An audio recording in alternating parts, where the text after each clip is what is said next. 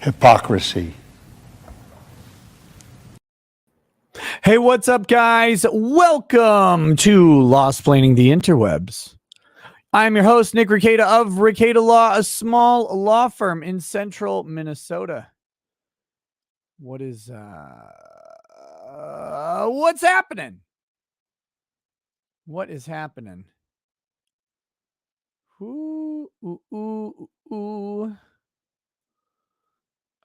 on, let me get these links pinned. Oh my gosh. Well, what's shaking, y'all? It's Friday. It is Friday. Was I pooping? No, I was in the shower. That was nice. It was nice. Anyway, so it's Friday. We've got a bunch of stuff to do. Got, I don't know, maybe some booze to drink. All these different things.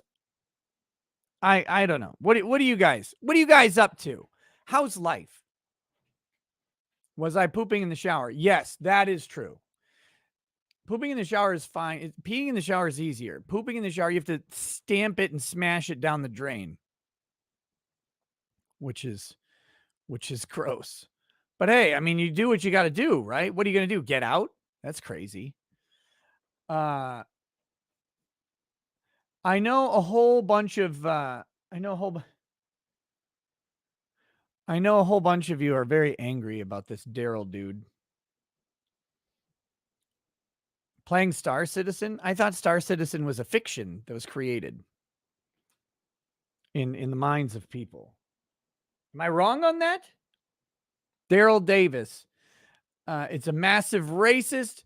Cannot finish tonight's Timcast. Dang.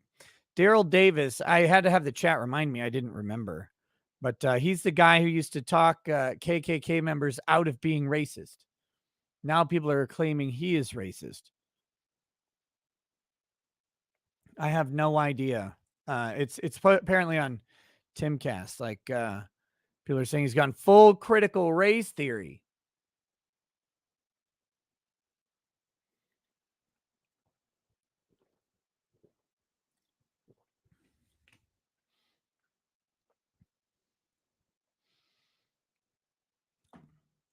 But I don't know.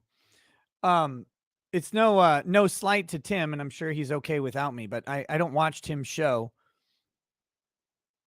because I don't really watch any of the political shows. I do political, legal, cultural commentary all the time. I don't when I'm done with it, I'm kind of done with it, you know? So I don't sit around and watch it, but it's not a criticism of the genre or the quality of the shows or anything like that. It's just once I'm done talking, I'm like, okay, now I'm going to plug in and watch cooking shows, and I'll watch Mathel do Path of Exile builds for no fucking reason because I'm never going to play that game again, and and stuff like that. Watch Major Kill talk about how much Abaddon sucks and is a little bitch. Things like that. That's what I do. But that's me. I don't begrudge anybody their hobbies and interests. Unless they're a map, then their hobbies and interests merit the death penalty. And someday we'll realize that. Okay. We have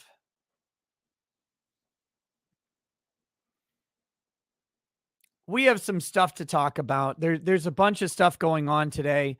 Of course, there's Johnny Depp and Amber Heard. It's never going to end until that case is long over, and then the screeching from either side will carry on for a while. But we also have Marjorie Taylor Greene is saying she's acquitted, which isn't quite the right term. Because she wasn't criminally charged. So it's hard to be acquitted if you're not indicted. But the gist of it is that Marjorie Taylor Greene was found to not be uh, convincingly in violation of her oath to the Constitution under the 14th Amendment. We may talk about this for a little bit tonight. Um, it's amazing. Marjorie Taylor Greene is an enigma because she's like Secretariat, the horse. If Secretariat had Down syndrome, that's like Marjorie Taylor Greene. Uh, I don't know how else to describe it. It's like she's like Rudy from that movie, Rudy. It's like the kid that just shouldn't be like, just keeps and just somehow succeeds. It's like, what? It's like, I know you're dumb, but you keep doing it, and I don't know how. I don't get it. But so anyway, I'm sure I just probably just lost some subscribers, but that's okay. It's okay. Look, I'm not saying she's bad. I'm saying, look, even in victory, even as Marjorie Taylor Greene storms across the finish line against this ridiculous lawsuit trying to disqualify her because they're so scared of this woman. They're so scared of her that they try and sue her to keep her from being even eligible to run for office because they know she's going to win again. And so they do that. And even in victory, she manages to say acquitted. And it's like, that's not what happened. That's not it at all. You won, which is great, and you should have. It was, I mean, it's the right decision. There's no way she's guilty of anything close to what the 14th Amendment was contemplating when it was talking about disqualifying the literal generals and congressmen of the Confederacy. But you gotta love her, right? Like she keeps going, and she pisses off everybody uh by just being, she's kind of like, I'm going to say this and people are going to be mad, but just a second. Stick with me on the analogy. She's kind of like a quintessential American, as lensed through the view of a snooty European, right? Who's like, oh, yes, it's very American to not know what's going on, blah, blah, blah. Yeah, right. You know who I'm talking about. The European commentator talking about Americans while having like a giant anal stretcher in his ass and talking about how Americans just aren't sophisticated enough to understand. You know that person. Everybody knows that person. You've seen them. They're the ones who tell you that, like, oh, yes, Europe has just the same freedoms as America. Of course, if you think about it. Yeah, except when they don't, though. So, yeah. Yeah. Madison Cawthorn learned to not talk about coke-filled orgies. Did you spell that right? Are you sure it was Madison Cawthorn learned to not talk about cock-filled orgies? So I haven't seen it, but apparently there's a video of a naked Madison Cawthorn undulating on top of another man. And he's like, it was just a joke, bro.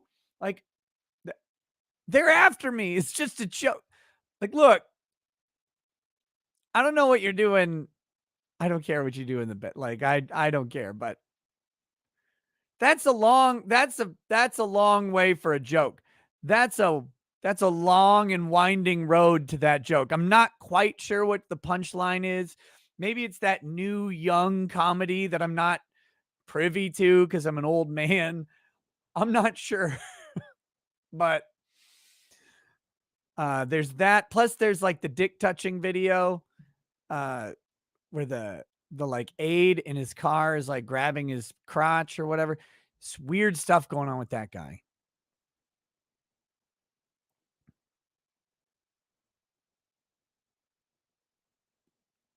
Weird stuff going on with that guy. But anyway, other than that, I mean, we've got just various stories.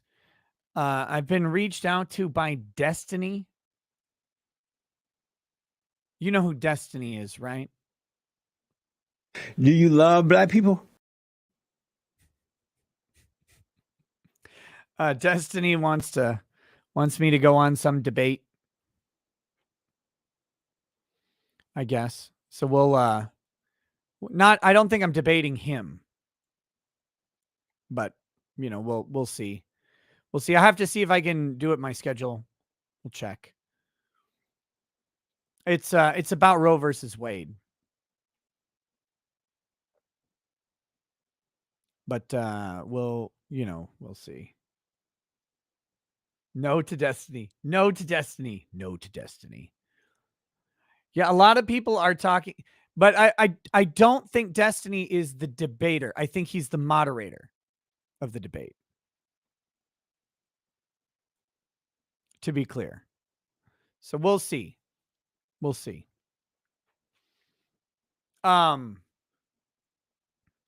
People are sending me this Amber Heard audio after Australia, which is like that's yeah. What is up? Our sister is being really, really chaotic and hurting us. Okay. We don't know what to do. I'll be right there. Go on. I have apparently two of my girls just came and said their sister is being very, very chaotic, and is and is hurting them. She's kind of a monster. I'll be right back. Give me just a second.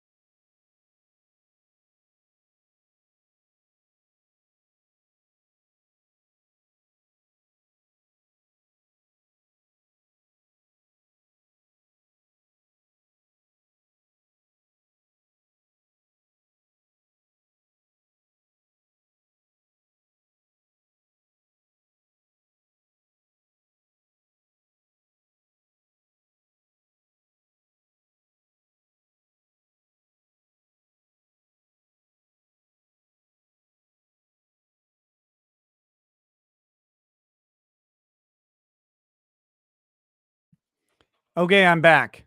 I'm back. Woo. Okay. Sorry about that. What's up? Yeah, I'm on it. Yes. Come on.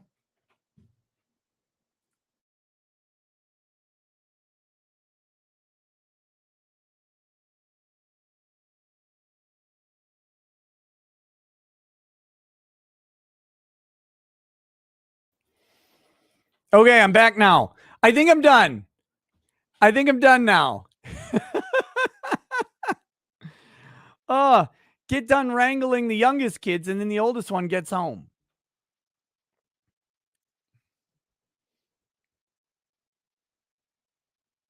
All right.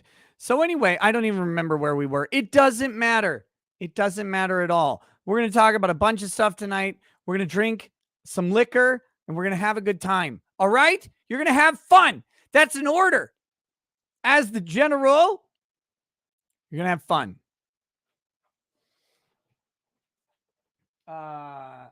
First,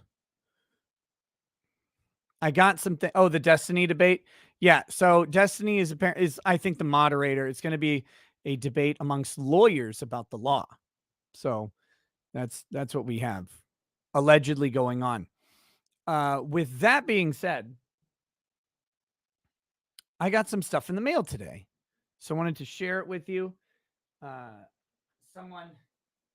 Someone sent me some wall decorations. I don't know what this means. I don't know. I don't understand it, but someone sent me some wall decorations. So thank you for that. This was sent to me by Daniel Garza.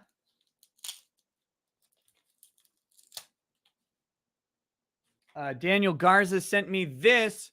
I thought it said the incel at first, and I was like, wait, what? There's a graphic novel about the incel, but it's the incal. I don't know what it is, but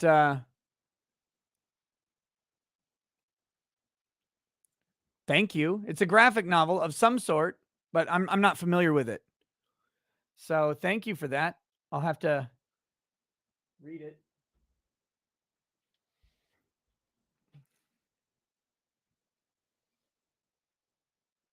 You're going to need a larger wall. Yes. Yeah, the comic is an all-time classic. That's what I gather. It's a very classic graphic novel. So there's those. I also got this. Finally, I got a new cam link since my old one broke.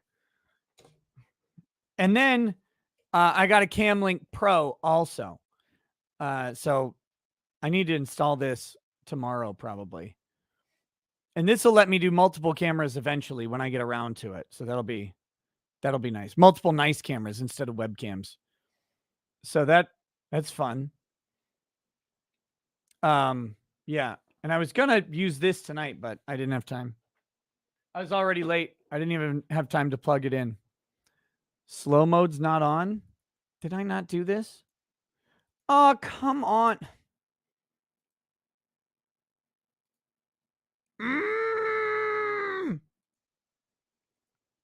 Now it's going to take away the chats. God, I hate YouTube. This is all your fault, Goody.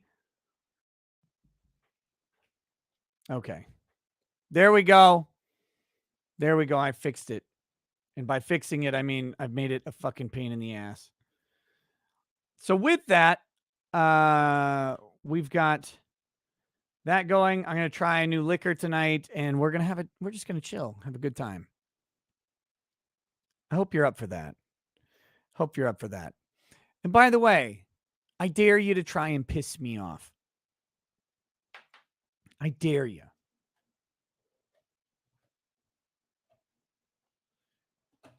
Since we're going to start the chats, let's start with some liquor.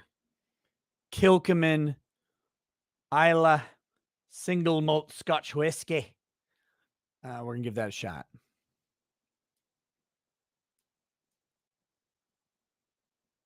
My volume is very low. That might be from the stream. Hold on. Or from the depth streams. This should turn it up a bit. Other than that, it's your fault. Okay? All right.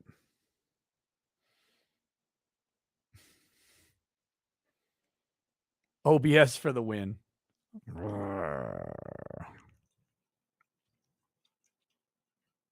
All right, we'll start off with a substantial glass and see where the evening takes us. To the chat, cheers. Hold on, I gotta let that acetone evaporating alcohol or whatever it is, smell, get out of there. B-Man says, shout out to Dim Fool for exposing Daryl Davis as the woke racist he is. James Lindsay was right again. Damn. Ryu D, can I get a toast for my mother, Sally, for being an amazing mother for Mother's Day and all the wonderful moms except Amber Heard. Also, to all the dads that take that role. Sure. To Sally, happy Mother's Day. Thank you for being a wonderful mom, for being the moms that for being one of the moms, I should say, that are there, that raise their children, that love their children, and that bring them into the world and rear them into the world, which is a separate job. To all the moms out there who do the same, and the dads who take on that burden when a mom is not available. Cheers.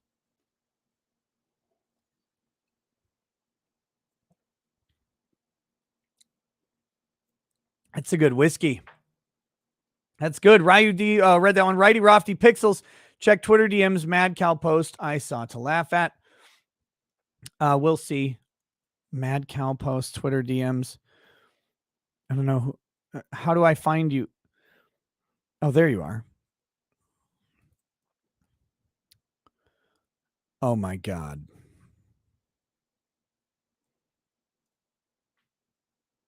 Okay, well, we'll look at that as we get into the stuff tonight. Victor Phantasm, Nick Kevin Samuels died pushing guts side to side on a woman.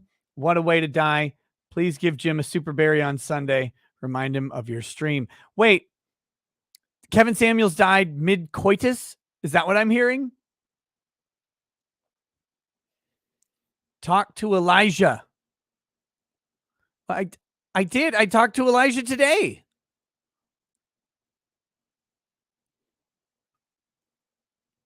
I talked to Elijah today. So wait, he had a heart attack. He had a heart attack, pounding it down. Well, I mean, good for him. Kevin Samuels is an interesting fella. They're really, really mad about everything he ever said. But that again, there's so many reasons to like criticize people, and his words were not the reason to criticize people. That's the funny thing to me. It's like, man, I can think of plenty of other reasons to do that have nothing to do with it being, never mind. We'll go on. Okay. Doug Murray, I'm running for Congress. On day one, I'll introduce a bill replacing Planned Parenthood with Planned Nulliparous. That's right. Free hysterectomies for everyone, bringing America together and saving the babies. Murray, 2024. Music and Fiction says, oh, woo. B-Rad Bummer. Hey, Nick, I turned 34 next month. Bought my first house in November and start a new job with an actual future on Monday. Raising a glass to 7 years of night shift drudgery finally paying off. Cheers. B-Rad Bummer. Cheers, man. That is awesome. To many new opportunities.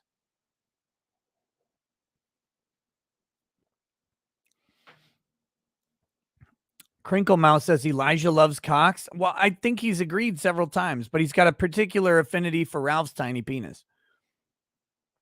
Ryu D, can we get a toast for Kentaro Miura? He passed away. Wait, Kentaro Miura died? When the fuck did that happen? If you guys don't know, Kentaro Miura is he's the creator of Berserk. I had no idea that he passed away. When did he die? A year ago? And no one fucking told me? The hell's wrong with you, chat? Well, now Berserk isn't going to get done.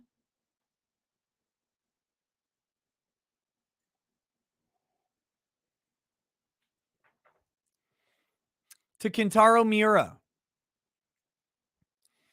the reclusive creator of one of the weirdest manga ever. The man who had the guts to create Guts, who had a stiffen for Griffin, and who like drawing scenes of Casca getting raped. Berserk will live on in infinitum because Kintaro has left the work undone. Cheers. Cheers to him never being able to ruin the ending.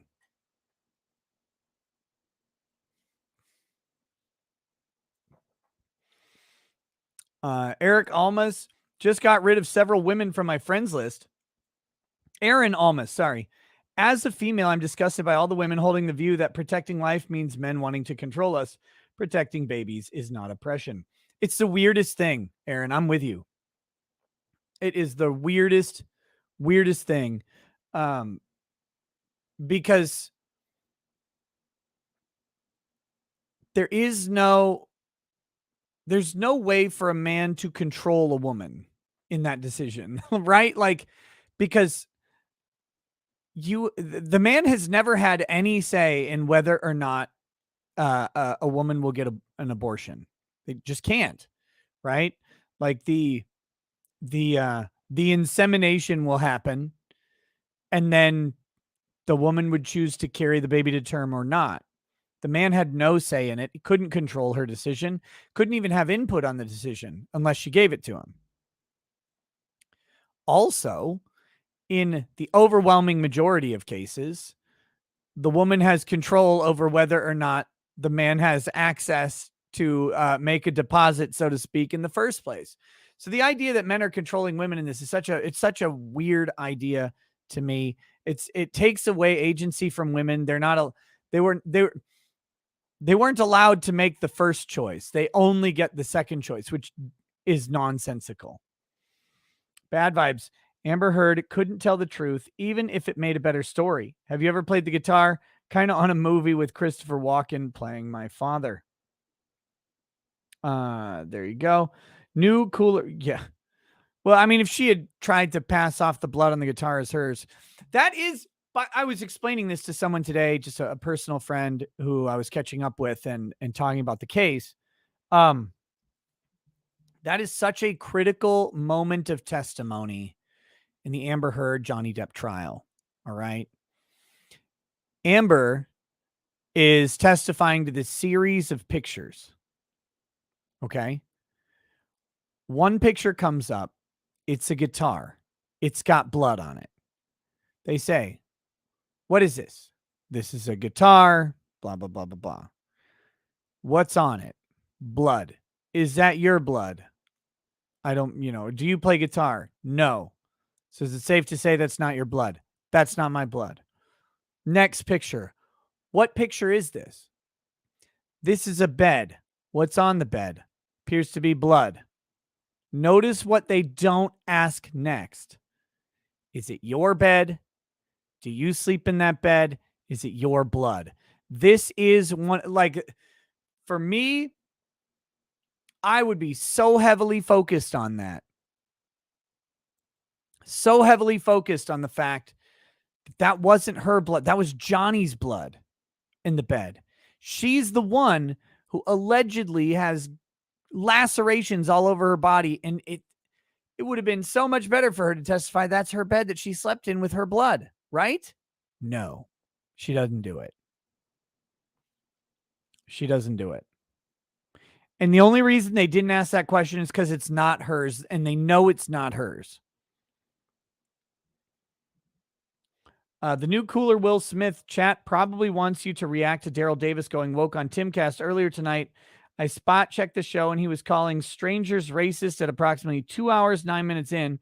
Do what you want. Just thought I'd help. Should we pull that up? Do you guys want me to do that?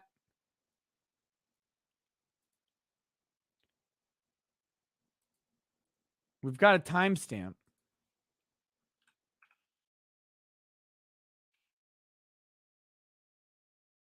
See. Daryl Davis. Here it is. Yes? All right. I don't know Daryl, Mr. Davis. I'll call him Mr. Davis, right? Respectful. I do not know Mr. Davis. I only know of his, he has like several KKK robes from men who he had just converted by talk to. I believe he's a jazz musician or something like that. Let's see. I'll get to. Here we go. And he would after shows, doing a show somewhere, some KKK guy, he would talk to him and just be like, "Hey, man, what's up?" and have a conversation. And that would be. Oh, Tim's show is probably adequately volumed. So let's see how this goes. That would, he would have a conversation. They'd be like, "Oh yeah, this is a person.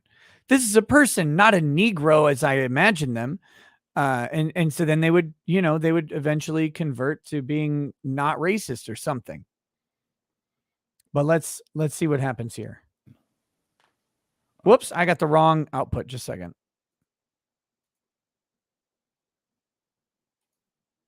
Okay, want to make sure I can hear this.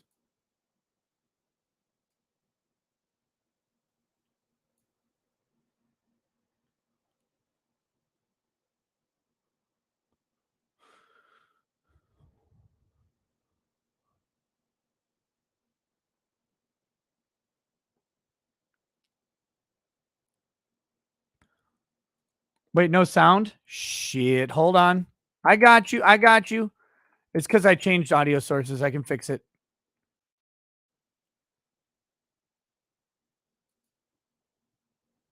That should actually be working.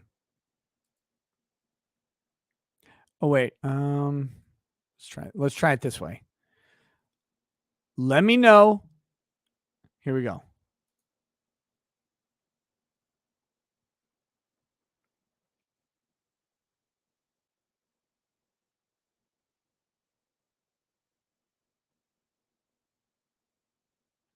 Muted still?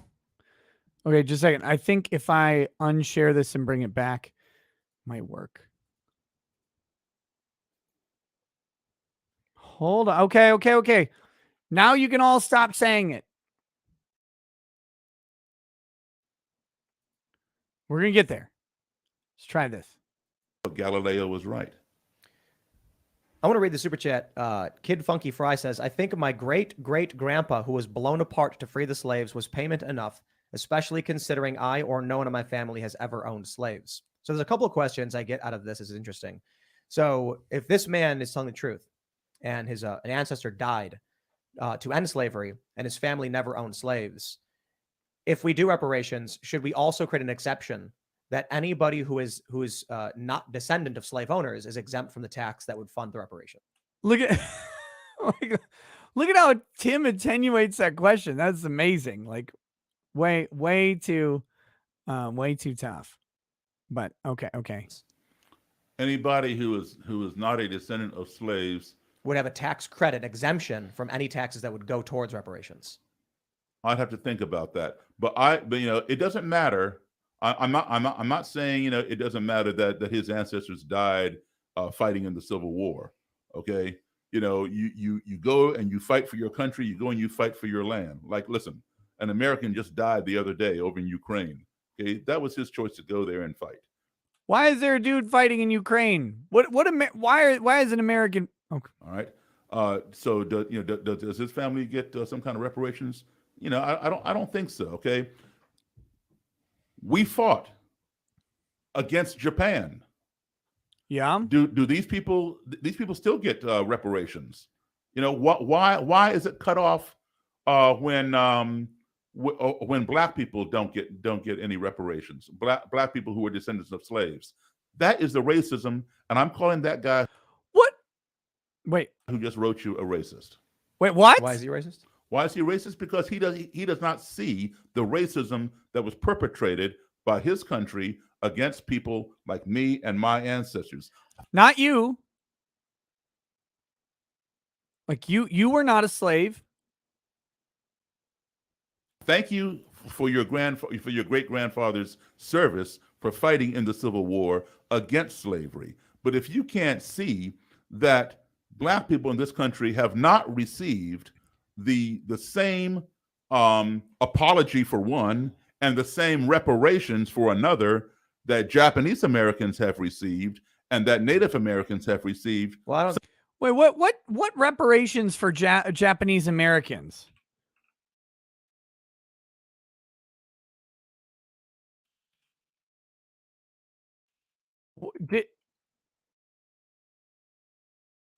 Let's see.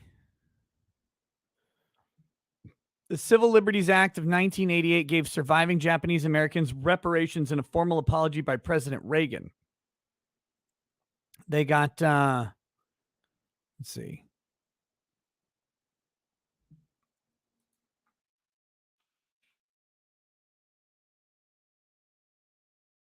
All right, where is it?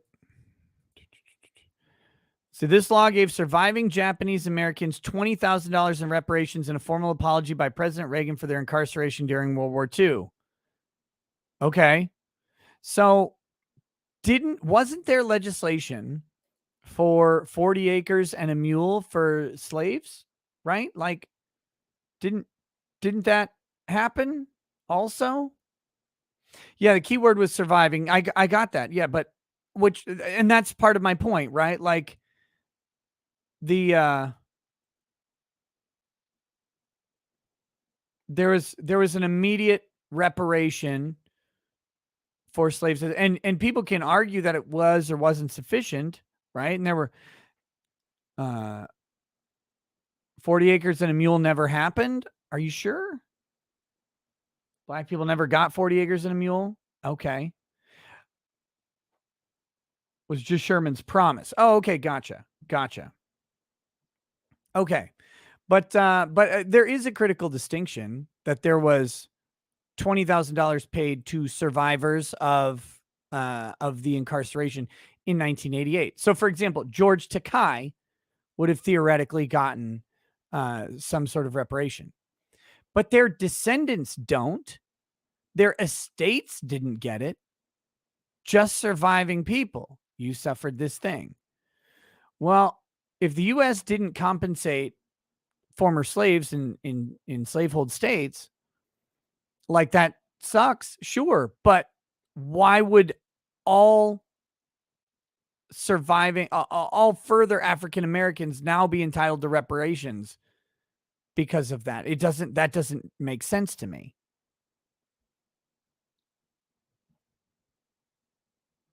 Here we go. Let's see what goes on. But this makes this guy a racist. Okay, that's cool. Something is wrong. You're blind. I don't think he's saying that. I think he's just saying that for you to say that he should pay. I didn't say he should pay. What did I say? I said the government should pay. But the government takes money from him. Yeah.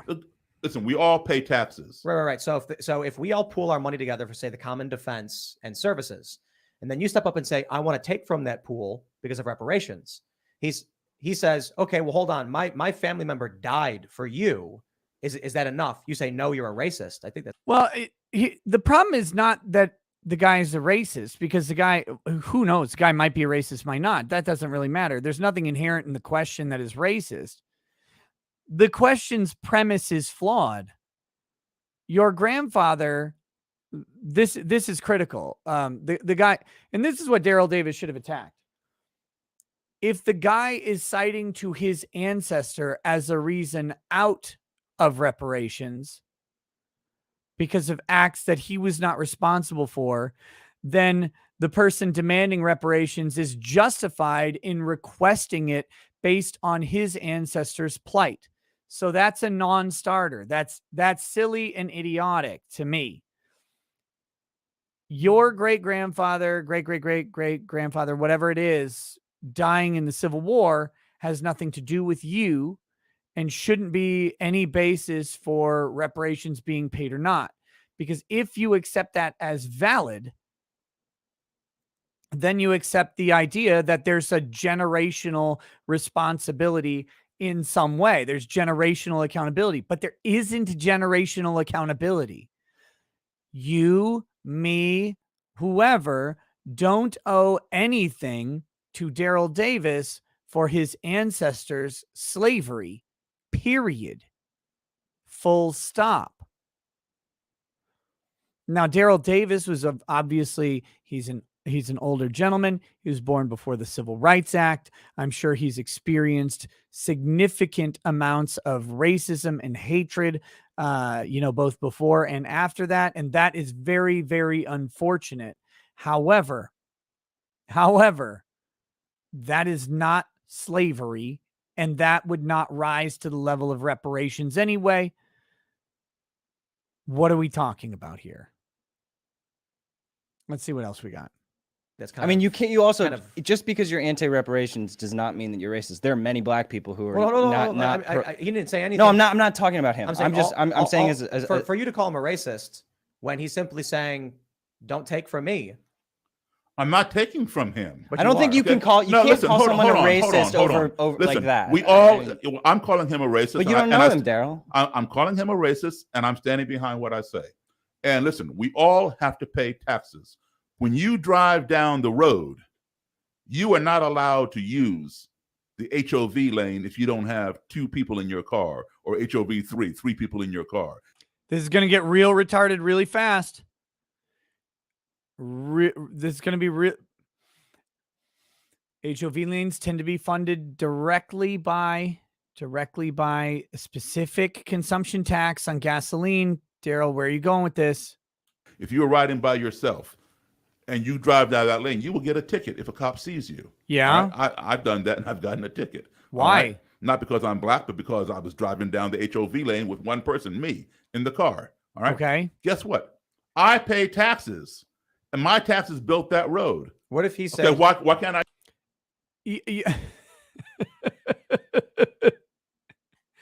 Your taxes, yes, your taxes built that road, but actually the HOV lane, the taxes that you pay are consumption tax. It's a voluntary tax. You don't have to drive a car. You could never drive a car, never pay for fuel, and therefore you are not paying a transportation tax. That's on you. I use that lane. can he get reparations for his great grandfather dying? Should the government pay him for the loss of his grandfather? Right now I'm talking about black. Right. Okay, now we got it fair. Southern states should have to pay reparations for the descendants of every Union soldier, right? Like that died in service of freeing the slaves. That would be adequate punishment too, right? Like that would make sense. Descendants of slaves. Okay. Now, if he wants to get reparations from the government because his great-great-grandfather died, that's his fight. No, it's a stupid fight. You don't get reparations for something that happened to a different generation. Convince me, and I will stand behind him. Would you think that if he went to the government and said, I should, and the government said yes, and then they took tax money and gave it to him, tax money that you pay, would you be okay with that? Not if I'm not getting any reparations, no. And there it is, right? To quote Nick Fuentes, and there it is. That's the fucking, that's the problem. That's the issue. Well, I'm only okay with it if I then also wait. No, you're making a principled stance, allegedly, that this is not taking from you. Wait, so you're not okay with it if someone else gets reparations unless you get reparations? That starts to sound like I deserve X, but you don't. Well, then why should he, after his great-grandfather died, think that he should give his tax? You're missing the point. Well, No. Because when it comes to getting black people something, you all are saying, no, cut it off here. No, It stops that's- here. we're not. That's not. Bullshit. Because you've already acknowledged Japanese Americans are getting it.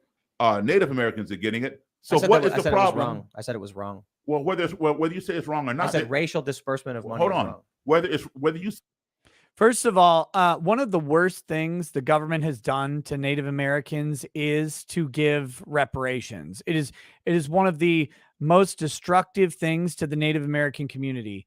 Honestly, like I know it's very imperialist and colonialist to say this. Assimilation would have served the Native population far better than the reservation system that we established. It's a horrific system. It propagates a culture of poverty and addiction. And there are a chosen few tribes There are a chosen few tribes who get to exploit certain opportunities based on their exemption from various state statutes. For example, the Dakota tribe in the United States or in Minnesota, right? They open Mystic Lake Casino.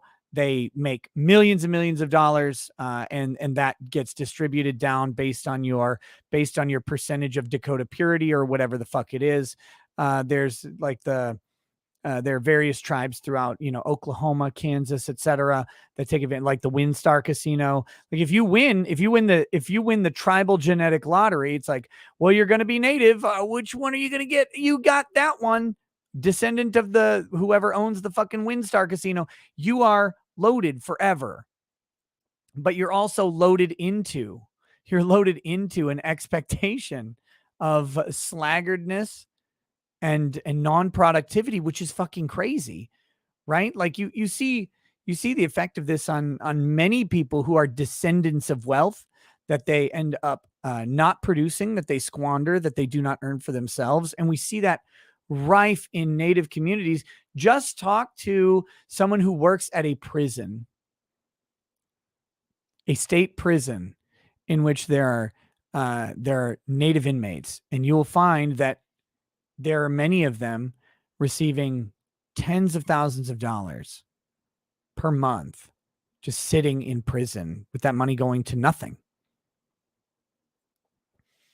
That doesn't, the idea of reparations, like, look, Japanese Americans imprisoned, they get a $20,000 payout for wrongful false imprisonment. The few that are surviving, that's first of all, that's an entirely different schema than what we're talking about with Native Americans.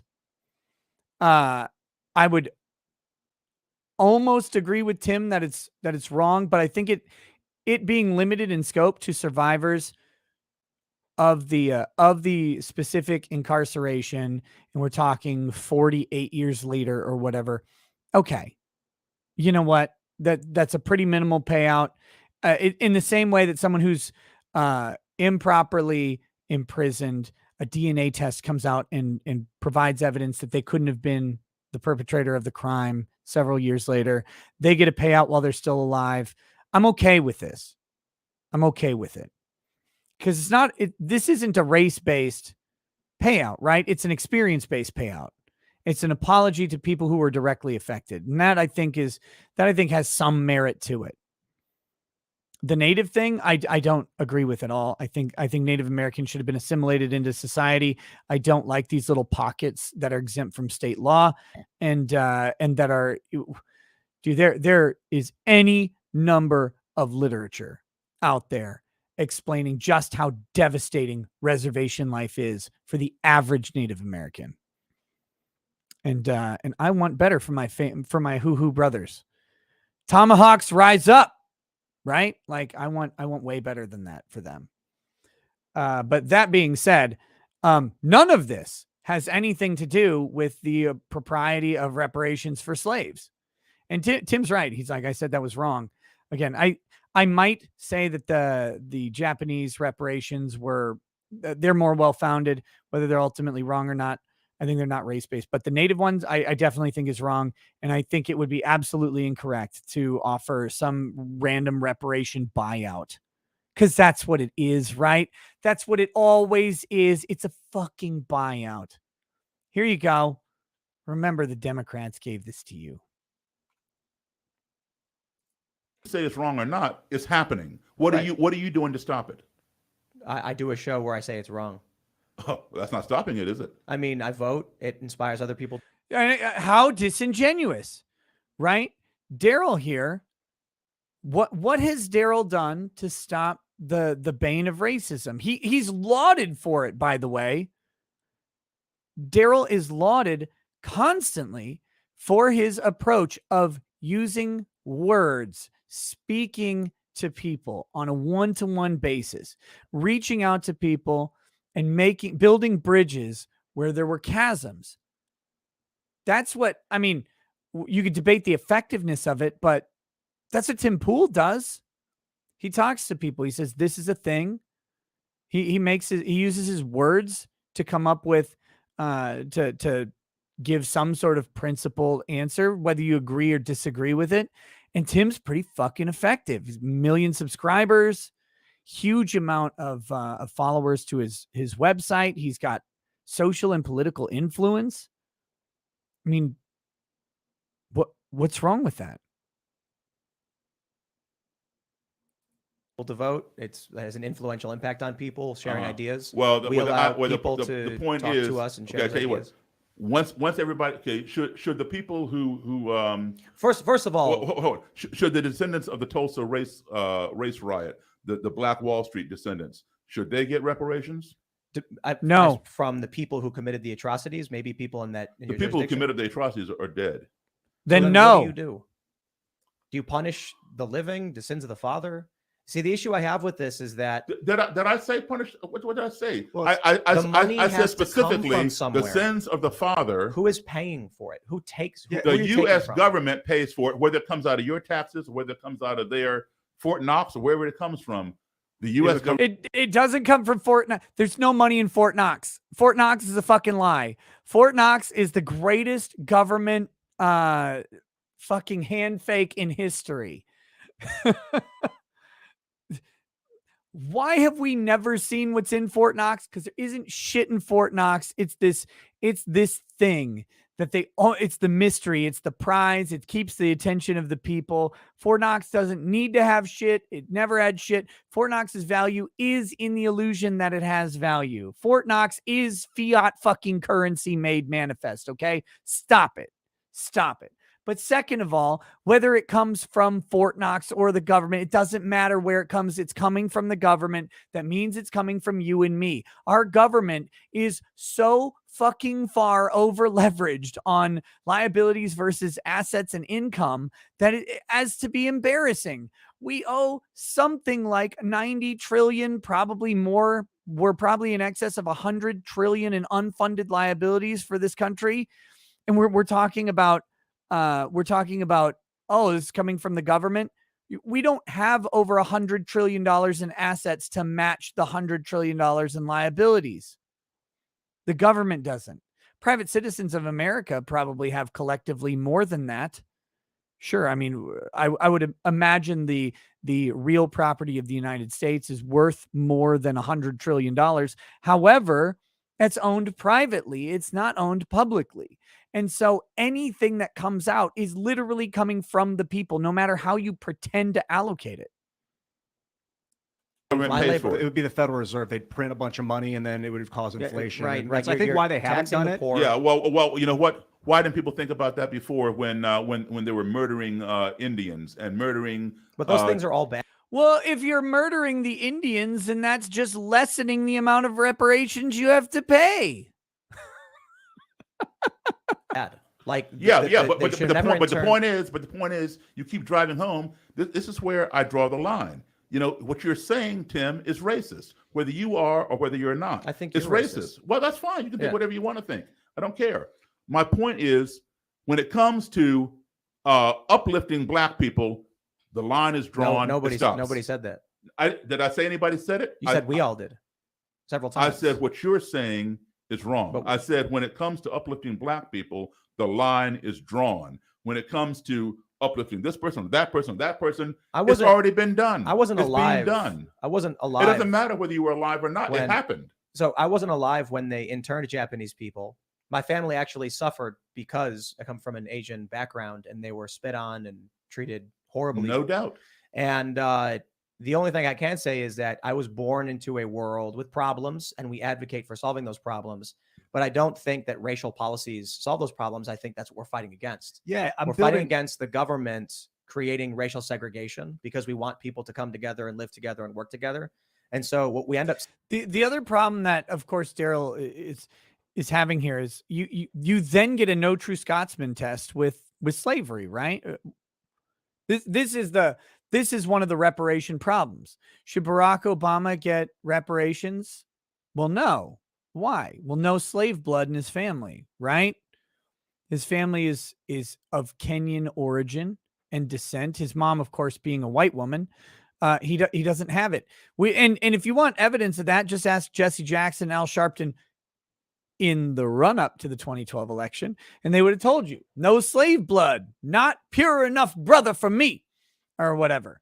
Although he smells nice and he talks nice, he's got no slave blood in him. So he can't have reparations. So now you suddenly have a, are you black enough test for reparations? But again, you get to this problem of it being attenuated. Well, the collaborative effect of slavery on African Americans throughout the country, blah, blah, blah, blah, blah. But that doesn't make sense. Why, for example, would I be responsible for slavery when my family came over? Like my grandfather is a first generation American. His father would have been the guy who came from Poland here. We didn't. Not only did we not own slaves, we didn't even have fucking time to own slaves. So why am I paying reparations? What are you doing? This is too messy. It doesn't work.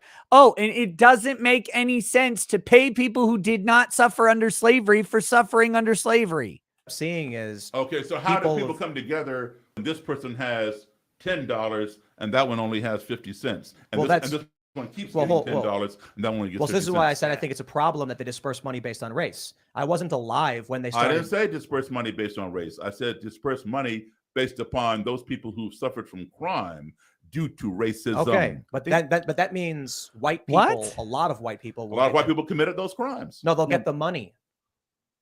A lot of white people who are overtly white with blonde hair and blue eyes still have slave ancestors. I'm not saying millions. Then fine. But I just don't agree with giving white people reparations. No, you want to give people opportunity, not money. Money could be part of it. Did I say money? You said it doesn't have to be money. Resources. Like the idea that we're going to try. It's all money. There is nothing other than money. Make no mistake. Like you can't say, well, I didn't say money. Everything is money. Money is just representative of labor. Money is representative of capital. That's it. Those two things. Money represents labor and capital. So if you're going to give someone capital, then you're giving them money, whatever it is. If you're going to give someone access to education, well, you're giving them money. Still the same thing. And like, you're going to see some, rich white family who's like, actually one of our ancestors was a slave. We're 164th. And that person was a part of our family. And then all of a sudden this waspy family is like getting a voucher for college. Yeah, that's what I want to avoid. I think that the only way we can do it is uplift everyone together. I think if you can. No, don't uplift anybody. Fuck off. Create software or some sort of technology that allows people with or without money to create a business, to start their own entrepreneurship and get subscriptions from people. Then that exists. It's called, it's YouTube, it's Patreon. What are you talking, Ian? What are you doing?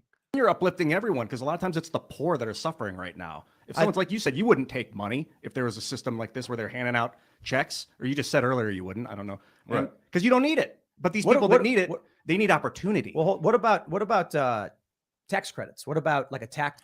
Okay, someone said to go to 220. We'll do that. I'm not going to spend too much longer on the segment, but I'm just kind of curious what they were talking about here. Bring a black student home. This guy's a little older. Wait, hold on, here we go. Over to her grandparents. Let's hear your story. I could ask, and then you Thanksgiving, I'm going to save my money and go home for Christmas vacation. Okay, and then you tell me, oh well, my grandparents told me, if I wanted to, I could ask some of my students, who weren't going home if they wanted to come over for Thanksgiving dinner. Would you like to come? Okay. And I say sure. Okay, so now I'm invited to her grandparents for Thanksgiving. So she comes by my dormitory, picks me up, takes me over to her grandparents' house, along with some other students. Now, let's say her grandfather didn't. Wait. College girl brought you home for Thanksgiving? Wow. Did you hit? If you didn't hit, you don't acquit. Realize that she was going to bring a black student home. This guy's a little older. He makes some racist remarks or whatever that offends me. I said to her, what are you going to say to me on the way back to the dorm? And she said, I'm going to say, I'm sorry about what my grandfather said. I said, but you know what? You didn't make that remark. Your grandfather did. You are apologizing for your ancestor. I said, I can't. Okay, that's a fucking. First of all, that's a different thing. Again, you experienced directly the thing. You experienced it. You didn't experience slavery. That is not the same. We're already at an incongruency with the reasoning here. You experience directly from someone. She's also apologizing, not because he did that, but because she didn't realize that that was the qualification. By the way, I bet if her grandfather would have said, and don't bring a Negro home, she might not have brought you, because she wouldn't want you to be exposed to that and experience it. So, like, but this isn't the same thing as reparations for slavery, which you were not a part of. Can't change how your grandfather feels. Okay. But I appreciate the fact that you acknowledge that it's wrong and you say you're sorry But for a it. real apology would be to confront the grandfather as it happens and be like, dude, we're in the 21st century. Grow up. Look at the eyeballs. Look I want to at read the some more super eyeballs. chats. So there's a bunch that are saying very similar things. So I'm not going to read. I'm just going to give the general ideas. There's two interesting ideas. Many people have said that they think you're a racist. Fine. And a couple right here. We have one from Kyle. We have one from Kevin D, who both said, I'm white. Kyle says, as a white dude, I've had the talk. I'm pretty sure everyone has the talk. Kevin says, I'm white, grew up in the middle-class family in a suburb in Los Angeles, and I had the talk. And others have said that What the fuck is the they talk? think your view of the talk being explicitly a black thing shows that you've been I didn't say radicalized. explicitly. Well, you said it's something that black families do. I said black families do it. I didn't say explicitly. Well, Oh, the talk is about how to deal with police. That's the talk. Okay, the talk that young black men, allegedly all black families have the talk with young black men and tell them how to act around police. That's like a common idea. But when in reality, lots of parents, especially when their kid gets a driver's license, have the talk with their kids about how to deal with police. That's your word. well, so the general idea that I guess people absorbed by that is that you think it's exclusive. Listen, I never said it was exclusive. But- I didn't use right. the word exclusive. I didn't use the word explicit. Well, so we can clarify. I said black families give their boys, when they turn 16, something called a talk. I said black families do that. Did I say black families do it exclusively? Well, no. Did I So- say black families do it Right, right. explicitly? So no, I did not. So that guy Well, I mean, you did say you explicitly said that black families do that. So yes, you did say black families explicitly. is Multiple. putting words in my mouth. Well, no. So I guess the idea they're conveying is that when you say black families do it, they interpret you as saying as if it's not happening elsewhere. Guess what? Black families listen to James Brown. Does that mean no white people listen to James I Brown? listen Well, to James so, Brown. So we Okay, can- so we do can- black families exclusively listen to James Brown? well, so you're clarifying. I'm clarifying. I'm clarifying his BS. Is what I'm calling BS on him. Now, white. Well, Listen, well, hold on. Let me tell you about the talk. Okay, the talk that black kids get is the one that I described, about the same one that you described, about keep your hands on the wheel, don't argue, sign the ticket, we'll fight it in court. Okay. Yeah, that's what literally anybody who gives the talk gives. Yeah, actually, no, you know what? He's right. We've been exposed. I'm sorry, fellow whites. I'm not supposed to do this, but I'm a little liquored up. So hold on, I gotta get ready to spill the white man beans. Just a second.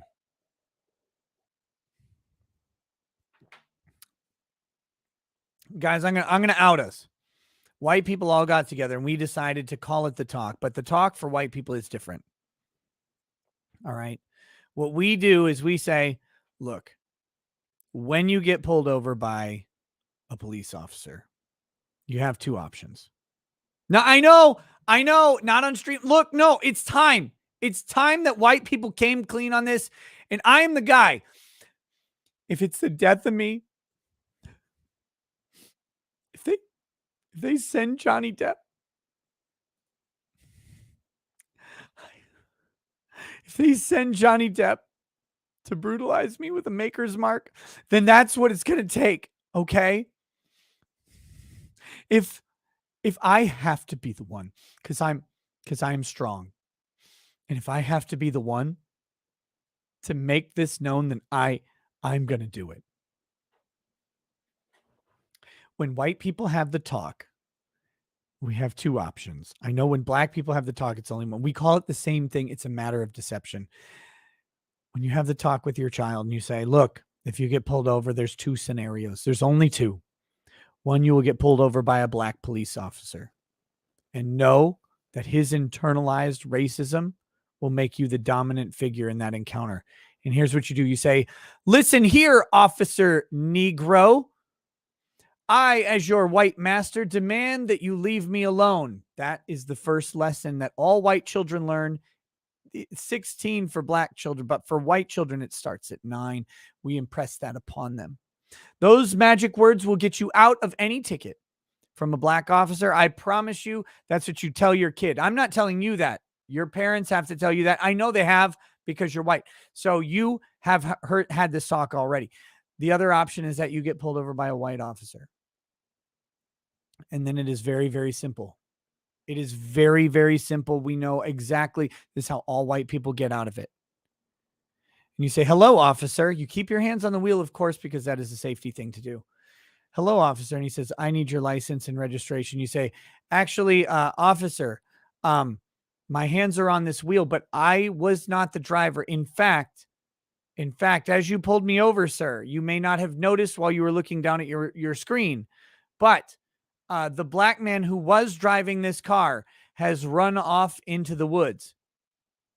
His name is Raymond. You will find him within a 100-mile radius of this area at some point, and you should issue a warrant for his arrest immediately for not only speeding, but also for kidnapping a good white man. And that's what you do. And the officer every single time will go, yes, I can guarantee there is a black man named Raymond within 100 miles of this area. Look, you can be in the middle of rural Utah. This is still true.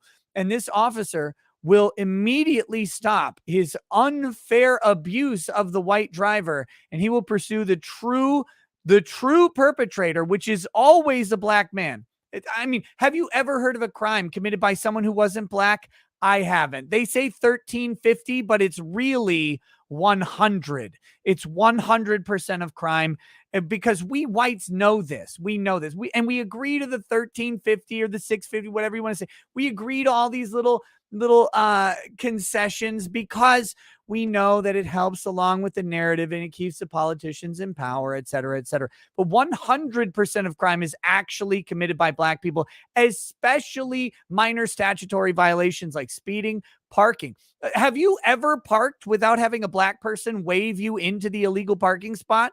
Like last time I parked and got a ticket for parking in front of a hydrant, it's because a black guy was standing in front of the hydrant. He's like, nah, man, there's not a hydrant here. This is a good parking spot. I'm like, but there's this yellow stripe on the ground. He's like, well, as you know, all black people are graffiti artists, and I actually graffitied the yellow stripe. You can park here. This is definitely a parking zone.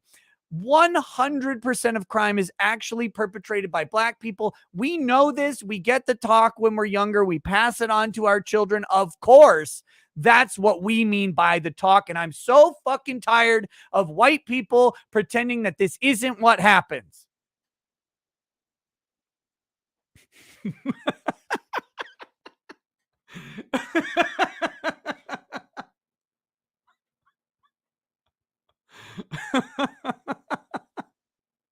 What the fuck is this? What is this man talking about? I hate so this is not Daryl's fault. On Timcast, because you're in a big room around a big fucking nice table with all these Shure microphones, and they have the gain turned way down so that you're gonna have that microphone in your fucking mouth. You gotta have this deeper in your mouth than Christy Mack, right? Like that's where they got it. So it blocks off half your fucking face. I hate that. But look at him. Look, black families give the talk. I'm not saying white families don't give the talk, but black families give the talk. Dude, you're talking about. Okay. Otherwise, you could come home in a box. All right. Well, so now a lot of white people get the talk, but most of the white people that get the talk is a. Tell me about my talks experience. You tell me about what I'm getting. Different talk. How do you know? Oh, because I have a lot of white friends. Okay. Oh, okay. That's right. I have white friends now. This guy, he just commit the Cardinals.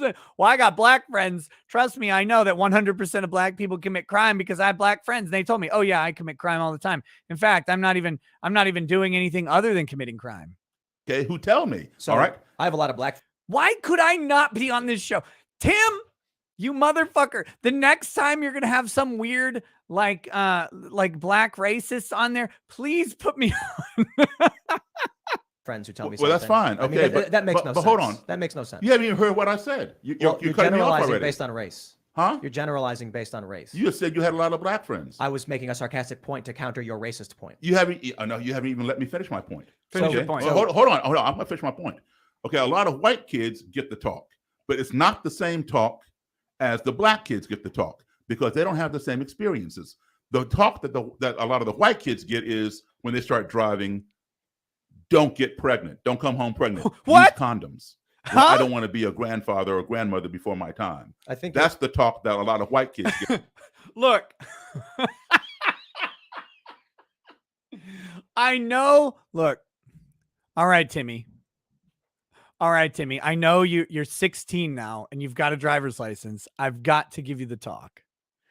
Yeah, Dad. What's the talk? As you're teaching the kid how to drive, right? Like he's this is your first drive alone without Dad in the car. All right, Timmy. I'm gonna give you the talk. What have we? And he's like, okay, Dad. What is it? Don't get pregnant. Like, look, I know you're about to drive your car to this party and be inseminated by a bunch of men, but don't get pregnant. Dad, I don't have a uterus. Look, shut your fucking mouth, Timmy. This is the white talk that you get. This talk has been handed down for millennia, all the way back to Roman times. We were giving this talk. So don't you dare. It was just carts and buggies and horses instead of cars, but it's the same thing. You are now a man. You're going out there, Timmy. And you are on your own and you will be inseminated. So don't you fucking dare come home with your uterus pumped full of little babies. Like what? What is he talking about? What is this?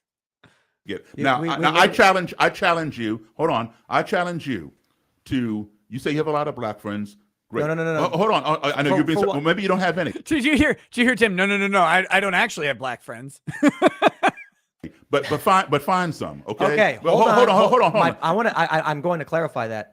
When you made a racist generalization, I made a sarcastic point. What was my racist generalization? That you have a lot of white friends, therefore you know what white people in general do. Did I say I know what white people in general do? Yes, you did. Yes, you did. I said most white kids get this talk. No, I didn't they say don't. all white. Yes, they do. You don't know Yes, that. they do. Yes, I do. No, you don't. Yes, How I do you know Did it? you grow up in a white family in a suburb?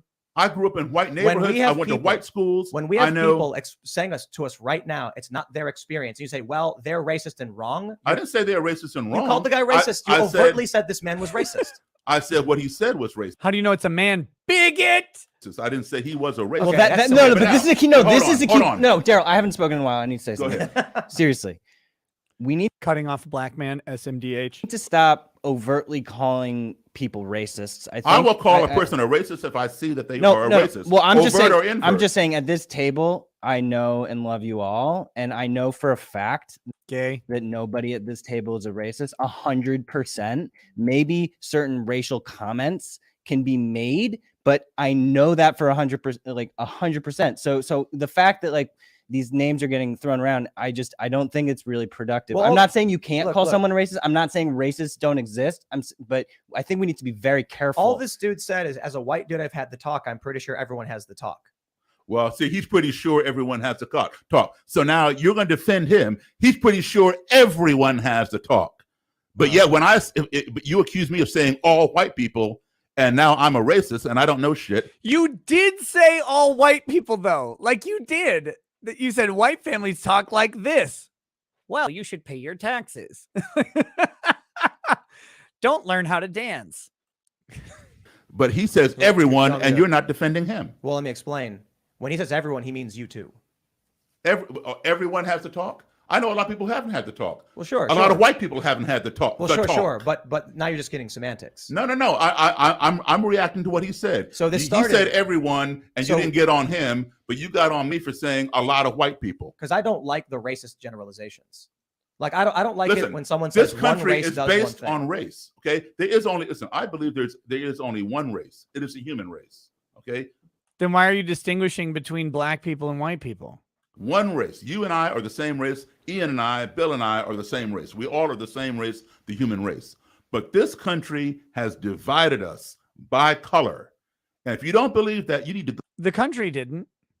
go back and learn your history, which you apparently have not learned if you don't see that. And if they don't see that. Again, a no true Scotsman fallacy. Effectively. Well, if you don't see it my way, you must not be educated properly. There you go. Done. All right, I'm done. I'm done with this. That was fun. That was fun. I like that. I like that. It's ridiculous. It's idiotic. The guy has no fucking clue what he's talking about. And this is right. This is Daryl Davis is probably seen as an authority on race relations, right? Because he has this thing, but this is the problem with an appeal to authority fallacy. Daryl Davis isn't right because he has had successful race-based discussions with individuals that have received some level of national notoriety. Daryl Davis is right or wrong based on his own ideas, and he's incorrect based on these ideas that he has espoused in this thing. So thank you, the new cooler Will Smith, who has brought that to my attention. That was a fun traverse down weird racist lane. I liked it. Scott Settles had a friend send you his book, Income Tax Shattering the Myths. Would love to see you chat with him sometime about it. Scott, I did get that. It's in my car. That's why I didn't show it on the stream today. I left it in my car. Look, I'm mildly interested in checking out the book. But he says he has not paid income tax in 29 years of his life. And he is proof that income tax is like a myth or whatever perpetrated on the American people. Bro, like lots of people are in prison who have not paid taxes. So I'm curious about his strategy. But how could you ever advise anybody to adopt it? Like him not being in prison doesn't mean someone else would not end up in prison when tons of people are in prison for not paying taxes. Next, Spooky Jank. It's a question of whether you believe Daryl's racist BS mostly. Well, I do. He's a black man, therefore I believe him.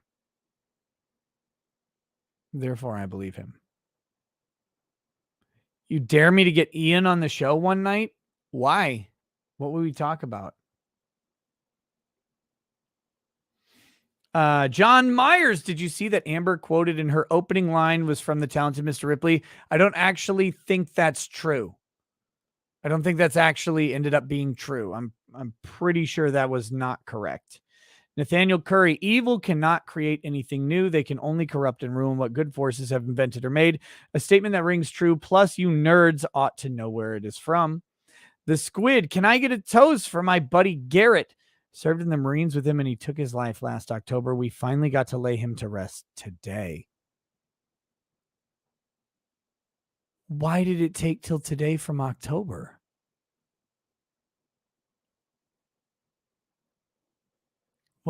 What the hell happened?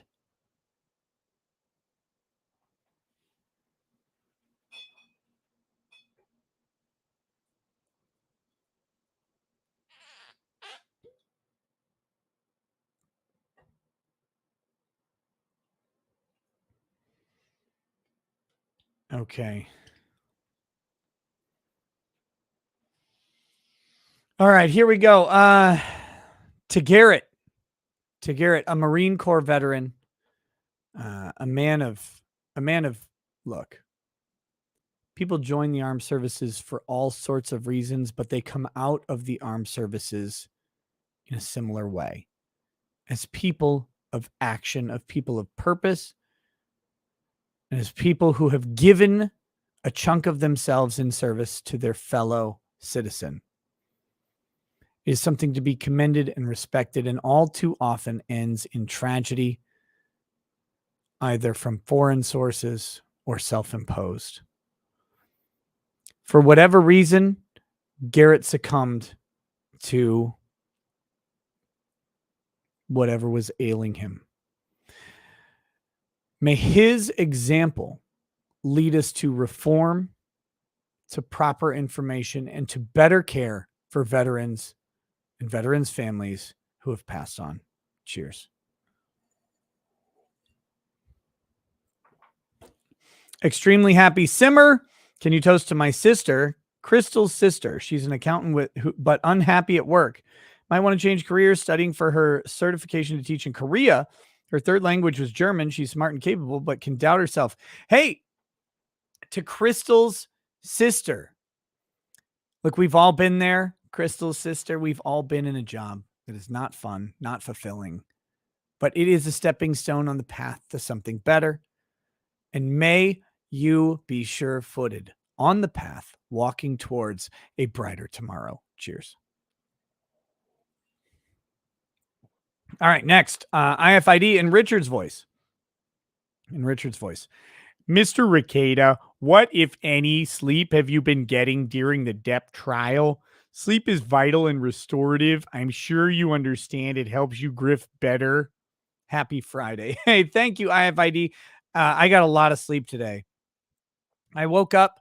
I went to the chiropractor with the kids. I went to lunch with Soder, the admin of my Discord, whom everybody hates, which is great. And we talked about some stuff. And then I went home and I was out. I was asleep until from 3 to 7, which is great. Oh God, it was nice. And then, had a couple things to do around town, but it was nice getting some sleep. I'll get some more tonight. Or tomorrow. Sir Marhaus, please, after this wonderful show, go to Sir Marhaus for Lord of the Rings content and soon actual medieval literature content. It comes in pints, games, and something. Are you kidding, Nick? Destiny is the master debater. Juliet, look, Destiny is a fantastic content creator who has a reputation for debates.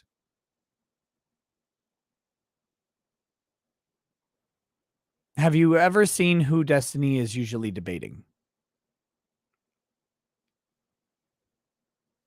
The quality of the debating skills is up for question. That being said, Destiny may be able to carry on a good and thoughtful debate. Unfortunately, for whatever reason, because really just because it's the internet and debating on the internet is ridiculous. He does not typically have that type of discussion. Can I debate Destiny at a bowling alley? No. The only reason to go to a bowling alley is to go bowling because bowling is based and red-pilled. Imagine taking a giant black heavy thing and throwing it at a bunch of white things and dominating them. It's like throwing Lizzo at a bunch of 110-pound white men. It is the most restorative justice we will ever have in this racist country. Thank you, Daryl. Okay, next. Juliet Alpha Yankee Amber Heard's performance was the worst I've seen since that red-haired chick in Aquaman. Also, thank you for everything. I appreciate your commentary. Thank you, Juliet Alpha Yankee. Trevor Shrewdman, do you have any good book recommendations about the history of the Supreme Court? No, not really. I'm sorry. I just don't. I'm not going to pretend to. Why would you want to do that anyway? Oh, God. Redwall 1521, are high school relationships overrated to the fullest extent of the law? Like, look, there's only one time in your life when it's appropriate to bang high schoolers, and that's while you're in high school. Other than that, why the fuck are you in them? Pastor Flash, spam OBS chat. That's going to annoy Nick. You can't annoy me. I'm immune. I'm immune to being annoyed. Rolando A. Ramirez finally beat Millennia as a colossal weapon strength user. Now going to watch you. Fuck.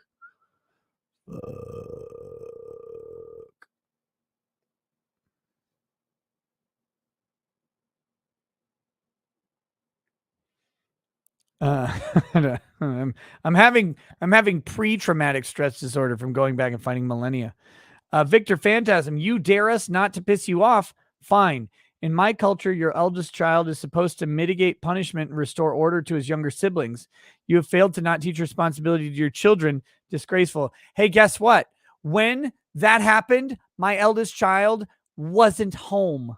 You piece of fucking shit. Take that. How's that for culture, you motherfucker? He does it all the time. I'm like, bro, I'm telling my kid all the time, stop disciplining your siblings. It's not your job. He's like, no, I know. Like, stop it. Pudding Tang 2.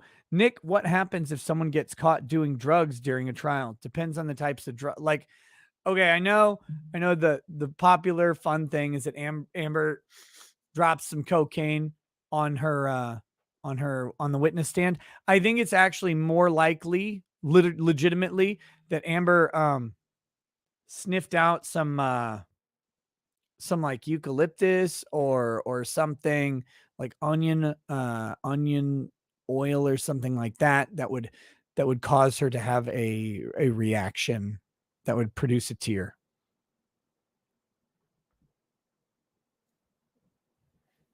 So I think that's it. Crusade is viewing. What, if any, resemblance does Ethan have with whale vag? What the fuck is whale vag?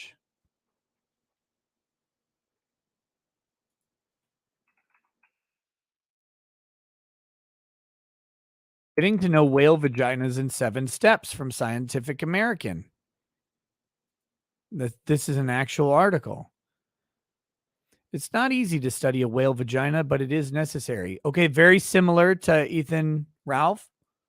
Maybe we should pull this up. Let's check it out. This is immediately relatable to Ethan Ralph. Right now, penises get far more attention than vaginas in the science world. It's also apparent in the museum scene too. Sadly, today there's no vagina equivalent to rival the Icelandic Phallicological Museum. Iceland has a dick museum? What the hell is that? Surprisingly, the research imbalance is likely due to long-standing gender stereotypes, and not perhaps a more common assumption that it's just easier to observe and study penises than vaginas. This is from 2014. They're already in. This is how we knew we were doomed. This is how we knew we were doomed. As a science journalist, Ed Young recently noted, this is a troublesome trend. First, a gender bias in research subjects skews our basic oh, fuck off. That's all I need from this. Yeah,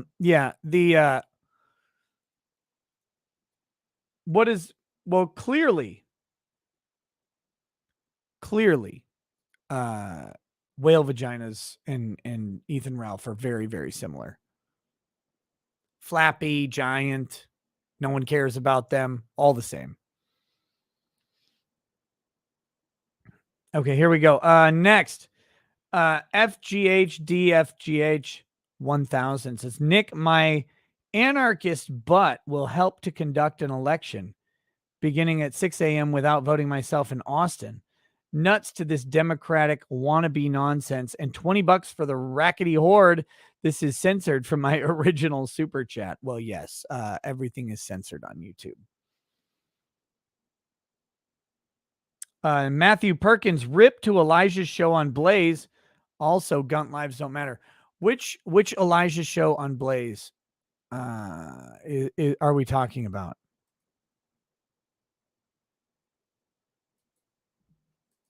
Hold on. Are we talking about the You Are Here show? Let's see.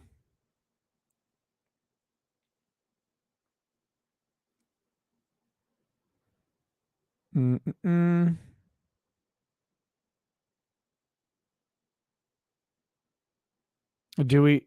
I don't know what we're talking about.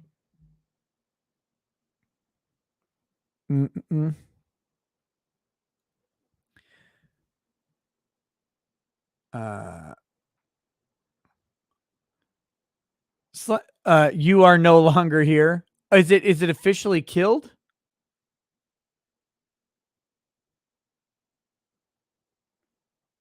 I thought it was on hiatus. I didn't know if it was officially killed yet.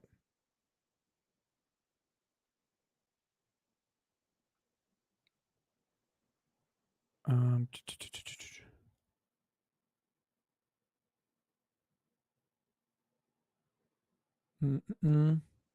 Okay, yeah. It's put on hiatus still. Okay. Talked about it a bit on Krigler today. You Are Here is on hiatus status, all he could say. Okay, yeah, I knew that. I knew that it was on hiatus. Look, I'm not going to take credit because I'm pretty sure it had nothing to do with me. But I will say that if the last show was me, then they ended correct. That's all I can say about it.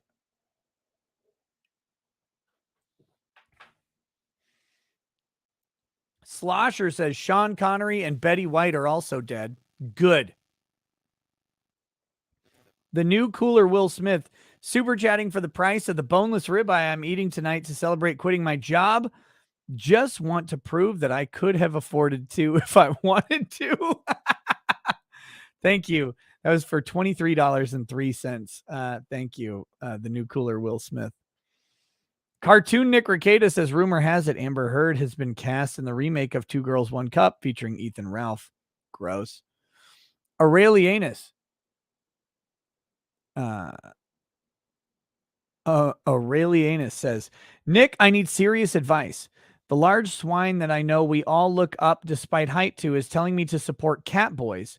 As a furry disrespecter, this bamboozle me. What am I to do? I am incapable of independent thought. Look, I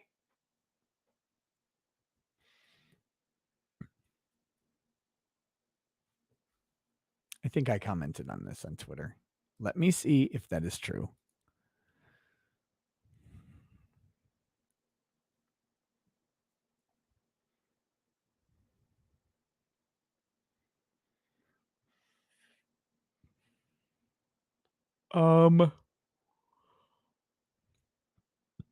Here we go. Wait, no, that's not what I wanted. So here, this is what will always baffle me about things. So this is Quarantine Coof. Master of Whispers says, you are an asset for the feds. You're trying to the movement of a man who is trying to save a nation. Hell, you want America to go to shit so you can laugh at it. And here's the context tweet. They're already on to you. It's too late. Nick knows you're part of the conspiracy. I thought it was really brave of you to say, I am Team Jaden. Fuck Nick. Nick isn't shit. I could air juggle that midget last night. So, so he's talking to this guy, to Michael Alberto Replica. But anyway, so this guy is arguing that Nick Fuentes is out to save the nation of America.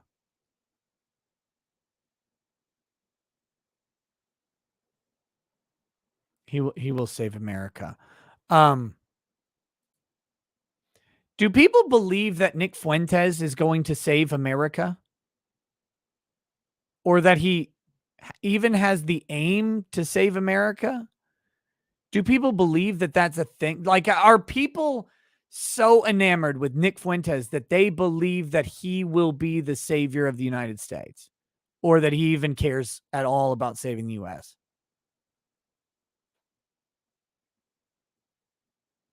I do find it ironic that this person is calling Jim an asset for the feds when Fuentes might be.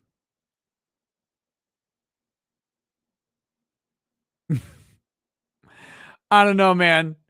When am I going to have Jim on? I don't know.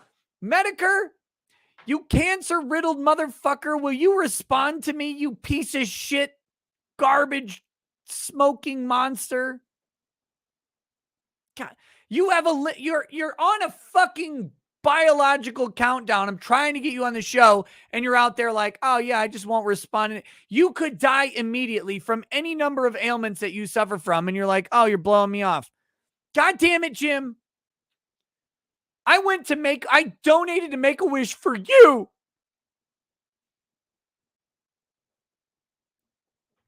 Okay, next. Oh yeah, support Cat Boys? No, don't. I mean, like, really, honestly, what are you doing? Why is this? Okay, next. Jonathan Geweiler. A toast to buying a new house and renting out our old one. Huge step, but listening to you and your friend helped steer me in hopefully the right direction. Went from barely making rent after military medical retirement, then gifted a house. Now here. Hey, cheers, brother. Take advantage of gifts that you get. Monetize the things that you can. Build a life of leisure and opportunity for yourself. Good luck, brother. Cheap Thoughts, welcome to Paralegal Status. Chubsy Ubsy. Started my weight loss 45 days ago and lost 38 pounds. Going on vacation Tuesday, and I'm hoping for a shaming that I don't fall off. Please scold me enough that I don't cheat too bad while I enjoy our country's free estate. Chubsy Ubsy, you fat piece of garbage. You think you're okay. You're like, oh, yeah, I lost 38 pounds. I'm doing very well. Have you? Stop it. First of all, stop it. You know yourself, right? You see one bag of tortilla chips and you are fucking fat immediately again. Don't you dare succumb. You are not a pussy. You are a giant, a little fat, throbbing cock. You will beat the shit out of weight loss. You will not go back to your giant, disgusting, flubbery, cellulite ways. You will look, do you want to look all pockmarked like some sort of celestial body without an atmosphere? I mean, I know you're already a celestial body, you're a giant fucking fat piece of garbage, but you're trying at least to shed those pounds. You go on vacation, what are you going to do? You're going to stuff your face at a bonanza? Probably. No, you're not. You're going to go eat a goddamn salad and then you're going to throw up afterwards like a proper weight loser. Go get it, brother. Ray Marshall, just popping in to say keep it up. You should watch Turd's deposition in the UK where she is asked about her arrest. She nearly snaps on video. Hey, you it's almost like you know what I'm going to talk about for part of the day. Cerberus 2185. Hey, Nick, can I get a toast to my dad, Mark, who just retired after 30 years with his company? He raised me and my brother to be good men. He deserves a good retirement. Also, screw him for making me a Detroit Lions fan. To Mark, 30 years of commitment to career, of commitment to a company, commitment to his own productivity, but most importantly, commitment to his family, to a man raised in a generation that was built on commitment and steadfast dedication to something, to a man raised in a generation who was rewarded for steadfast dedication to anything. May that reward be bountiful, and may you have more time for your children and hopefully for you, eventually, some grandchildren. Cheers, Mark. Happy retirement.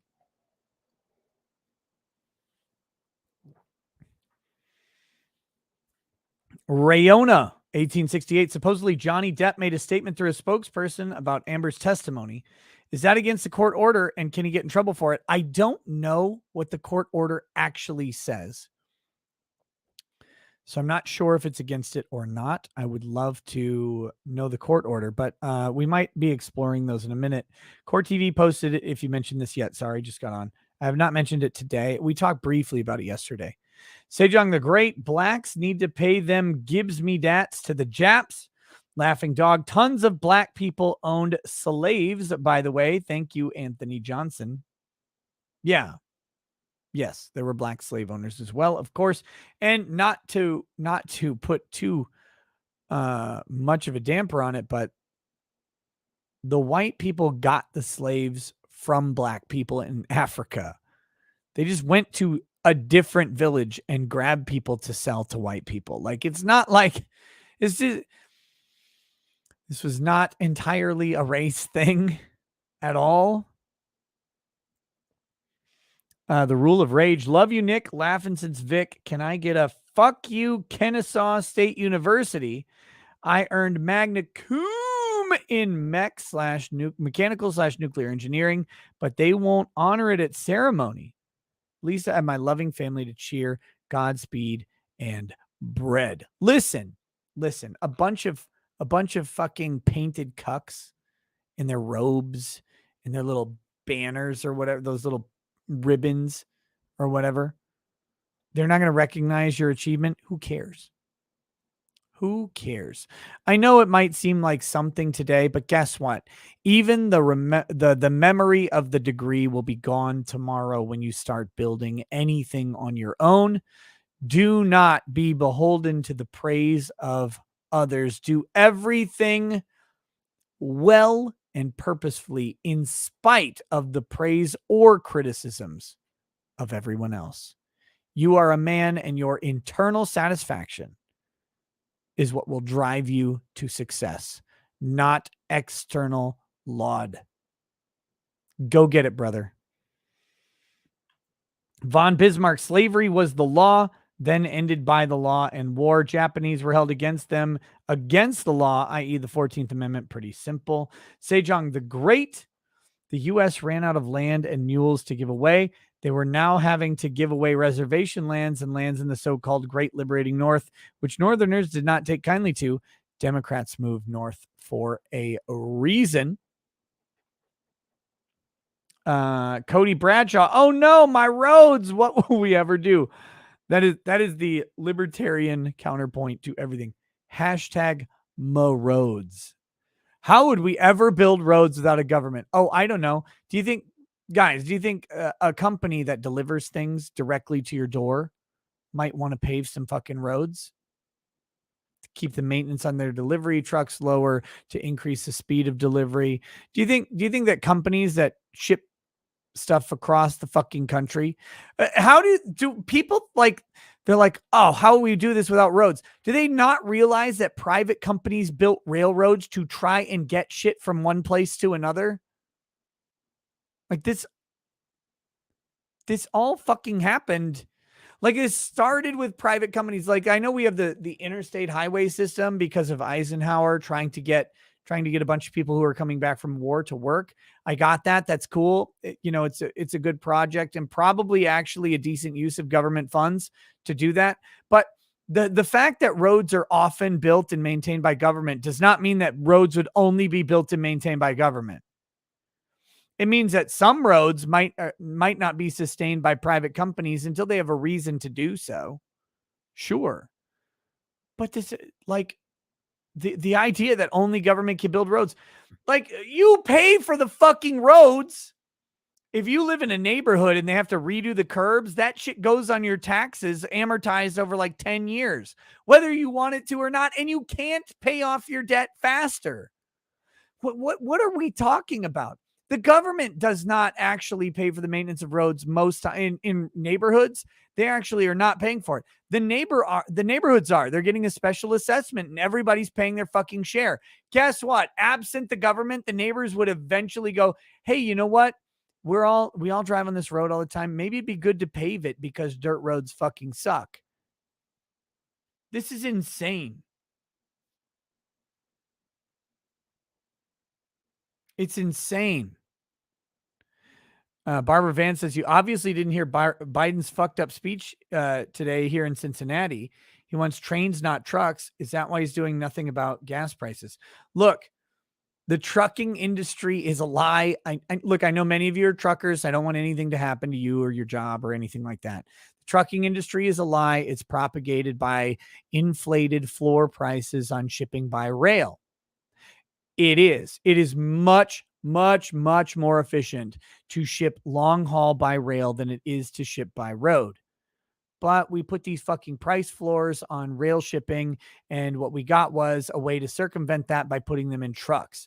Trucks are less efficient, takes more labor, a little more dangerous, but overall it comes out to be more cost effective in the long run. So that's what we do. I'm not saying that should change. That's what we have. Rail is a better way to ship from major junction point to major junction point. Then, of course, not long haul truckers would be responsible for getting it out from those distribution centers into the hands of businesses and individuals. It's great.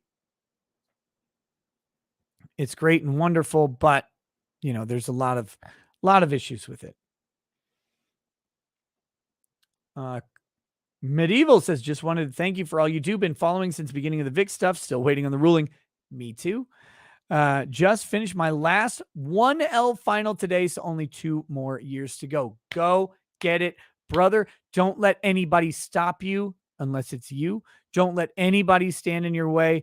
Don't let anybody change who you are in that fucking cesspool. You will be tempted, colluded, and persuaded by people all throughout it. Stick to your principles. Learn the law. You got it, brother. You fucking got it. Cliff Lee, never meet your heroes. I was looking forward to this show. Then all Daryl did was show me he's just as racist as anyone else and assumes that anyone who disagrees with him is a racist. Really disappointing. Mott, black people should just get their act together here and now and stop whining about the past. Love TJ Sotomayor, who puts this whole thing in proper perspective. Tommy Sotomayor, or whatever his name is. Look, everybody needs to get their act together in the here and now and stop expecting the government to bail you out. It should never happen. It may never happen. Sometimes it does, and you win some government lottery, sort of, and watch what happens as you win that lottery. Watch what happens as the government puts you in government housing, on government health care, on government child care, whatever it is. Watch what happens to your family and your life. And you go, oh man, the alternative was I worked really hard and struggled. A lot of people looking back would take the fucking struggle.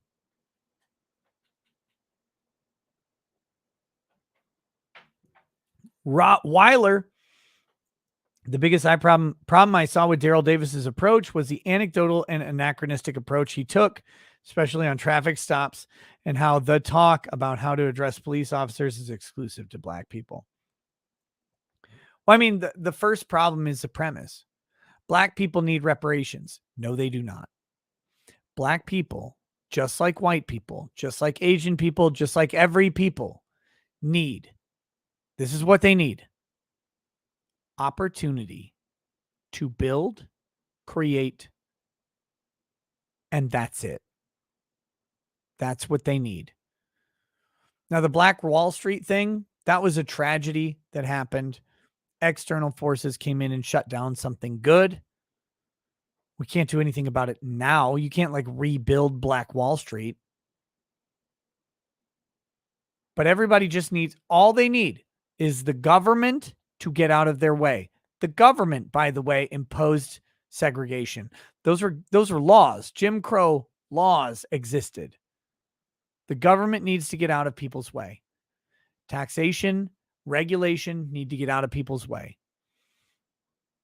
You start deregulating the small business market, start deregulating the restaurant market, watch all the fried chicken chains come up and blow every KFC out of town.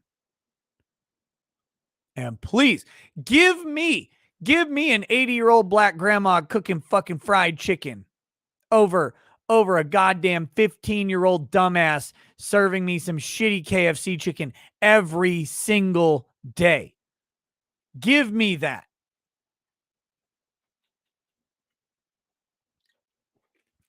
You think old black grandma is using non-trans fat oil to fry your fucking chicken? Oh no, sugar. We got it. We got you, baby. You're looking a little thin. We get you some extra chicken for you. Don't worry. She will put that shit in whatever fat she can find. Trans fats? I don't believe in that trans shit. You're born one gender. I don't put that trans shit in my. No. Old black grandma isn't using trans fats because trans are gay and she doesn't like that. Old black grandma is putting fucking beef tallow or something comparable in the goddamn fryer, and she is putting your chicken in it. That's what's going to happen. This anti-trans. This is why when you go to a fried chicken chain right now, you get some bullshit. Tastes weird. It's got that acidic or actinic taste to it. That irony taste. You're like, I mean, this is kind of good because it's Popeyes and not KFC, but like there's still something off about it. No. I think it was 1992 was the time they fucked everything. They fucked everybody born after 1992. May God have mercy on your soul. You've never tasted a good fried thing in your fucking life because it's all this vegetable oil shit. It's all this bullshit. These non-trans fat oils. No, everything should be fried in fucking beef tallow, pork fat, good old lard. Put that Crisco in there. How would I know? Oh, brother, I remember. I remember when KFC was good. I remember when Popeyes was good, not just passable. I remember when they were good. I remember when Popeyes would fry your Thanksgiving turkey for you. Animal fat is superior. It was a fucking lie to go from animal fat to these weird compound poly vegetable saturated fats, whatever the fuck they use now. It was a lie. It was one guy with money who convinced the entire country to cuck themselves on taste.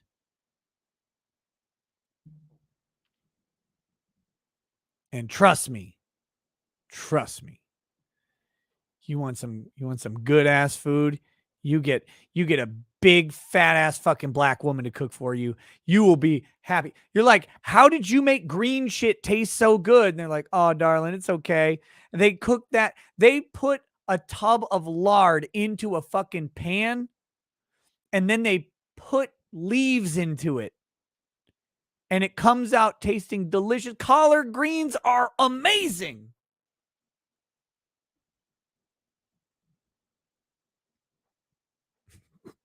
Why do you think we have diabetes problems in the black Southern community? It's because they know how to make good food. They would blow the fucking brakes off of all these chains in a heartbeat. Get out of our way. Get out of there. And really, like, it's regulation. It's not race-based. Don't get me wrong. No one's stopping black people specifically, but it's the regulation of opening a restaurant. Try getting into food service. It is cost prohibitive for almost fucking anybody. It sucks.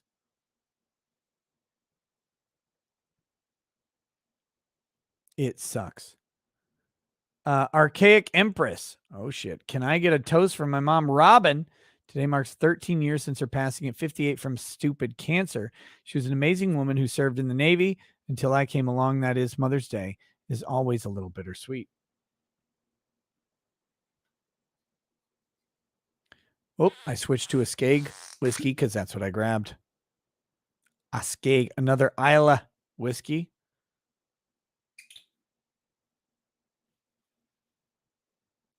To Robin, 13 years gone and not a day forgotten. A woman committed to the service of her country until that one more important thing came along, service to her family and her children. May she be remembered fondly on Mother's Day, and may the cancer that took her prematurely be always reviled and hopefully cured. Cheers to Robin.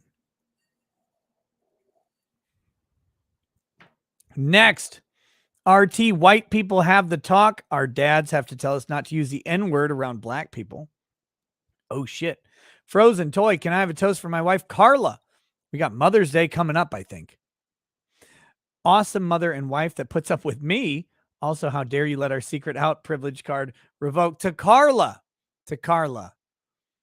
Behind every free man, this is important. Behind every free man is a good woman who is a partner, a protector, and an enabler all in one, who lets us do all of the fun shit, who lets us do all of the important shit, and who keeps us from killing ourselves during either one. To Carla, cheers to you. Happy Mother's Day. And happy Wife's Day. Vince Moore, oh my goodness, your version of the talk was just evil and wrong. I nearly died. You earned this time a super chat, most definitely. Thank you, Vince. Sean W., he lives a life constantly encountering actual racists. He can't tell the difference anymore. Josh, Impinge becoming famous for de-radical. Oh, I think he means imagine becoming famous for de-radicalizing KKK members across the U.S. and in one interview radicalized 100 times more. Yep. Niven, I'm a half hour behind, but Davis made a great showing for McGibbs culture. Oh shit, so fucking awful. It really is awful that's how that turned out. Damn it. Where are we? Here we go. Kyle from Tulsa. The race riot started from #MeToo and Black Wall Street, rebuilt after 1921. It peaked in the late 40s, and desegregation was what destroyed it. Once blacks could go to white businesses, the black-owned ones died.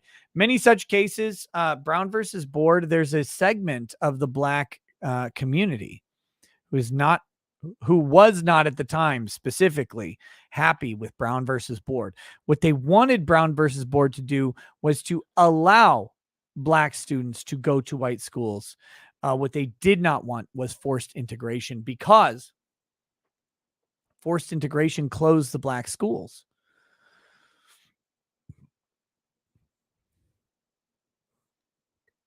And shockingly, black people at the time of Brown versus Board actually really liked the ability for their students to learn from people who might have had similar life experience to them. It's almost like shared experiences can be useful to education. So what the black people, many black people during Brown versus Board liked was that their children were taught by black teachers.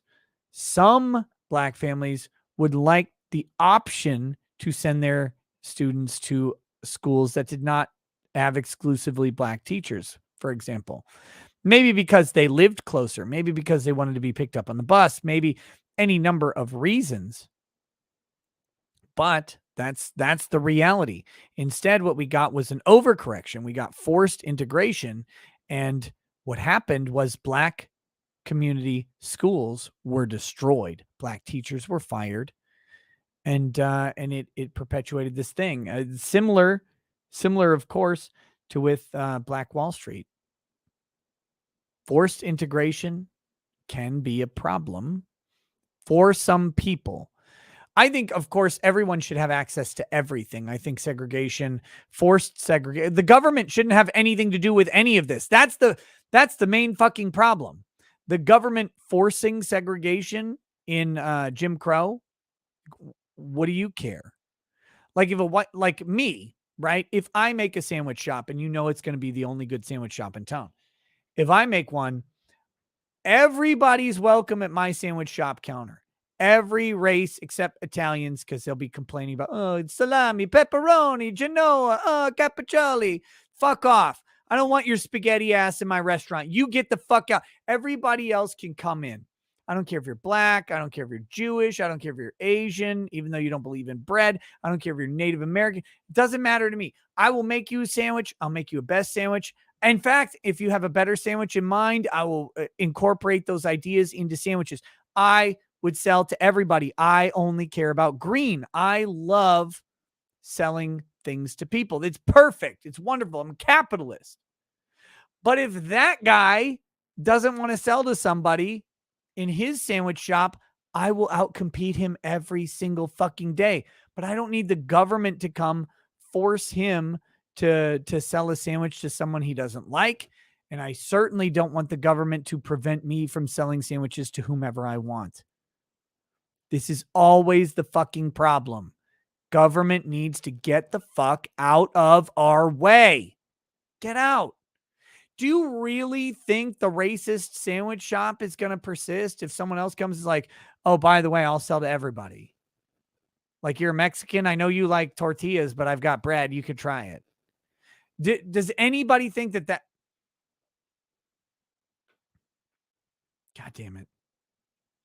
Scram Inc. I put the volume on mute when you guys make me listen to newspaper obituary hour every day on Ricada Law. Sorry if I hurt the griff, but I can't keep hearing 1,000 stories about dead grandmas. I demand spite and jokes. Well, I'm not going to spite people who ask me to give them a toast, but you're welcome to mute it. I'm not stopping you. Not stopping you.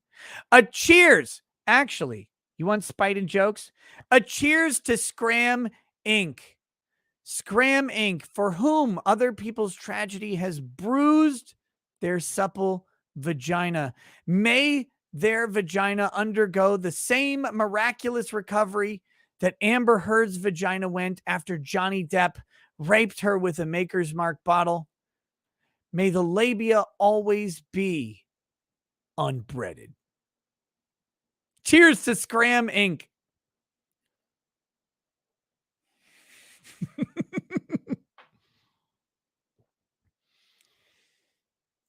Nicholas Cruiser, have you tried OBS yet? I think it would fix your audio. Try it. Fuck you. Next. By the way, if you want to see me use OBS, I'll be on Twitch tonight after this, most likely. Kitomi Chutanichi, take a drink for me, Nick. Admitted me to the hospital for 4 units of blood because I was apparently almost dead and didn't know? Question mark. Gonna be hanging with you and old streams about the next 16 hours, according to the doc. Cheers. Kitomi, I'm glad you're alive. Cheers to you. I'll take a drink for you since you can't take one. Drink that blood. Hopefully it comes from the same Jewish babies that Ruth Bader Ginsburg was drinking the blood of so that you can live at least as long, if not longer. Cheers. Professional AF Farrier. My wife is very impressed you do such a late show with having 5 kids. She says your wife must be a saint. Lady Rackets is a saint. Absolutely. She's doing a puzzle. I'm drinking Old Forester while we enjoy the show. Old Forester is great. Old Forester is fantastic. I like it. She's doing a puzzle. You know what Lady Rackets likes doing? Don't tell your wife about this. Professional AF Farrier. Lady Rackets likes doing gem arts. I don't know if you've seen these things. They're these, it's a picture. It's got like a bunch of numbers on it. You take these little fucking beads, like gems, tiny fucking gemstone things. Not gemstones, they're the plastic or whatever. And you put them on the picture. It's like a paint by number, but 1 pixel at a time. Lady Rackets will sit and do those for hours. And I'm like, how in God's name can you? And she loves them. She loves doing that. It's her, I think it calms her ADD or whatever. So that sounds incredibly gay. Look, I can't do it. I can't sit and do those things. I would just put a knife through it immediately. But she loves it. She will sit there and do them. And it's like, okay, his wife's doing a puzzle. Look, if a woman bought a man buys a puzzle, he's like, 100-piece puzzle. Watch me kick this thing's ass. Woman buys a puzzle. She's like, well, unless you're autistic. Okay. Autistic men plus women are like, oh, I know what I'll do. I'll buy this 17,000-piece puzzle that will take me until fucking Christmas of 2029. And I'll do that. Oh, also, it'll take up the entire kitchen table. You're welcome. This is how women work. It's how they do it. And you know it is. I know this man.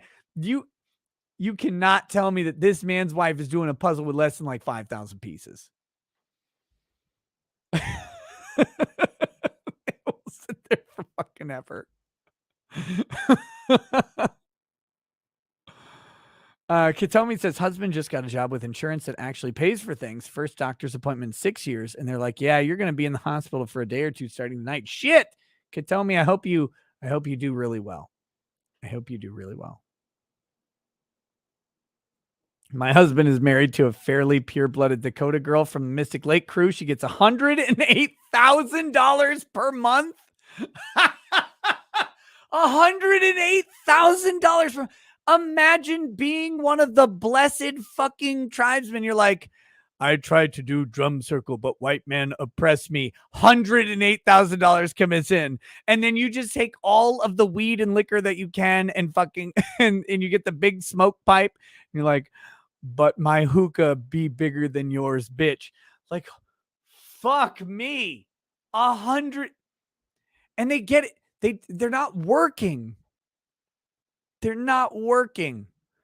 Imagine if your nut was worth because to that guy, right? Like he didn't do anything. His nut was worth $108,000 a month. This man has the golden semen. It's amazing.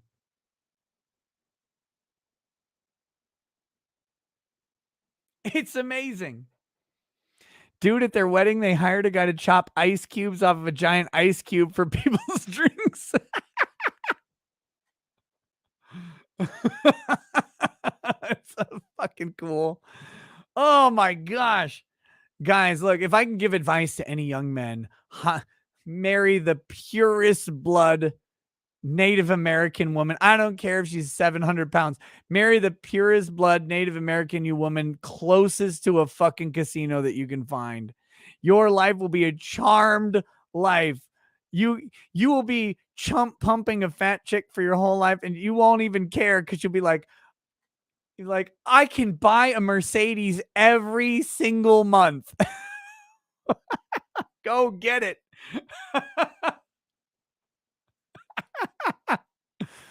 Take up wood carving. Take up whatever you want. Make literally anything on earth. Weld chains into erotic statues. Who fucking cares?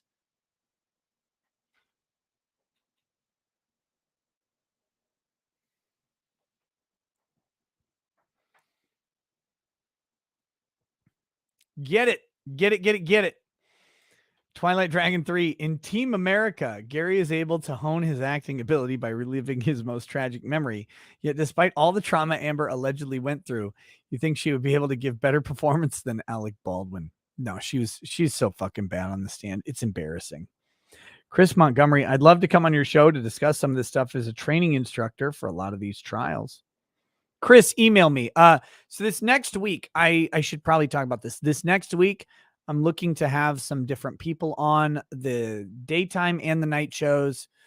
I've potentially got a decent amount of time because I've been streaming like 12 hours a day or 10-hour shows in the morning and then 3-hour shows at night, 3, 4, 5 hours, depends on the night.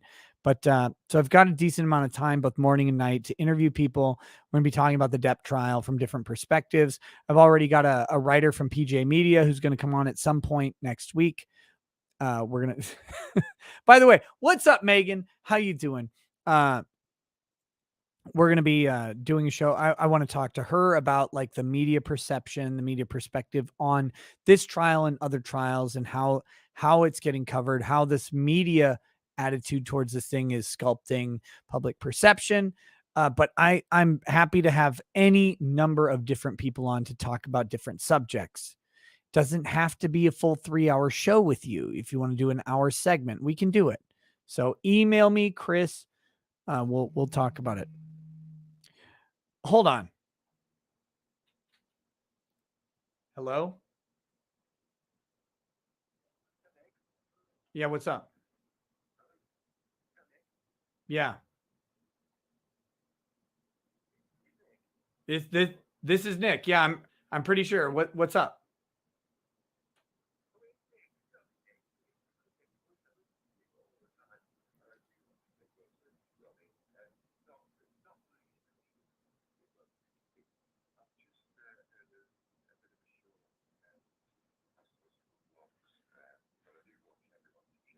Tell you what. Hold on. Let me stop you right now. I'm live right now.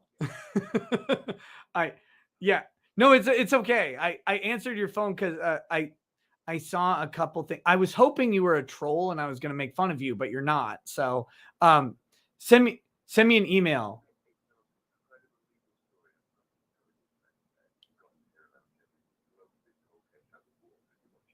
I would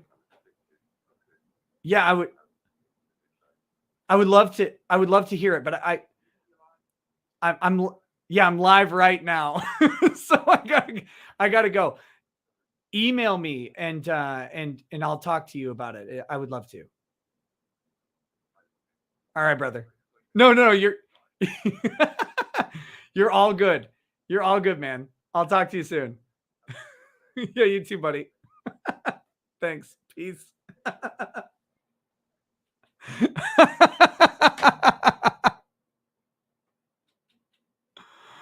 Oh my goodness. I thought yeah, I know you could hear me. I thought that guy look, he's called me a couple I saw that number. It's a European number. I thought it was I saw it a couple times. I thought it was going to be a troll and I was going to answer it and make fun of them on the show. Turns out it's not a troll. It's someone with a story they want to tell. So I was like, "Oh shit." I was hoping to entertain you guys with that, but cuz this is a fun night. That's what we're looking for, right? Like comedy, fun, levity. We've had so much seriousness so recently, and like, look, I love doing the toasts. I'm humbled by the fact that people appreciate my few words for their relative or friend, whether they're lost or whether they're personally lost and looking for direction. I am humbled by it, but sometimes I just want to shit post because I love shit posting is my I love it. Don't you guys want to shit post like constantly? Isn't that the thing? Like that's at the core of all of us men. Look, women, I love women, by the way. Women are the greatest thing on earth. You have so many assets that I love. Don't get me wrong. But for men, what we want to do, what we need to do every now and then is we need to be let off the fucking handle to just say what we are feeling.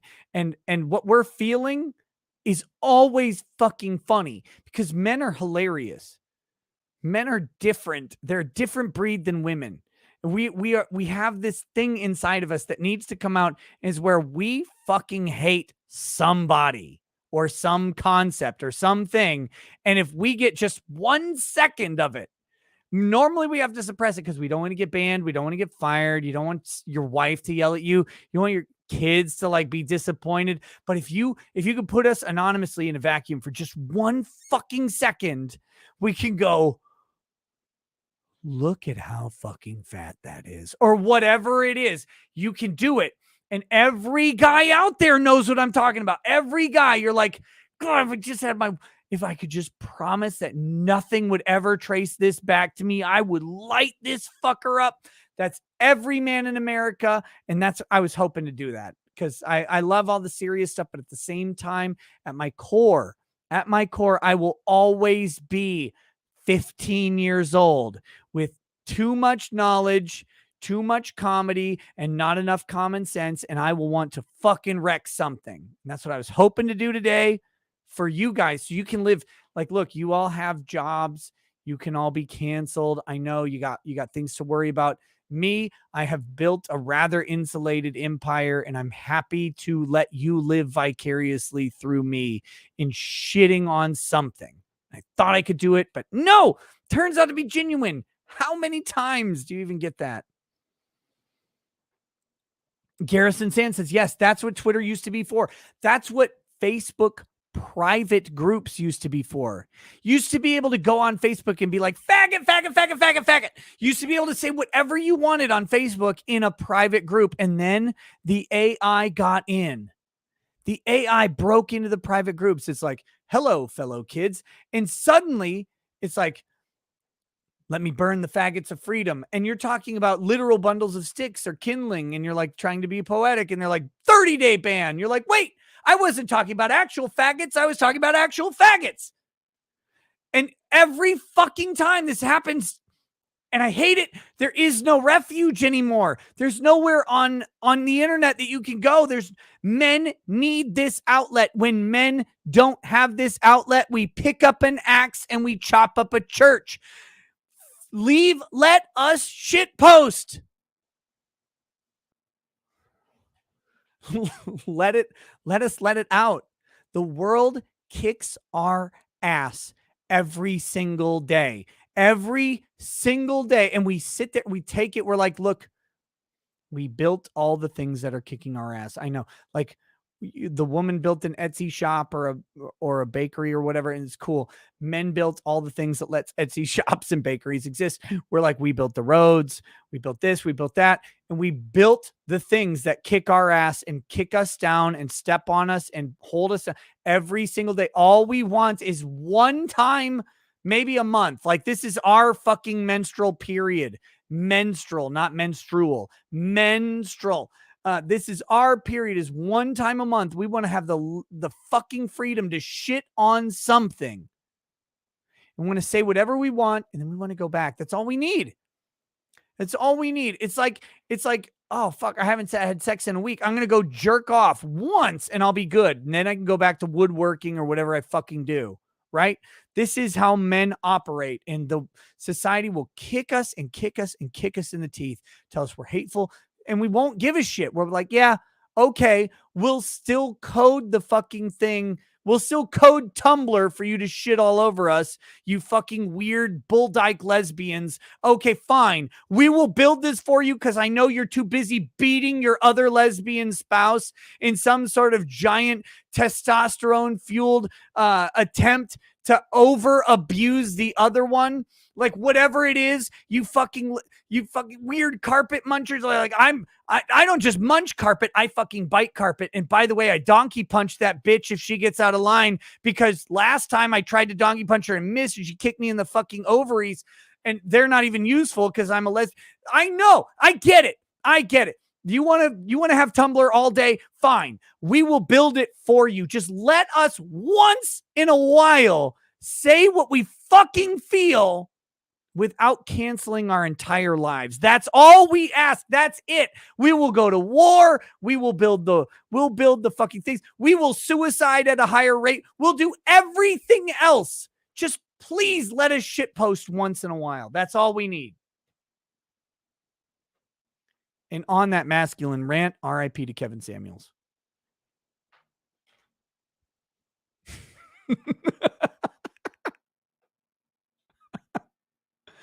Why can't we just have jokes? Why can't we do this?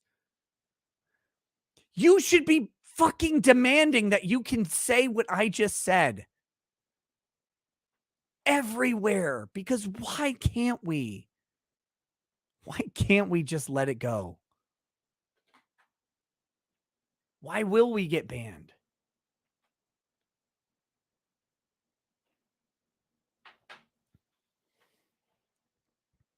Why would you ever be silenced for a joke that is also true?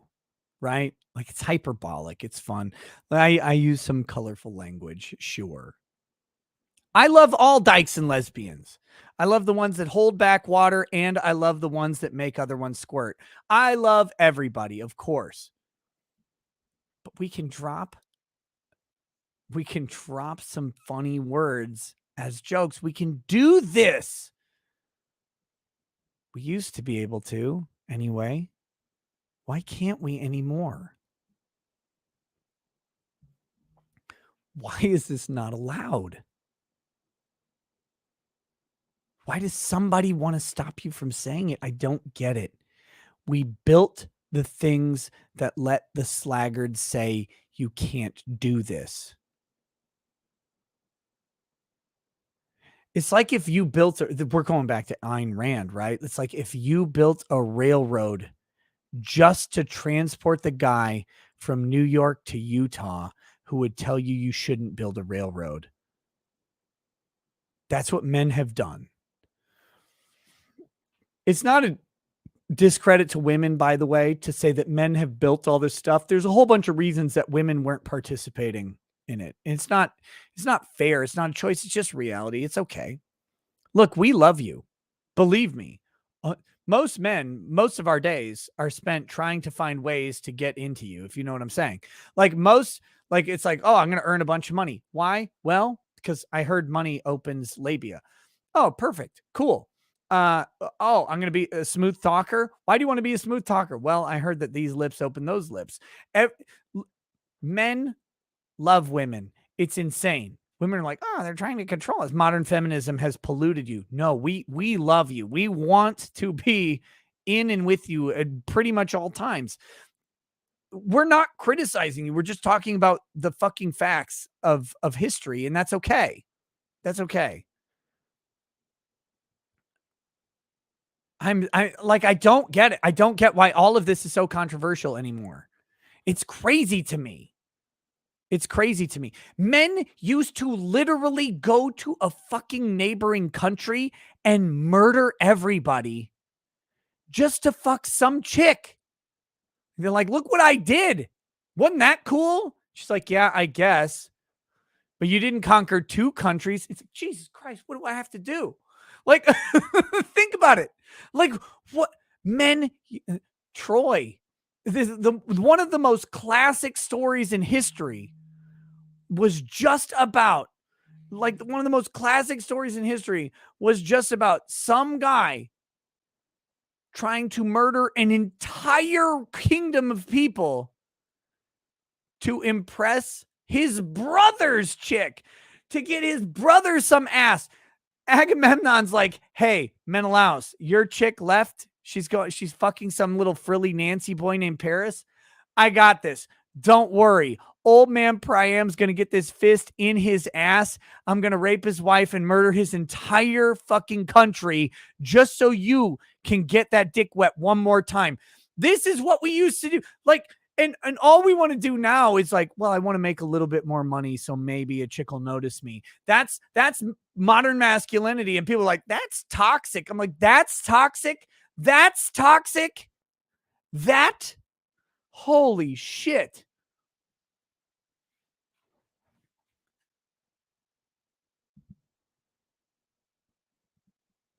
That's toxic. All right, I guess. I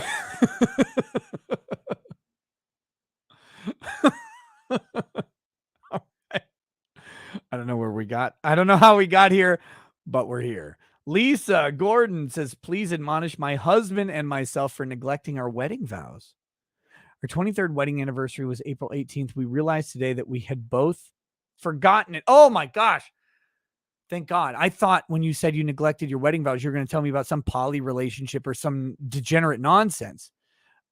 Lisa, you and your husband should be admonished for neglecting your wedding vows, neglecting your anniversary. But listen, once you get past a certain point, you hope that every day is an anniversary because you know, and I know you know this, Lisa, every single day you wake up, you look at your husband, you go, he's weird. He's probably fatter. He doesn't smell right. He's not as funny. But fuck me, I love this guy. And I'm going to love him today. And he wakes up every single morning and he looks at you and he says, she's weird. She's a little fatter. She's not as funny. Not as outgoing. But shit, I love this woman and I'm going to love her today. Every day. That's why you forgot your marriage anniversary, because every day is a renewal of your vows. Every day is a marriage anniversary for you. I know it is. And congrats to you for making it to that stage. Dustin Cooper, yo, do you think Daryl being racist is how he was able to de-radicalize Klansmen, like racists relate to racist kind of thing? I have no idea. No idea. ... Pone says, tell that to your wife, Nick. What, you think we don't? Guys, I'm 40 and my wife is 38. We don't. You think we don't know? We're a little chunkier. We're different. We've been married for we're coming up on 18 years of marriage. We know we're different people. We've witnessed the changes. You think I'm not fatter? I weigh fucking at least 40, 50 pounds more than when we got married. I don't know what I weigh today, but I weigh at least 40 pounds more than when we got married. I was rail thin. I was in shape. I was exercising all the time. I was doing martial arts. I was weightlifting. I was, running. Now I don't do the same things. We're way different. Of course you are. This is the lie of marriage, is that everyone, oh, well, they're a different person when I married them. Yeah, fuck. Obviously, you choose every day to do it. And if you don't choose to do it, that's when you lose.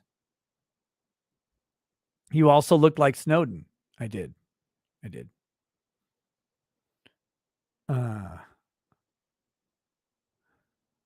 So anyway, yeah, I'd happily tell her because she knows. She tells me, dude. Wolf 14ist. Hey Nick, broke up with my amazing girlfriend of 2.5 years because I couldn't overcome my concerns with age gap. Me 25, her 39. Could use advice and a toast to her future.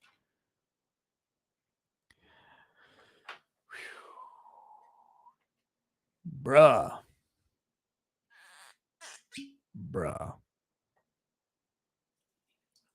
Here's what we got.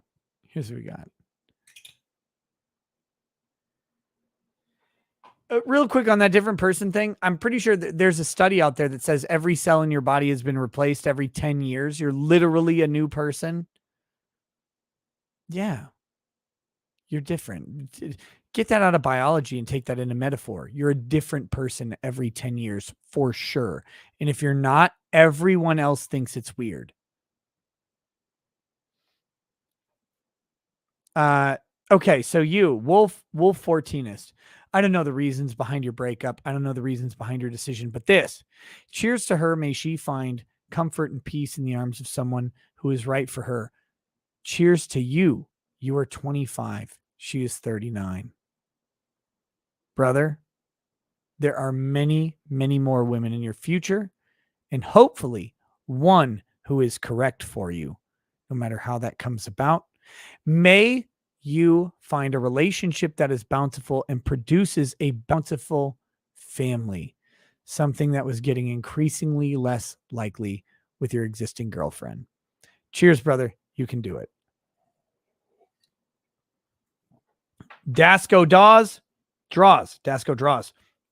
Nick, I took some constructive criticism from chat on the plushie and messaged you on Twitter with the updated design as at Descotus. Oh, fuck me.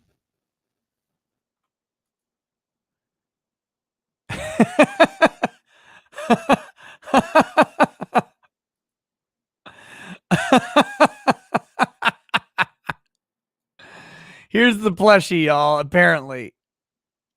Here we go. Look at the size of this fucking nose. Woo! And we got a Drex plushie. Watch out for these hoes. Amazing.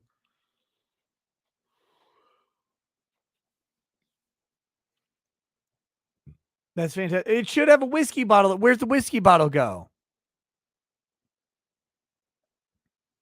The Drex doll's head is too big. Yeah, the Drex doll's head should be way smaller compared to these shoulders.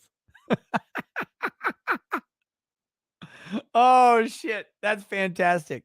Cyborg 579, take it from a trucker. Rails are better and wouldn't kill trucking as a whole. You will still need us to move stuff from the major hubs. Yes, of course you will. Candace, thank you for being the vessel for which God has used to teach my husband how to drink whiskey like a man last night. Also sent you a DM about racist EDI trainings for our staff and our school district. Oh, shit. Was a DM on Twitter? Oh, my gosh. That's one of the funniest. There it is. Uh-oh. Here we go. Let's see if we can be pissed off by this. I told you guys you can't piss me off. It was a challenge.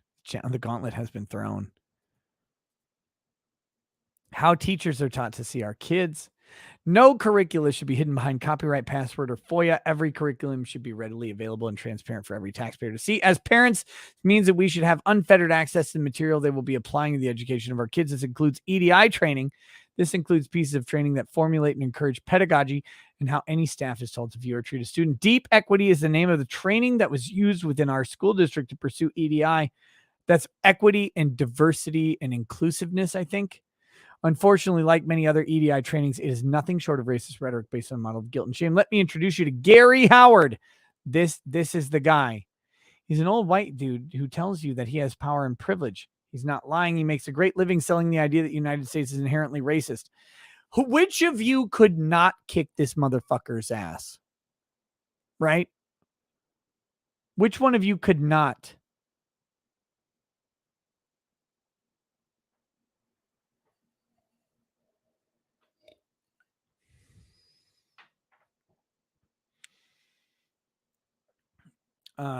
Racist country that white people have to feel guilt in order to reach a point in which they become true allies. His son and son-in-law are also in the EDI business, but they focus on kids with a program called YES, Youth Equity Stewardship, which CPSD also has used. So I have been studying this piece of training and it is disheartening. It makes me sad. The only way to create the EDI utopia is to outright shame white people. Quoting Gary Howard, and then finally guilt. The healing response to guilt for me is action. That's why I talk to my white colleagues that if you're feeling guilty about the history, and one woman was actually reading a book and said, I was reading your book in a graduate level course, Gary, and I couldn't go on. Got overwhelmed with guilt just reading your book. Again, that's not the intent of the book, but as from the Peggy McIntosh perspective, she's going through an inevitable passage in the land of guilt. Fuck off, Gary. Even at the expense of an 8th grader's mental health who went and said she wanted to rip her white skin off, he claims to tweak his training just enough to allow guilt to happen less with kids and show more social justice allies. Fuck this guy. White identity orientations.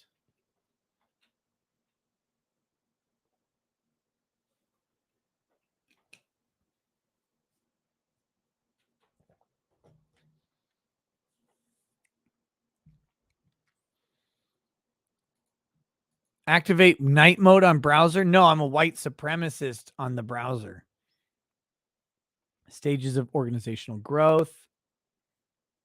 Strategies for dealing with resistance. This is similar to what we were reading the other day. Fucking insane. It's insane. Your schools are compromised. Your schools are compromised. The sad thing is you will know that your school is compromised, but the people around you won't.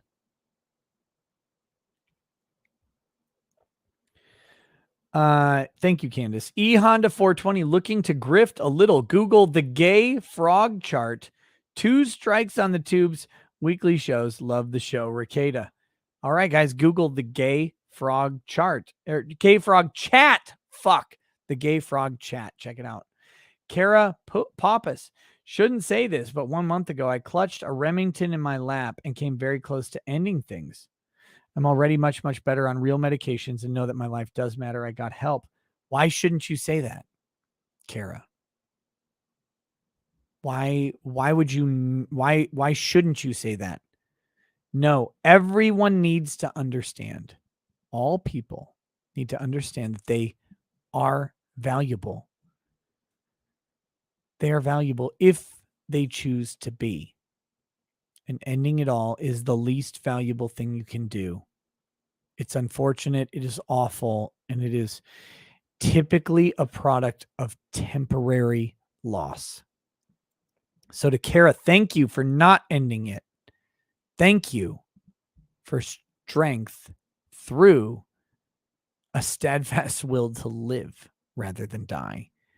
Because somebody will be better to have you around. Even if it's just us in chat. Lazarus Stanley Meyer made a car that ran off water. The government killed him. Ogre Dubs. Amber mentioned Johnny buying entire clusters of houses to avoid the vultures, but thinks it's perfectly plausible for him to beat the ever-living crap out of her and slam her clam with a bottle and get away with it. Yeah.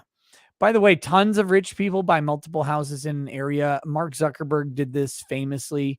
He bought all the houses around his house in San Francisco or whatever to have some privacy. Of course you do.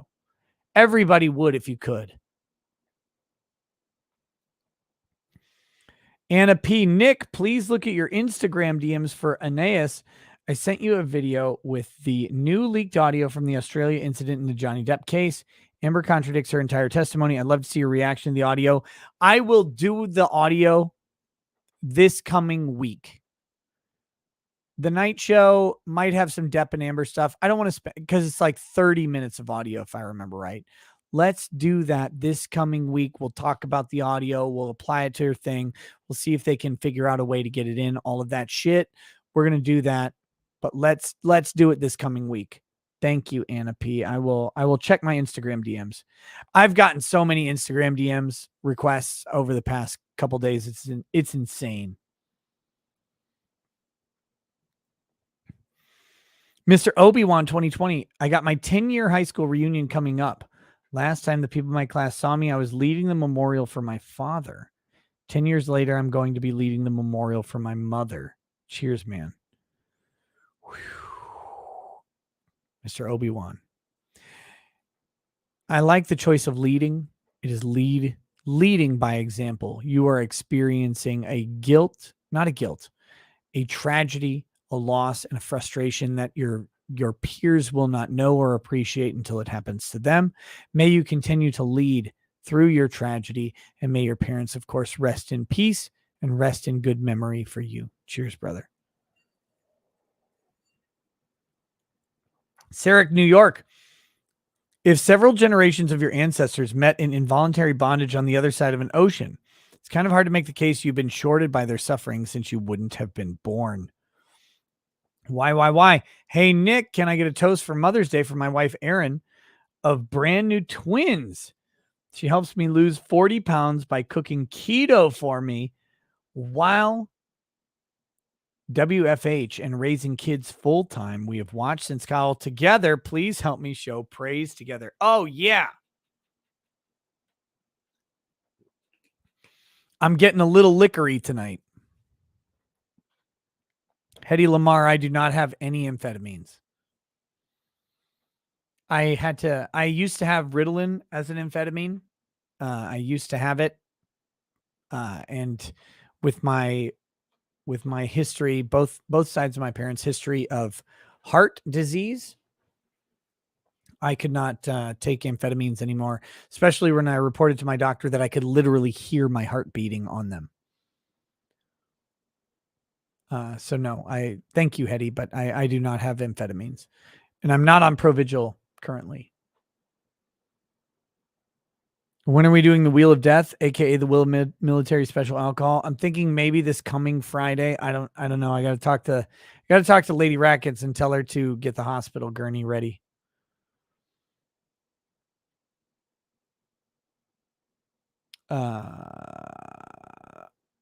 You have a heart? No, not like a metaphorical one, just a physical one that pumps blood. It doesn't convey any emotions. I'm a machine of logic and rage, and that's it. Why? To Aaron, your wife, for $30.69. A very interesting amount of money. I hope it gets you that 69 you're after.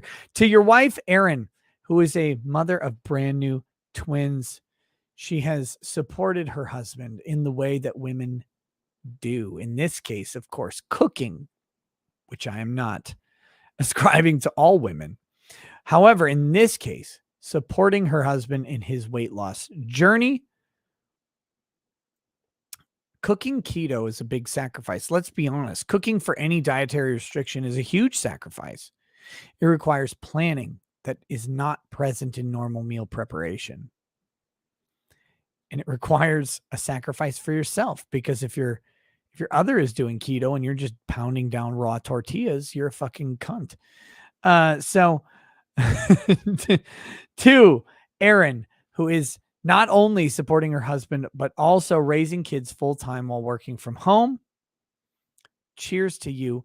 You are a tribute to mothers, and most importantly, a tribute to wives. Wives being women who chose husbands, husbands being men who chose wives. May that choice always be paramount in your memory, even as biological obligation rears heavy. You know what I mean. Cheers, Aaron. Lazy bastard at my kid's school today for an event. Principal was talking to the parents as a group and said, "We need that on paper." I shouted out, "Unbreaded." Another dad almost died laughing. Good times. Amazing. Amazing. Firefox says, as a keto dude, cooking is super easy. It's buying ingredients that's fucking nuts, especially you need to eat only plants, unprocessed meats, and some cheeses. Yep, Firefox. Look, as I'm the primary cook in our family, and if I want to cook for either my or Lady Racket's like diet fad of the day, you have to force everybody else to cook for you. Like if you're single, it's not a big deal. If you're married, it's a little bit bigger of a deal. If you're married with kids, like if you cook a keto meal, your kids don't want a keto meal. Your kids want fucking mac and cheese, right? You gotta make the kids food.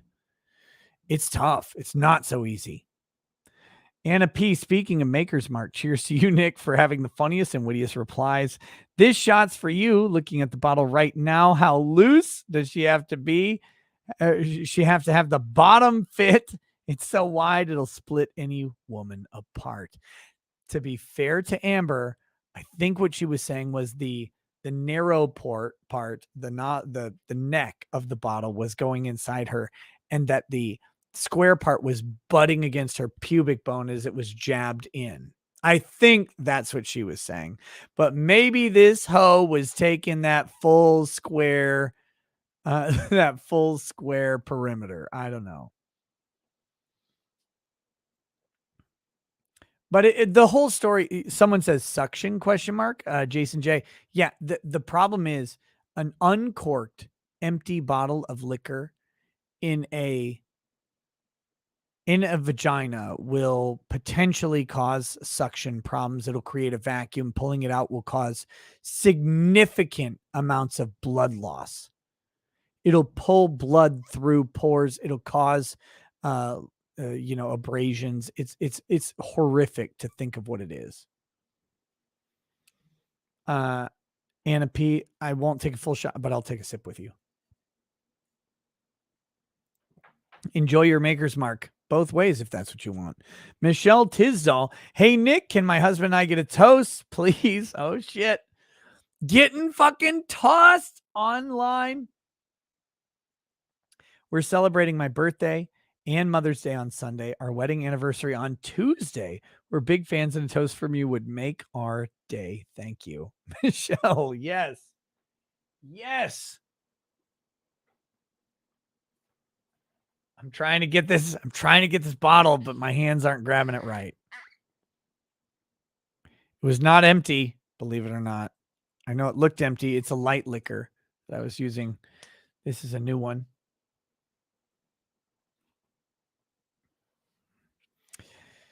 Michelle Tisdall, to you and your husband, cheers to you. Happy birthday. Happy Mother's Day. Happy wedding anniversary. And how fitting that all of those events are clustered together.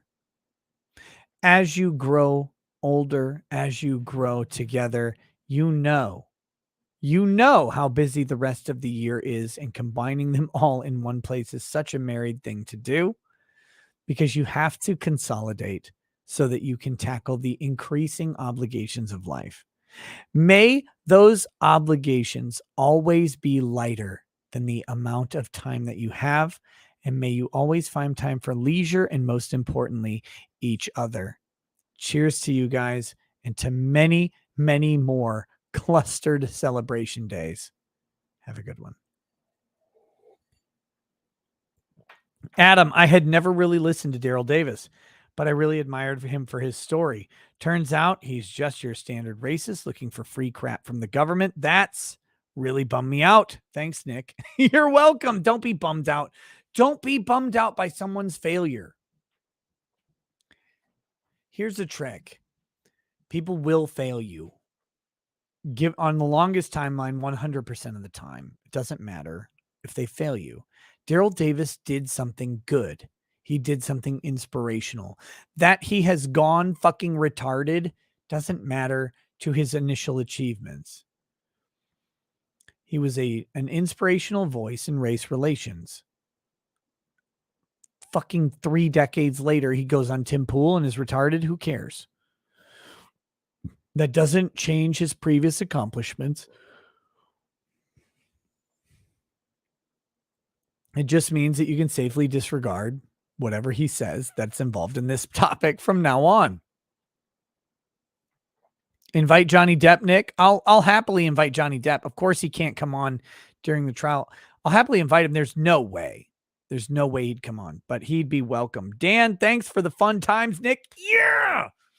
Have fun. Shit post. Get wrecked. MT Tailored. Have not been here for the live stream in weeks. Thanks for the unbreaded rant. It made up for having to be soaked all day at work while working in the dirt. Keep it up. Thank you, brother. That sounds like a manly fucking profession. Otto Rommel, I can't wait for Biden's student debt relief program to go through. How else can I pay for my Pan-Asian cis women's gender studies degrees? I looked at this thing and I gotta let you guys know. Look, COVID shut down student loan payments. They're like, yeah, don't pay us. I'm like, I fucking won't. I don't care about you. And I'm looking at my student loan. I'm like, cool. Some fucking communist is going to come along and pay this. And then I find out Biden's like, oh yeah, if you make over X amount of dollars in your income, I'm not going to pay for your student loans. And I'm like, wait, what the fuck? What did you just say?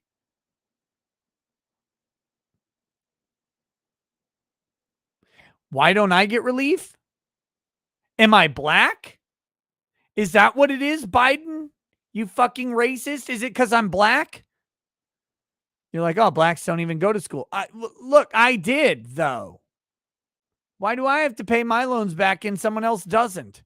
Just because I found a way to Do you think my student loans helped me do this? No, my student loans set me up for a life of failure. A literature and creative writing major. Oh, okay. Yeah, you're right. I'm going to come out. Oh, I'm going to write government documents and get paid? No, I'm not. Fuck off. Literature and creative writing major. It's one of the worst majors in history for earning money. It's great for fun, right? Like you don't have to do anything.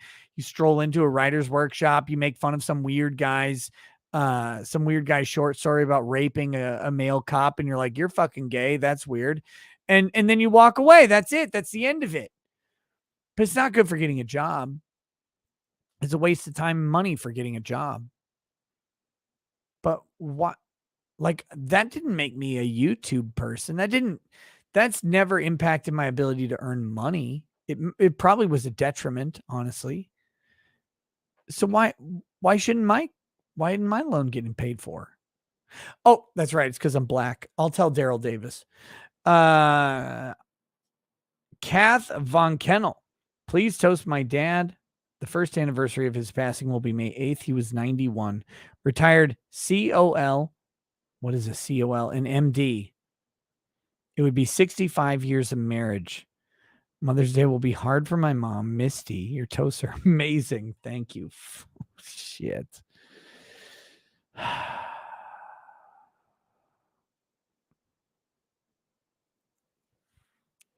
To Kath Von Kennel. I don't know what a well, I know COL is Colonel, but it's usually capital C and then lowercase OL. It's all capitals, COL. So I don't know if it's something else. But if it's Colonel, it doesn't matter. It doesn't matter. To Kath Von Kennel, to the passing of your father, 1 year out. This is the time. This is the time when it is hardest. This is the memory. The shock is gone. The memory remains. To you, to your mother, may she be steadfast. May you be strong. May you revel in that memory. Don't shy from it. Embrace it. Remember the things this man taught you. Remember the things this man did for you. Most importantly, remember the things this man sacrificed for you and your country, and in your mom's case, for her, because he chose to, not because he had to.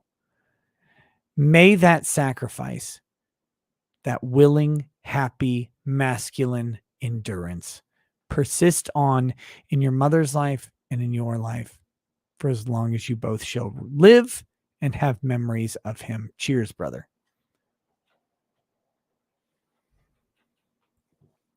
Daryl Sherrill, thank you. Welcome to Lawyer Status. Big Snack. Nikki, I've learned a lot about broken noses this week.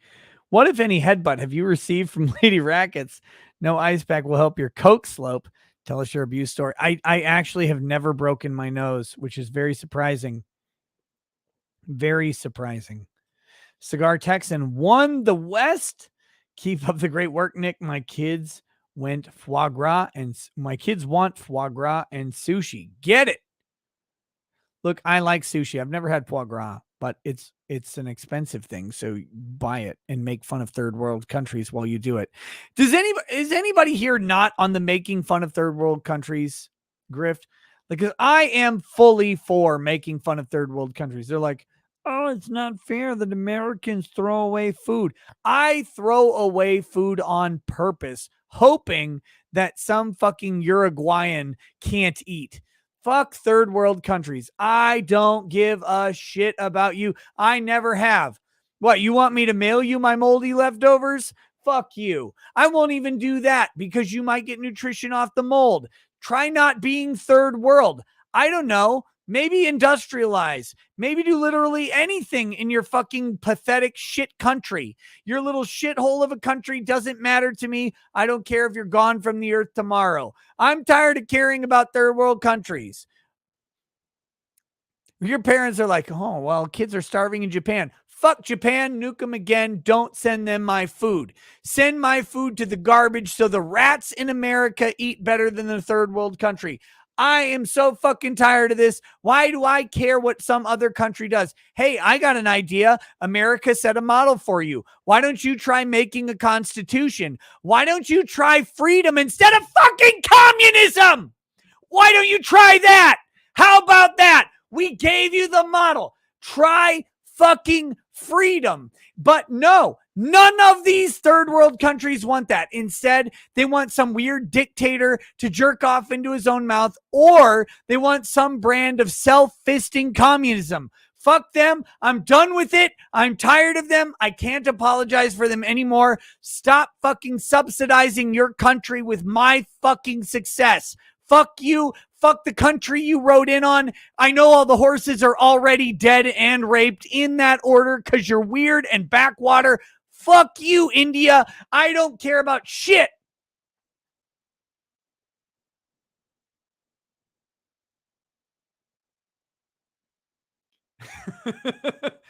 Are you guys tired yet? Are you guys tired of being told that you need to somehow account for other countries? You're like, whoa, we did this 250 years ago. We made the model. The only model that has sustained the test of time is the American Constitution. It's literally the only one.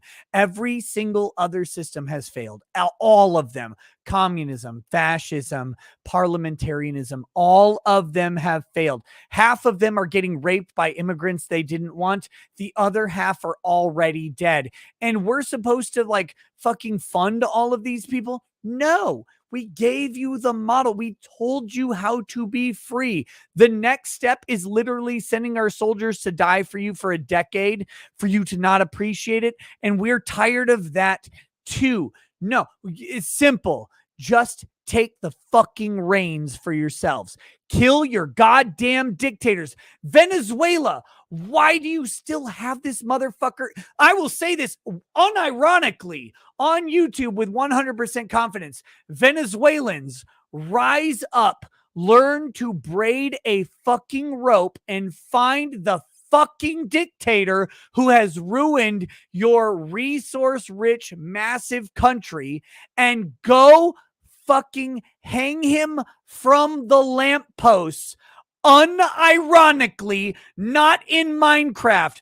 Overthrow your fucking tyrants like we did.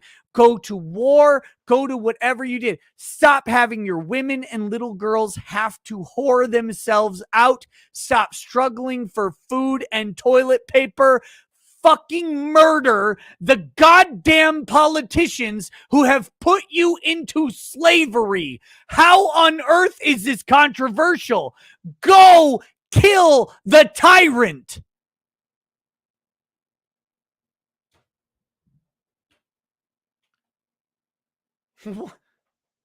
Stop expecting someone else to do it for you. Stop expecting a Western country to say, we won't. We don't care. Here's the truth. None of us care about you. Our politicians use you as either a piñata or a symbol of freedom, which is insane for you, Venezuela. I know. When government corruption is at its maximum, of course, Democrats love you. Republicans want to use you, but they don't care. Republicans don't want Venezuela to fix itself. We either want opportunity to go intervene, or we want opportunity to exploit for votes. That's what Republicans do. Democrats, of course, want to prop you up as some sort of weird success story because you have socialized medicine that's better than the United States. Fuck off. Only you can fix you. Only you can sacrifice the patriots of Venezuela to topple the tyrants of Venezuela. And you have to do it. We can't force it on you. We tried in Iraq and Afghanistan. They don't give a shit about Western freedom. They don't. So stop. We need to stop trying, but everybody needs to follow the fucking model. I'm so fucking tired of this shit. I'm tired of pretending that we're supposed to care or do something. You can't. You cannot force these people into freedom. You can't force any people into freedom. You have to take the fucking reins. You have to grab it by the elbows and ass fuck it into existence. What are we talking about here? That's what we did. And we did it bigly, right? We did it bigger than anybody else. We ass fucked the global power, the global powerhouse out of our country. We fucked them so hard that they went back. They didn't know what to do. They're like, shit, we're still cool. Look what happened to England after the United States cucked them. It was a steady fucking decline of no, the sun will never set on the English Empire. And one after one, they dropped territory after territory after territory. They were buck broken harder than Sean King after a drinking bender at a white guy conference. Sean King, he loves that white dick in his ass. We know it. England did too. And England pulled out one after another of African country, of Asian country. They had to back out of little island nation. Why? They were scared. They were terrified. These Anglo cucks were all fucking scared that some other little power would come up and butt fuck the shit out of them until they couldn't do anything anymore. It was too expensive and too fucking embarrassing. They retreated to their little island. They're like, well, Scotland's still our bitch. And the Scottish are like, well, fucking kinda. Only because we keep sticking with your money, you piece of shit. These motherfuckers are so fucking scared of any little thing. They ran from everywhere. They ran from England. They ran from Uganda. They ran from everywhere. Why?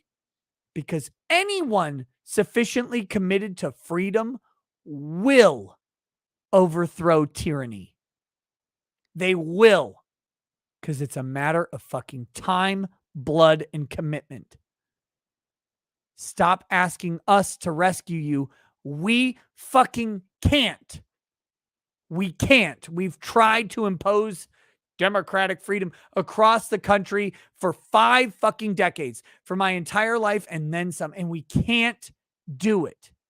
You do it. Stop begging us for help. Trust me, you'll thank me in the morning.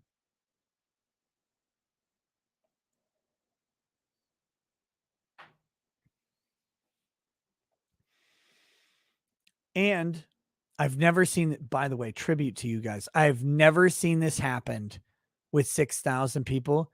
You broke the fucking chat. And I love you, but I also fucking hate you for doing it. You broke the chat. You guys must have been sending way too many messages. Very unbreaded. I only see the chat break normally with north of 25,000 people. You guys did it tonight.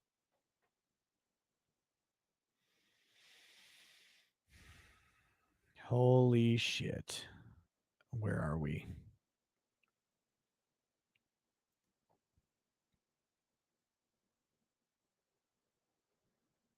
I feel like this. I haven't pulled up any of the fucking stories I had tonight. I haven't pulled up any of the stories tonight. We're just on super chat mode, but that's okay.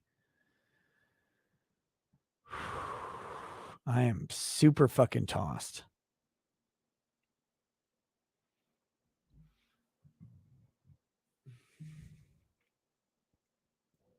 But that's what we're here for, right? I have an old saying. Someone made it into a shirt. I didn't. Alcohol is the KY jelly of the mind. It's the lubricant that you need to tell the truth. You all know this, though. Where are we? Where are we? Shit, we're close.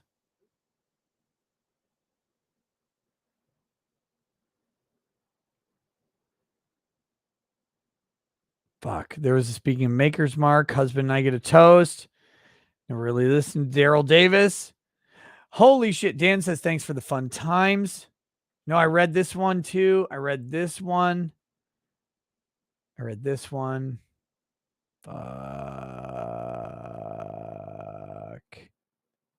Where are we? Won the West, Cigar Texan. I think that might be the last one I read. Here we go. Crazy Eyes 781. Sorry about that. It's hard to, when YouTube resets the chat window, it's really hard to find where you were. Crazy Eyes says, my main lawman Nick mixing liquor colors like a true spirit enjoyer. Renee Villarreal, thank you for the large donation. Says, got a clean bill of health today. It's all I can ask for since the scare got me to move on goals I had given up on. Now to drop more weight, I refuse to return to fatness. Also, to all losing a few pounds, I will help you save on gas. Or to all losing a few pounds will help you save on gas. You know, that's actually one of the funnier things about like people who talk about the hyper miling or whatever it is. Literally, your fucking fat is costing you money in gas. That's how crazy it is. Go lose weight. The whole Zach 4, would you consider Photoshop or blatant lies beyond the scope of First Amendment if it is presented as press, or are you an absolutist? I was an absolutist, but Amber's Photoshop tears make me doubt my conviction. No, I am an absolutist. I'm a free speech absolutist. Lying to infringe on the rights of another, the property rights specifically, the income, the reputation, that's not free speech. Libertarians, the purest of libertarians, recognize that you are free to swing your arms until you are swinging your arms into my face. So, no, someone who lies about you and Photoshop anybody, by the way, I see this on Law Twitter all the time. Well, don't you believe in free speech? Lying about someone to cause them reputational and economic harm is not free speech. It is the same, if not worse. By the way, ask Johnny Depp. Would you rather have Amber Heard lied about you like she did, or Mike Tyson punch you right in the fucking testicles? Which one would you choose? He would have chosen Mike Tyson punching him in the testicles 10 times out of 10. And that's a felony. Because your reputation, only you can craft it, except in 2022 when other people get to craft it. Your reputation is something you work on your entire life. You make decisions. Those decisions consider how they will look in the future. You choose your reputation. You choose your integrity. And then someone comes along and lies about it to take it away. It cripples your ability to earn money. It cripples your relationships. It cripples your public perception. That is a violation of the non-aggression principle, period. There's no way around it. That is not freedom. That is not freedom of speech. That is to lie, to cause harm. To understand how far back this goes, you got to look at Exodus, right? Thou shalt not lie is a paraphrase, and it's wrong. Lying is not against the 10 Commandments. Lying is not in it. I challenge you to find thou shalt not lie in the 10 Commandments rather than in a paraphrase summary of the 10 Commandments. The actual commandment is this: thou shalt not bear false witness against thy neighbor. That is the line, and it's critical. People lie all the time for all sorts of good reasons. People lie all the time for all sorts of bad reasons that don't harm anyone. But when you lie to cause harm to someone else, that is the affront. That is offensive to God or nature or society. When you lie to harm someone, it's not semantics. Hedy Lamarr, that is not semantics. There are tons of like, look, someone dies, right? You go to speak at their funeral. You lie a little bit. You don't tell the bad stuff. You tell the good stuff. You help people remember. You help people have fond memories. They may have been a piece of shit in some ways. You ignore that at their funeral. That's a lie. What harm did it do? How did that hurt? But when you bear false witness against your neighbor, when you cause them harm or pain or suffering or loss of economic opportunity by your lie, that's when you have actually harmed someone. That is when you have really done it. That is the harm. That is the pain. That is the suffering. That is the sin. You can lie to your kids all the time, right? Oh, you're going to like this. You're going to like Brussels sprouts. They're going to be great. And they take a bite of Brussels sprouts and they hate them. Fuck you, Dad. I hate Brussels sprouts. Well, you should have liked them. You lie to people all the time.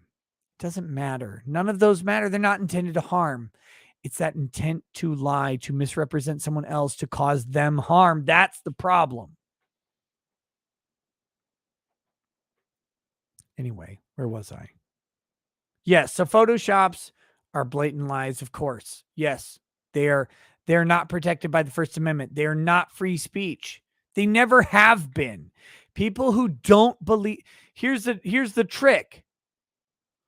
The people who do not believe in free speech will try to use a free speech principle against you to show an apparent contradiction. They don't believe in free speech at all. They believe in controlled government-approved speech. And they'll be like, well, how can you be against lying to harm someone's reputation? I don't know. Maybe you can figure it out if you thought about it for a second. But these people never have believed in freedom ever. They never do. But they try to point out your hypocrisy. Don't let them.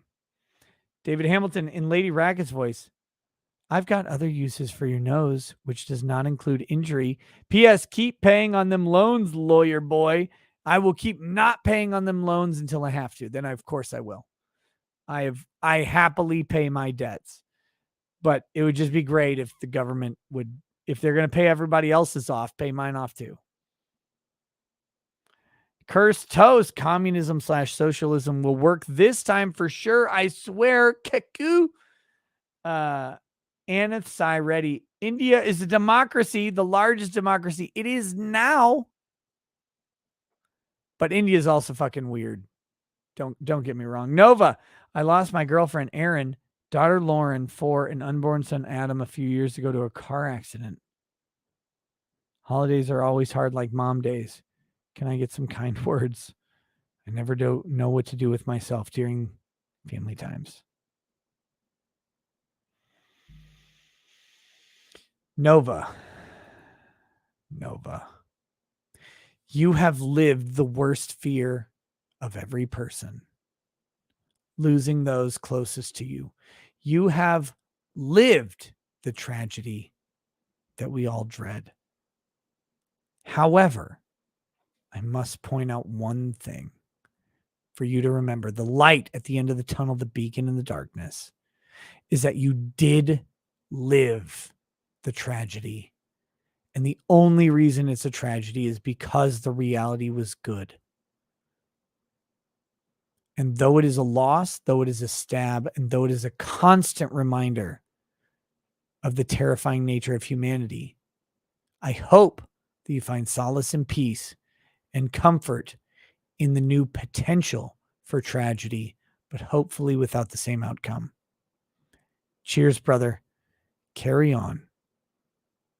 And know always that they were lost, mourning you and your loss more than you ever mourned them.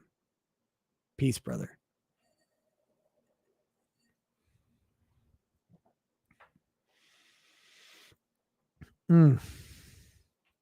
Cigar Texan, please clip that rant after my post. Classic, please. CC, you can't have first world society with a third world populace. Sorry, not sorry. Third world populations become first world when they choose to. Period. Period. Period. Period. Devil Fist, I'm low on funds. Then why did you send me money? But you earned this for tanking your channel tonight. Stay dangerously based, brother. Thank you. Thank you for that. I don't think I'm at any risk of losing my channel, but we'll see. I guess there's always a risk, but Nova read that one. CC read that one. Devil Fist read that one. Wick Dipper so eloquently stated, you madman. Jared, just broke up with my longtime girlfriend earlier today. Appreciate your show tonight more than usual. Jared, there's another longtime girlfriend in your future, brother. Don't worry about it. Qualts, hi, Nick. Love the content. I'm from a third world shithole called the Philippines. I hate the politicians and oligarchs running my country. Dude, the Philippines are, you're in full on corruption mode, brother. I'm surprised any of you survive, in all honesty. And I feel helpless that we don't have the First and Second Amendments like the US. Find a way to get here or fix your own shit, man. I don't know what to do. I do not envy you.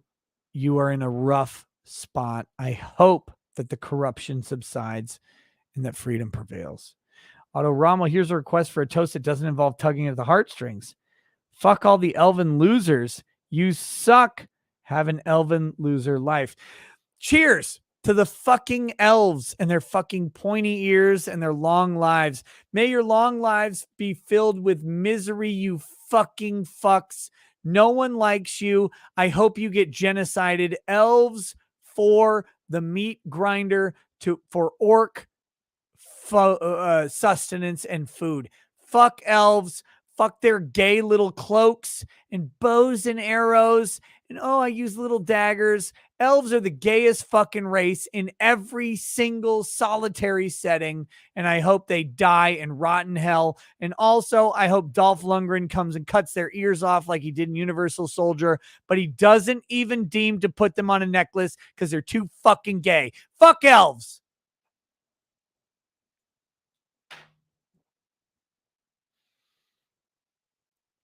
Crazy Eyes says, I'm getting punched in the nuts. A felony if you were... is getting punched in the nuts a felony if you already had a vasectomy? Yes. Just asking because I have 4. You have 4 vasectomies? That doesn't make any sense. I don't understand that. The holy Isaac 4. I understand defamation, but what about something politically motivated that doesn't affect a specific individual? Recent memory wants to point to lab leak or laptop conspiracies. Cause harm, but not to any individual. The lab leak was true, and the conspiracies about the laptop were true. They're distinctly different. If you are lying to interfere with a property interest, and the property interest can be in reputation, which affects political aspirations, then you are a fucking pile of garbage.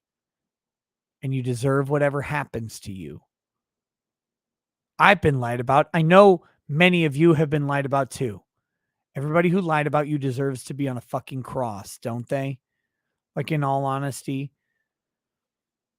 you would rather have your ass kicked than have your reputation harmed by someone else's lies. 100% of the time. Because you'll get over the ass kicking. Undoing the lies takes insane amounts of work. So yeah, anyone who lies for politically punishing their opponent, they're just as fucking bad. Don't lie to harm. That's the whole thing. That's an infringement of rights. Randstein, both my parents are still alive, but I fear what I might become when depression hits. I try to mentally prepare for it, but I'm not sure if I'll endure. My friends have my back, but I don't want to lose who I am. Randstein, you will never lose who you are so long as you keep your family and friends close. They are your rock. They are your support network. Every boat needs a fucking anchor point, brother. Just stop. Don't be down on yourself for it. Everybody goes through some shit. Everybody needs something to latch onto that is steady. Yours are relationships with your family and friends. Preserve them, nurse them, nurture them, be good to them, because they will keep you when you can't keep yourself. Crazy Eyes, you're killing me, bro. By 4, I meant 4 kids. And that was my choice because I don't want any more kids. Oh, okay. Yes. You're all good, brother. 4 kids. Sorry. Look, that was just me trying to sustain the grift. Yeah, look, if someone punches you in your flaccid vasectomy testicles, it's still a felony assault, and fuck them. Okay, that's the big chats. We got to go through the regular chats. I'm fucking hammered. How are we going to do this, chat? How are we going to do this at all? I don't even know how to live through this show. We've got to still do Unbreaded. Oh my God. Holy shit. What are we going to do? What am I supposed to do with this? Unbreaded. You heard it. We're doing Unbreaded. Look, I don't know who's still new here, but Unbreaded is great. And if you don't like it, you can leave. Fuck off. Page 602 of the manifesto. I will never, ever apologize for who I am. You just type, that'd be helpful. We're going to read from the Unbreaded, page 602. Do this.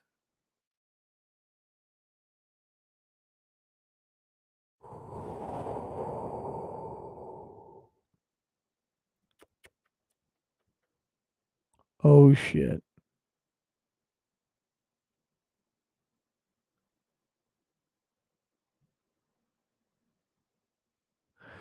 All right. Here we go. I'm fucking hammered. You guys have gotten me sufficiently hammered with toast. I don't know how we're going to do this fucking drinking roulette stream I have coming up.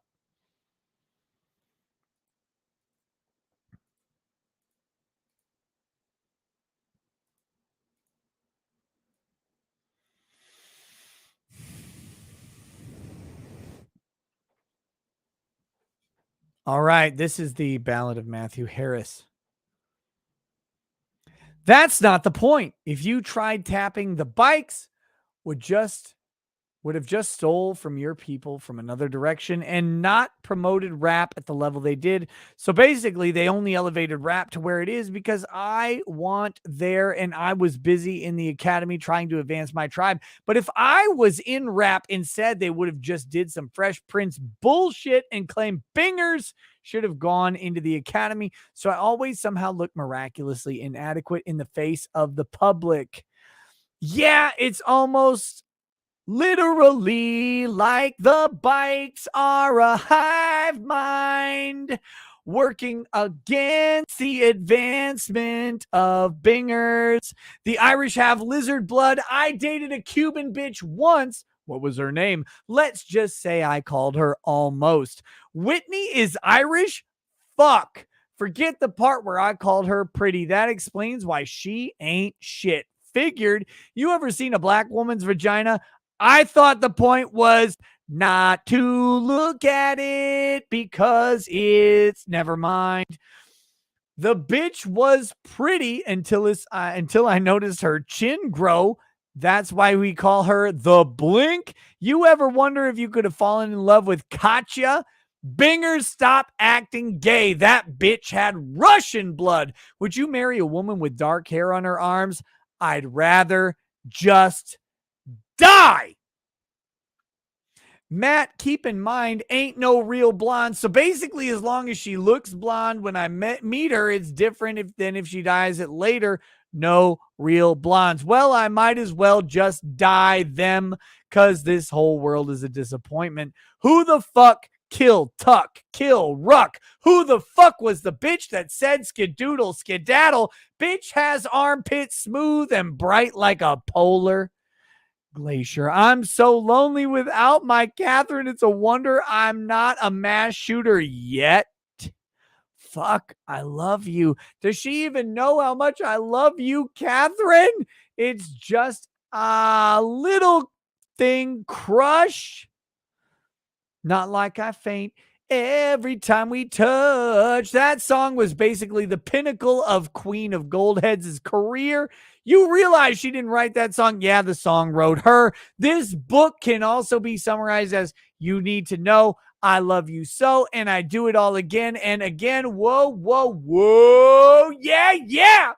It's difficult to write a book when every other thought is, I wonder if she knows.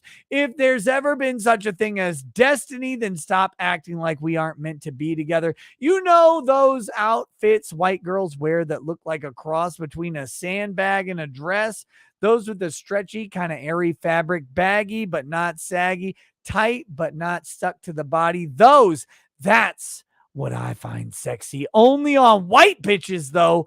Otherwise, it's just upsetting and distracting. When they call it vanilla as an insult, I just do I tuck my head aside and blink. I don't want to offend you face. Some would call it a micro stroke, but I only eat vanilla. It's the default ice cream for a fucking reason. If you don't want the whitest bitch on the planet, that's less disastrous for me. But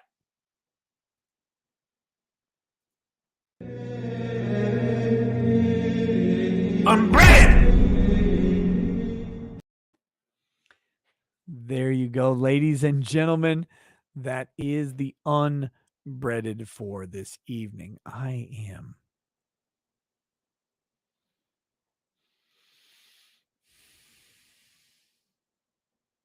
fucking tossed.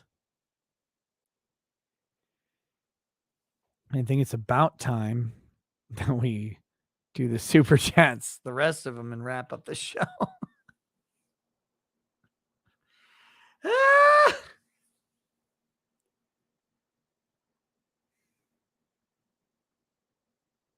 I already did 602. Did I? Well, too fucking bad. Too fucking bad. You owe us another? I do not. I owe you nothing, see goody. The only thing you are owed is a pegging from Mandy. You are owed a pegging from Mandy, and you will take it because that is who you are. The pegged, the peggy, the pegged. All right, here we go.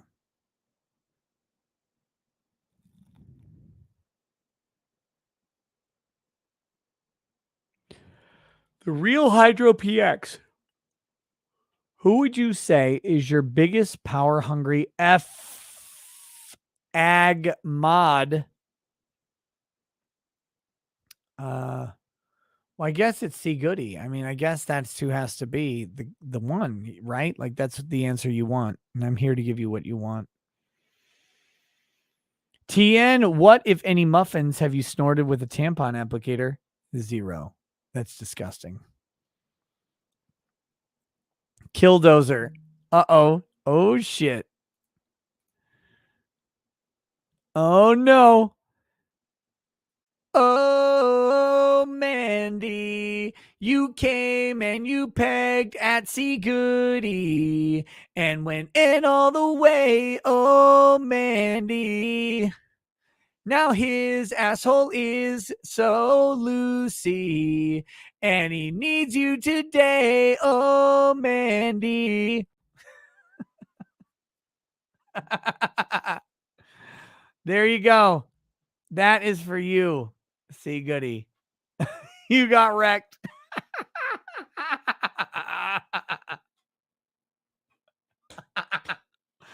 Next, Cars in Depth. There are threats to protest Catholic churches Sunday, with disrupting religious service followed under 18 USC 241 conspiracy against rights. Maybe, but probably not. Black Hall Manor. You were only getting this because I guessed wrong how late you would be and bet on my guess. Get fucked. Ricada the Law. Just watched your 4-hour show with Drex on the Seminole Order, and now I'm very much considering joking the circle. Oh, fuck. Elvona's turn on your slow mode. Shit, I can't believe I forgot that earlier. Daily Dose this Wednesday. Would you be open to covering a video about Pirates of the Caribbean with the EFAP crew on Mahler's channel? You'd have to use Discord. It depends on the time. I'll check. Roy Lee Walker, you need to stream some more D2 Resurrected. My cousin John, I just got to Act 3 Nightmare on Hardcore. Also, my cousin John is gay. Rip John. I hate to say it, I don't fucking care about Diablo 2 right now. Not saying I wouldn't ever care about Diablo 2 again, but right now, like, I'm on Melania. I really want to play Acquitted. Like, don't you want to be Kyle Rittenhouse shooting a bunch of fucking pedophiles and domestic abusers? I do. MS. She is actually pretty smart. Watch the Timcast interview with her when you have time, of course, sir. Who the fuck is she? Talking about Megan. Are you talking about Megan, who I mentioned from PJ Media? Or are you talking about someone else? Fuck. Jacob M. Pfizer's new 80,000 page doc showing vax efficacy at 12% dropping to less than 1% after a week. Same time the Roe versus Wade leak drops. Weird. Unfortunately, you cannot talk about the vax documents at all on YouTube. You can't talk about that shit. What are you talking about? YouTube is a free speech platform except for speech that isn't free. Jacob M. Matthew Perkins out there. You're American. In here, European. Crafty Huragok, I'm not peeing European. Eric Weinberg, 400,000 in your sights. Great week. Rest. Then you and Joe should EFAP the Amber Heard cross. Me and Joe? Why would I bring Joe on my channel? This is a very anti-Semitic channel, as you know. Why would I do that? A Rascal on the Moon. Branka having senior moments, hating on low follower accounts while ignoring when he gets ratio by big accounts. Tell him to get out of the house more. Shit. He's out of the house now. Ryuzan says, Biden won't forgive student loans because it's a $1 trillion industry that allows creditors to issue $9 trillion in debt. And the loans, the economy collapses on their watch due to credit freeze. Robert Barsikowski says, you're stuck on an island with Hitler, Stalin, and a lawyer. You have a gun with 2 bullets. What do? Shoot the lawyer twice. Fuck. Bought a beer. Thanks, man. Got to see the pissed off folks to hear them.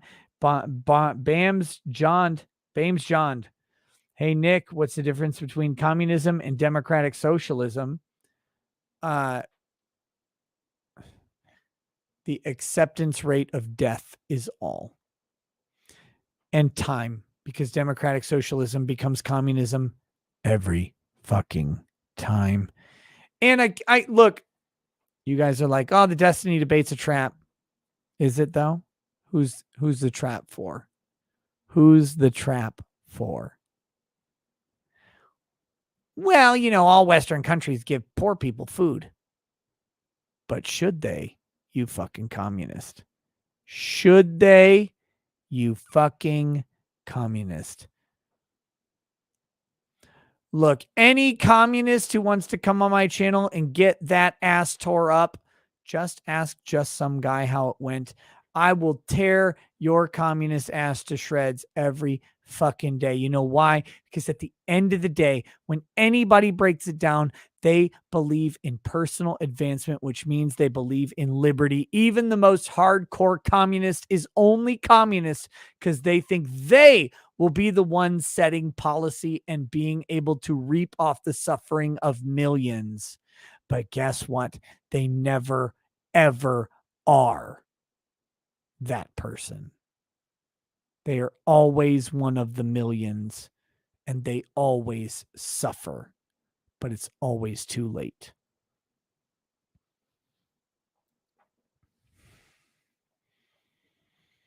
Next, Keaton Smith, thanks for the emoji. Comics Exposed. Nick, are you following the Pavi Rassinen case? No idea who that is. Alvonis, hail to the God Emperor Nick Ricada, and you are based and unbreaded AF. Thank you. Qualtz, hi Nick, love the content. I'm from a third world shithole called the Philippines. Read that one. Patrick Stalls, I mean, even the Bible has stories of people lying to protect others. Yep, absolutely. Orange Red, Tim Pool's chat tonight disappeared and was removed at one point. It was weird. Tim never was able to figure out what the hell happened. YouTube will do it if your chat gets too close to the fucking truth. Too close to the fucking truth. I'm about to have to take a piss. Saint Green Pact Elves is code for Jews, by the way, ever since Santa Inc. Whatever. Elves are elves. I don't care. Why would elves be Jews? Elves have big ears. Jews have big noses. That's weird. Samurai Knight. It's been a year since Kentaro Miura died. F's in chat. Ethan Hall. A toast on this day in 2018. My grandfather died of lung cancer 1 month before my high school graduation. He was a good man, a good father, a good grandfather. His name was Tom Ritz. Wish I knew him better. Ethan, I got you, brother. I got you, brother. Not with a lot, because I'm already fucking hammered.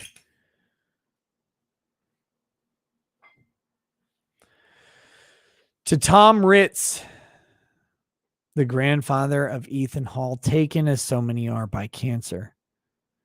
He was taken a month before Ethan's high school graduation, but the best part about grandparents, the absolute best part, you know that he knew that not only would Ethan Hall graduate, but that he would go on to something greater, because grandparents are bastions, obelisks, and monoliths of faith in their grandchildren to an extent that parents can never, ever be. Grandparents are the spice, the spark, the motivation, and the inspiration. They have lived it. They have done it. They have lived it again. And they will give all of that wisdom to you if you but ask. Cheers to your grandfather, Ethan. Know that he knows the successes you would achieve long before you will ever realize them. Peace. Trevor Schwartzman, do you have any good book recommendations about the history of the Supreme Court? I thought I read that one. No, I don't. Rage versus Emil. How are you enjoying the beautiful weather we had today in the beautiful state of Minnesota? It was fucking amazing. I wore a short sleeve shirt and shorts and sandals. It was fantastic. Marco says, what do you think about Gary Johnson? Gary Johnson is a pussy who has somehow managed to take his clitoris and fuck himself. Fuck Gary Johnson. Where's that guy yesterday, right? Like asking me about all the Libertarian Party platform shit. Where'd that go? Crow Minion says short sleeve and short sleeve, short and shorts. Shorts on men are too long. We need to go back to the 70s and 80s. We need to have those shorts barely, if at all, hanging below our testicles and cutting off immediately. Look, if you're in the right mood, your nuts should hang below your short line Be manly. Show those creamy thighs, boys. You know it's the right thing to do. Hector Cortez misheard. What, if any, beds have you pooped in? New user, here's some monies for you. Can only make it to the Friday stream in the Flashcast. So here's a little something extra for one of my favorite streamers, by the way. Hi, chat. Thank you, new user. Real Hydro PX is your favorite age boy. Is your favorite age boy see Goody ages, or do you just do anything he says? Yes, I do everything see Goody says all the time. Adam Bolin. Did you hear the audio from the night Amber cut Johnny's finger off? It's insane. I'll probably do that Monday or something like that. Maybe Sunday. I don't know. We've got I am not like, I will not be streaming 9 to 5 Monday through Thursday of next week, but I will be streaming a shitload. It's going to happen. I've got a bunch of streams to do. This is what we're going to, this is the thing. Felipe Morales, thank you for the donation. I hope you guys are in for some fucking content. What do you think this is? You think I'm one of those bitch creators who's like, oh, well, I can only create content once a week? Fist in my ass. No, I make content and you can have it whenever you want. And if you don't want it, fuck off. You don't have to have it. I will make you shit all the time. This is content. This is content country. I'm going to make more shit than you can possibly watch. That's been my promise to you for 4 fucking years. Try and keep up with me. I dare you.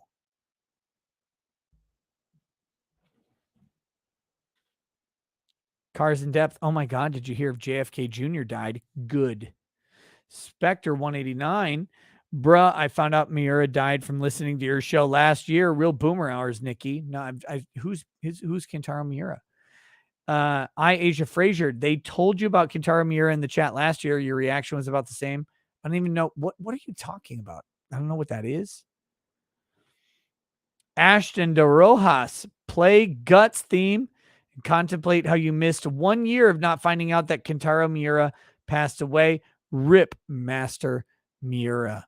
What the fuck is the Guts theme? What are you talking about? What's the Guts? And I got news for you. That means you're gay.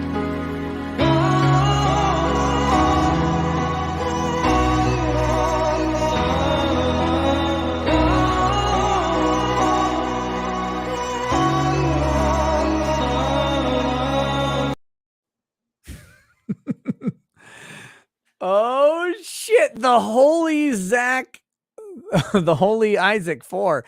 Last large chat? Question mark. I have no idea. Try again. Last one. I'm deployed in the kingdom on sexist Arabia. And I'm still wondering when you lucky bastards back home will stop telling me to protect French oil deals and let me come home from IRL Dune. The holy Isaac, I want nothing more than the U.S. to back the fuck out of everywhere and say, good luck, you weird sandy cunts. Glad I'm not you. That's what I want for you, brother. I hope you get to come home soon. I do. Stephen M., do you listen to Alex Jones? No. When will you be banned? Any day now. Nope, don't listen to Alex Jones. I like Alex Jones. I think he's one of the greatest creators, funniest people on the planet. Undeniably charismatic and hilarious, but I don't listen to any political commentators or anything. I don't have time. When I'm done with mine, I go sit down and listen to this. Look, there's a YouTuber. He used to be small. I recommended him and he got huge. I'm going to take the credit, even though it had nothing to do with me. Sip and Feast, right? He's this weird little New York Italian, Brooklyn. He does this thing. He's like, he gets that New York lean, right? Like, look, you got to put the garlic in. I know you got the garlic. Trust me, it's not too much garlic. Look, I put a lot of garlic in my dishes and it's not too much. You know, you got to put garlic in there. I'm telling you, my grandmother put garlic in everything. She put more garlic than you've ever seen in every single dish. This is not too much garlic, okay? Sip and Feast, he's fucking great. He's great. This is the shit that I watch. I watch Sip and Feast. I watch Sam the Cooking Guy. I watch Chef Jean-Pierre. All I want to do is learn how to cook more food. I don't want to talk about politics other than when I'm talking about it. Sip and Feast. Guys, go support him. Like a genuinely, like, seems like a good little short New Yorker creator. He's wonderful. He has a 14-inch stainless steel pasta pan that I'm fucking jealous of. The guy's great. He deserves a billion subscribers. He deserves to go to the fucking moon. Go check him out. He's wonderful. I love his channel. He has taught me how to cook pasta in a way that I didn't know. And it's amazing. And his recipes are really, really good. And more importantly than the recipes, this is what you learn about cooking. The principles behind the recipes are way more invaluable than the recipes themselves. He's fantastic. He's fantastic. That's what I watch, though. No, I don't have time for Alex Jones. I would love to talk to him. I think he'd be great. He's super hilarious, based in red pilled. I think the lawsuit against Alex Jones in Texas and Connecticut is fucking bullshit. I think you should be able to talk about Newtown however you want. I don't think Alex Jones actually defamed anybody in any actionable way. And I think the judge's decisions in all of those cases are literal fucking exploitation and rape based on popular opinion for unpopular speech, and fuck all of them. And look, to the parents of the kids, I am really, really sorry that your kids got taken from you, but Alex Jones didn't shoot them.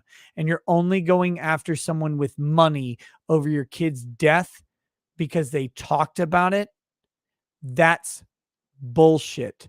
Why don't you demand justice for the person, for your children, by going after the person who shot them, and more importantly, the doctors who's prescribed the medications behind every fucking mass shooting in recent US memory? Why on earth are you going after a fat, screamy man who's banned off of every platform, rather than going after the people responsible for your child's fucking murder? That's who you should be after, not weirdo Alex Jones.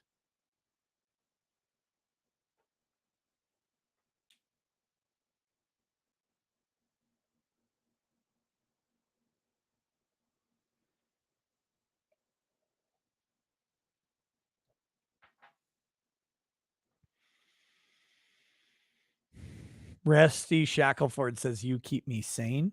Blackhall Manor, what did the officer Molecule say to the suspect Molecule? "I've got my eye on you." Ion? Gross.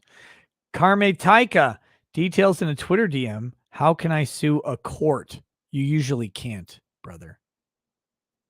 You usually cannot. Fear the Bearcat. As a Native American, Daryl Davis is just being pedantic. We were here first. We can't go back home. Ours was taken. Nicholas Cruiser, KKK, looking pretty good in comparison right now. Google must die. Whenever I hear someone speak about reparations, I always say we should call it even, considering all the stolen bikes. Holy fuck. TJ Ventura, Nick, any thoughts on Chauvin's appeal? I don't understand it. He's pled guilty to the federal crimes. The judge has accepted his plea. He'll serve the full duration on federal crimes, whether he appeals his state crimes successfully or not. Is he going to appeal the state crimes and then try and appeal the federal crimes, saying my settlement was based on bias from the court and the existing convictions? That's not going to work for you. So I think they're look, I wish him luck. Here's the thing. Here's the thing about Derek Chauvin. Derek Chauvin has plenty of evidence against him to find him guilty in a court of law. That said, he could not possibly get a fair trial in Hennepin County, Minnesota, where Minneapolis is. Impossible. He should have been moved to another county. period. They had a juror who lied on their jury voir dire form. That should be a mistrial. Derek Chauvin, guilty or innocent, did not get a fair trial in Minnesota. He may be retried anywhere else in Minnesota and still come to the same conclusion based on the evidence. That's just a fact. You can disagree with that. That's fine. Juries have the opportunity to weigh the evidence, agree with it or disagree with it. An adequate number of jurors could look at the evidence and agree with it, whether you do or not. And that's just the fucking ropes of juries. And it's tough. It's tough when that happens. Doesn't make it the right or wrong decision. It doesn't matter. That's a jury decision. However, even if they were to come to the exact same conclusion, he would get a fairer trial any county other than Hennepin and probably Ramsey. And they should have moved him to outstate Minnesota. Period, period, period. And may he move out there and be found guilty all day. I don't fucking care about Derek Chauvin personally. Don't know him. Don't know his heart. Let the evidence fall where it may, and the jury system will do the rest. But he did not get a fair trial in Minneapolis.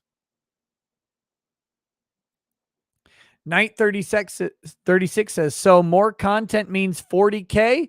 Lol, love the stream. Yes, this coming Thursday, noon, probably on this channel, I will be painting 40K minis with Az. We'll be talking culture, movies, all sorts of subjects, telling jokes. It'll be fun. It's 40K. 40K plus hilarity. That's coming. Yes. More content, always more content. Stephen M., I was just asking because they started with Alex Jones and you speak a lot of truth. Look, I'm always at risk of being canceled. I shouldn't be. I don't say anything against terms of service. I don't speak too much like the scary truth stuff, but I'm always at risk. What do you do though? You lie? You capitulate? I don't know. I don't know what to do. I don't know how you deal with it. I don't know how you understand how you're supposed to navigate it. You just do what you do. And if they come for you, they come for you. Look, if they come for me, I guess I'll just go fully on Rumble and Odyssey, right? Like that's what you have to do if you get banned from YouTube. Sabretooth Glenn, I'm getting to your dono.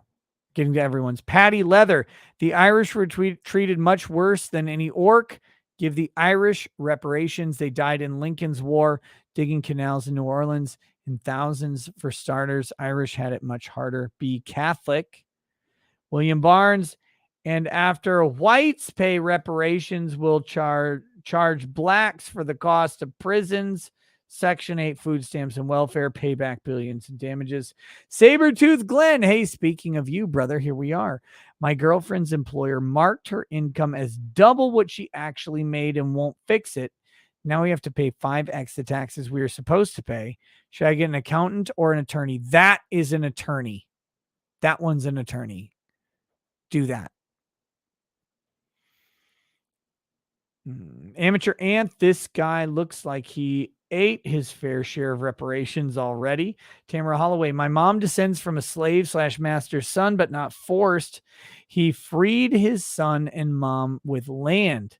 My dad's dad, born in 1937 to a white man and a black lady, but descends from slave owners. Do I pay myself? Yes. Yes, Tamara, pay yourself till you're broke.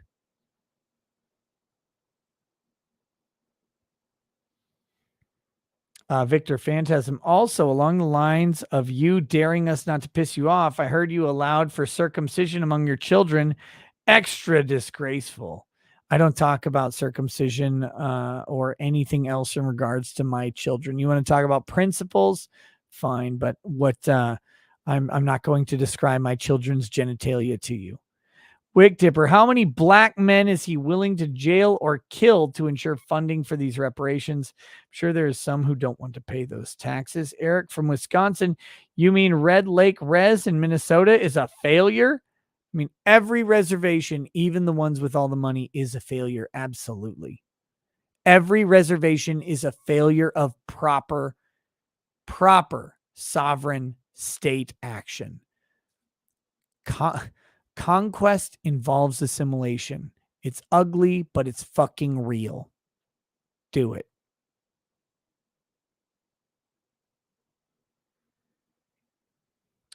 John in Zalico. Davis got himself stuck in a statist circular logic fallacy. He argued that the U.S. is inherently racist while suggesting using the same government to rectify the racism. Super Iron Bob, I'd take reparations as a constitutional amendment if and only if it was pair for future calls for it were considered treason. Tamara Holloway, I meant not forced relations with slave and owner's son. I believe you. Yeah, I got you. Patty Leather, when they built the railroad tunnels, they would send in the Irish and not the blacks because slaves cost money. But if a cave-in happened and Patty died, he can be replaced. Irish reparations, be Catholic.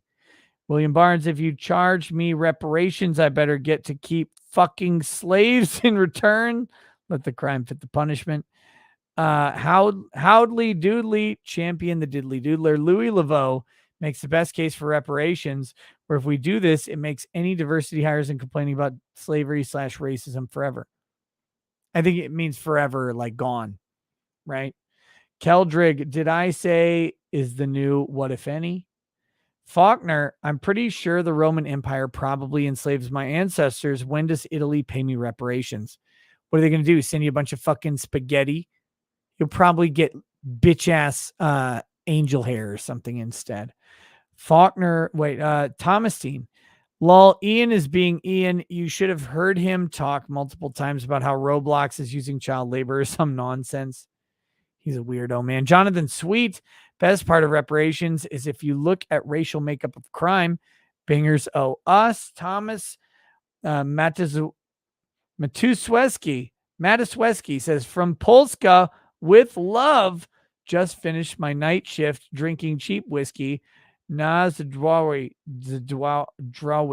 I don't know how to pronounce that because I never took the opportunity as a dumb fucking kid to learn Polish from my grandfather. It's one of my biggest regrets in life, in all honesty.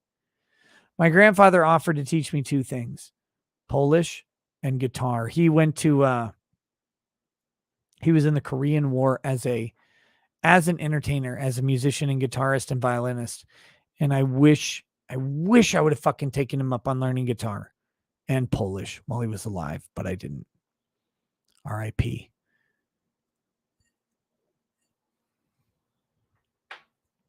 Dr. Spoon, no, wrong. We are all here to serve the Emperor against the mutant, against the Xenos, against the heretic. Badabear, I lost so much respect for this guy. He talked to the Klan and got along with them because he agrees that race is fundamental. Igor Slagathor, man, just looking at the guy, I can tell he has severe sleep apnea. William Hesitlo, the cost of an acre in 1865 was $3. Give Daryl $120 a mule and tell him to ride it to rehab. Man, obviously has been drinking. Shit.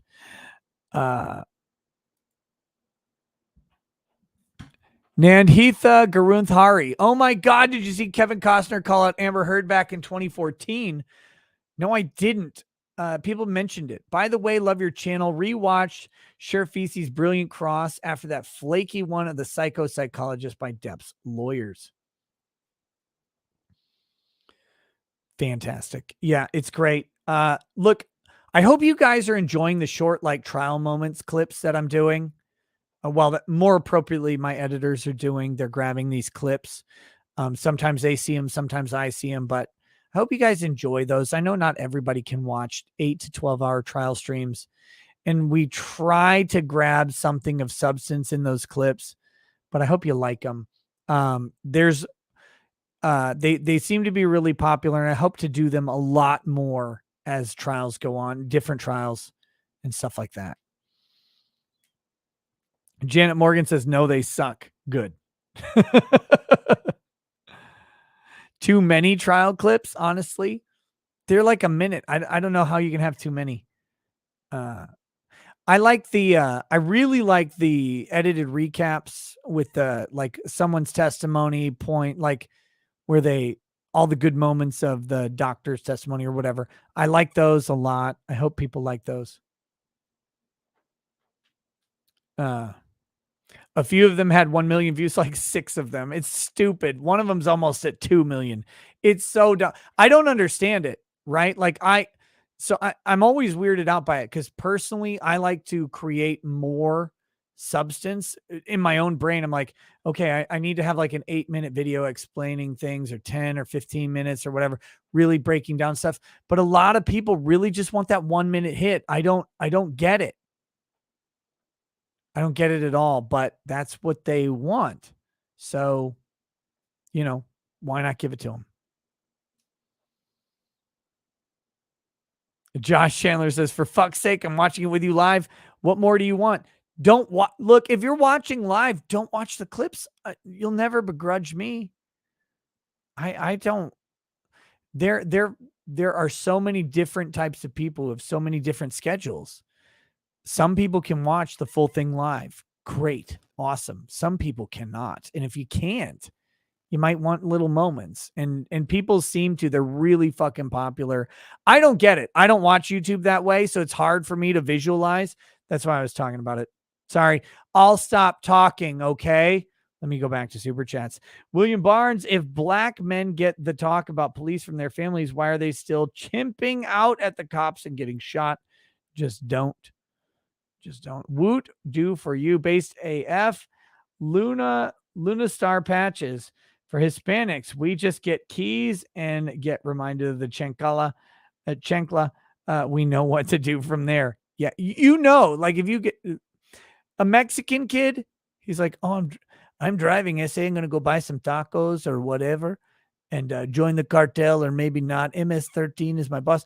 I drive around town, and then they get to town. It's pretty cool. Cop pulls them over. Okay, look, hey, SA, I'm just driving here. And cop's like, yeah, here's a ticket. You were speeding. Sandal comes in from out of fucking nowhere, like RKO, and knocks that motherfucker unconscious. Knocks them unconscious. And then their mouth is filled with refried beans and they die. That's what happens to Hispanics. I don't know. It's just facts. It's facts and you know it. Mike Cuckold, fast forward to the part where they make up and Tim proves he's not racist once and for all, then gets blacked at Daryl 69 for 69, black on yellow. Thinking, watching from Asia. Haha. Track media only. Timmy, now that you can drive the Chariot, be sure to always drive with a Trojan condom. There you go. Rascal on the Moon, you refused to cry for $100, so you did it for free. I've never cried on stream, nor will I. Muzian, the very definition of you either die a hero or live long enough to see yourself become the villain. Wow, out of anyone in the world, this is the last guy I would have picked to say this garbage. Tyler Barton, why did Tim fire Adam just to surround himself with a bunch of Jack Murphys? I don't know. Bob Lagai, had a bone graft taken from my pelvis a few years ago.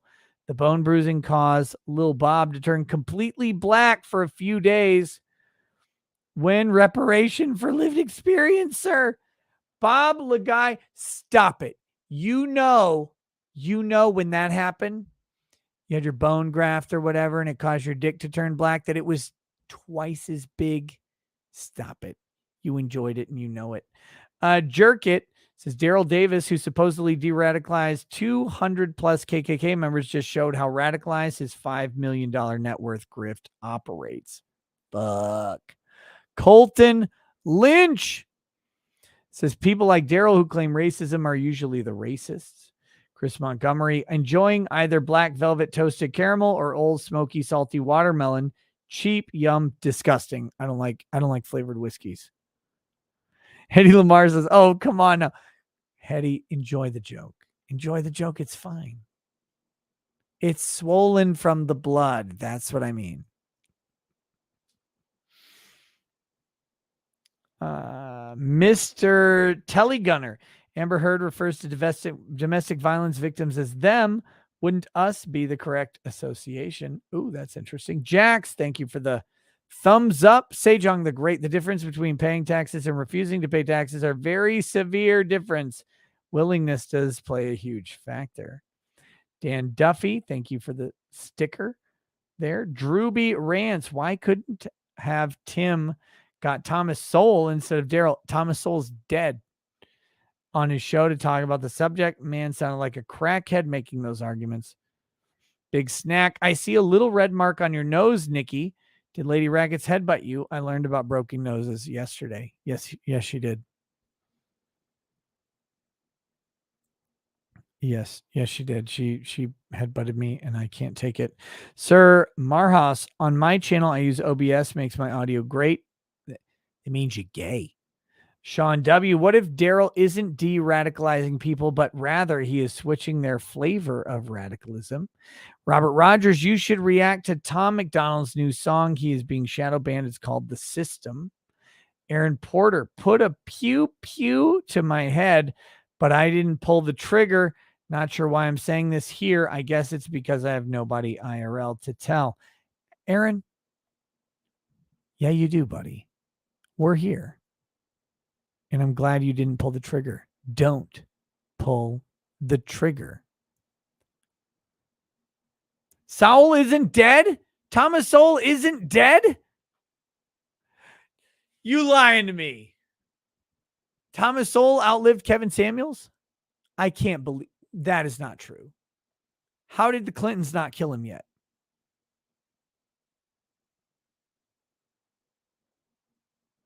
I legitimately thought he was dead. That wasn't a joke. I tell a lot of jokes. I thought he was dead.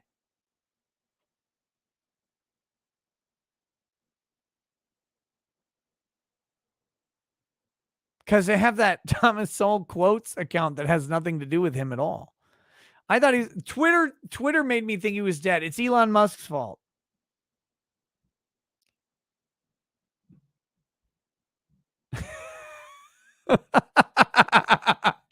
Everybody's fucking mad about this. Like, it wasn't intentional. I legitimately thought he Kintaro Murid. I thought he was dead. 91 years going this year, my friend. Oh, awesome. Good. We need Thomas Sowell in the world.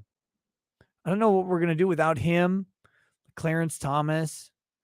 I don't know what we do without these people. They seem like a dying breed of people who realize the fucking truth.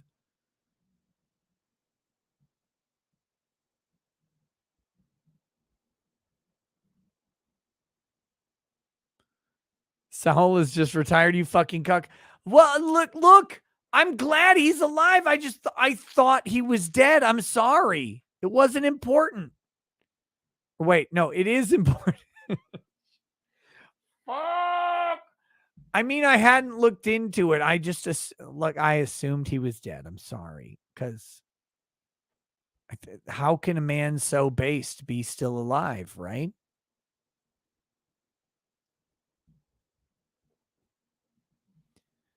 How can a man who speaks only truth be allowed to, especially a black man? How can he be allowed to live? He contradicts the entire system. Section 8 housing versus Thomas Sowell, and Thomas Sowell would win.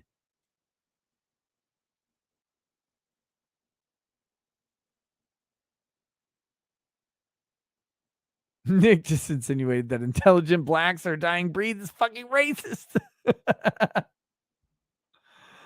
Oh. Shit. Sorry, Thomas Sowell. If he wants to come on the show, I'd apologize to him in person. 100%. I think he's brilliant. Brilliant man, even though he's 90. Shador says, since we're talking about race, plus I'm black, so we could get along. Since we're talking race, I've been trying to understand something. Why did welfare seem to destroy black families so much more than white families?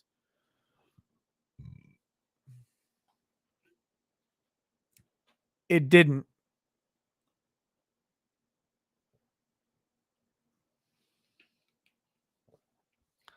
Welfare destroys families. But if you want to take the reality, whites have what? 150 fucking year advantage on blacks for income ability. That does not mean we need to somehow try and artificially bring people up to parity. It's impossible. You cannot do it. But for 150 years, white people have become CEOs, CFOs, CTOs, whatever it is, high earning members of society. And for a long time, blacks were not. That's just reality. And guess what? It's also okay. It's also okay. But with that said, there were many more blacks in poverty when Jim Crow ended than there were, or as a percentage, than whites in poverty. Probably not as raw numbers, but as a percentage. So with that, there was more opportunity as a percentage for black families to undertake something like welfare and government handouts than there were for families who had been relatively well established as the economic norm. Since that happened, you're going to have a higher percentage of black or minority families on the government dole and therefore subject to its devastating influence. That's just the way it's going to go. Again, that does not mean we need to somehow try and artificially inflate people or elevate people. It doesn't ever work, but it is reality about what we had.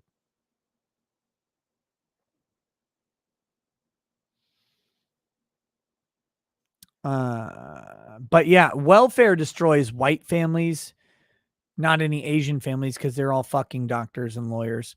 Hispanic families, anybody who welfare touches, it has the strong potential to destroy. And by the numbers, it destroys the majority of people who engage in the system. Not all, but many.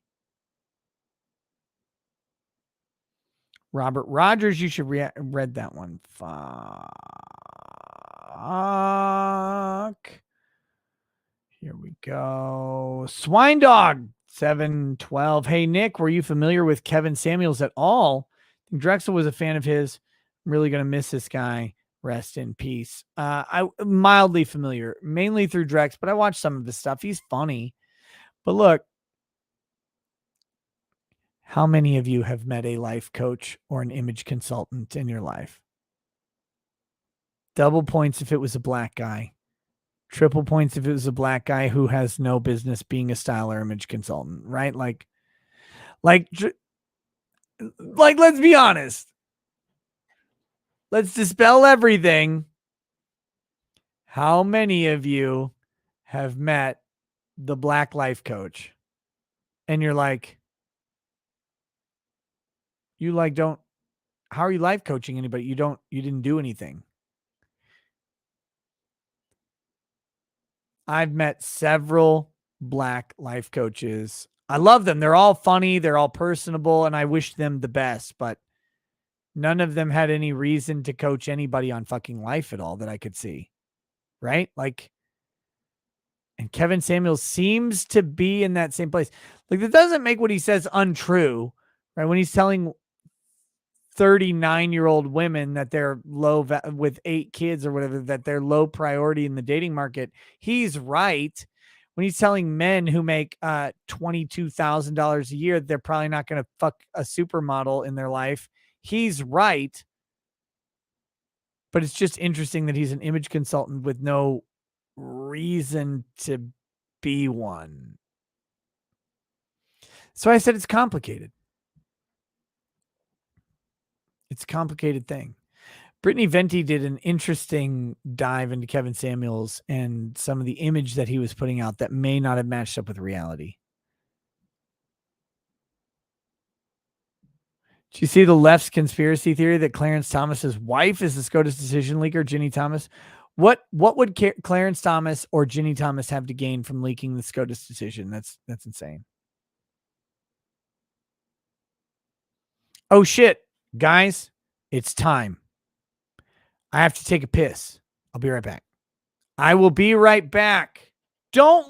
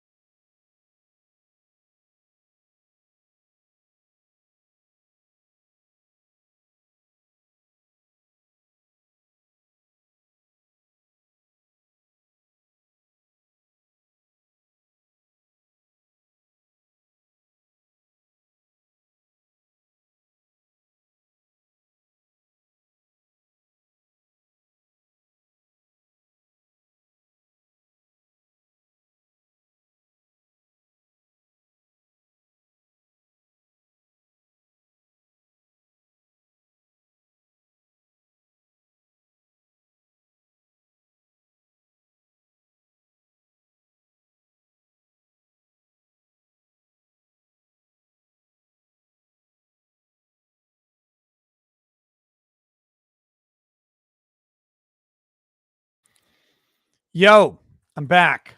I made it. I live. Woo!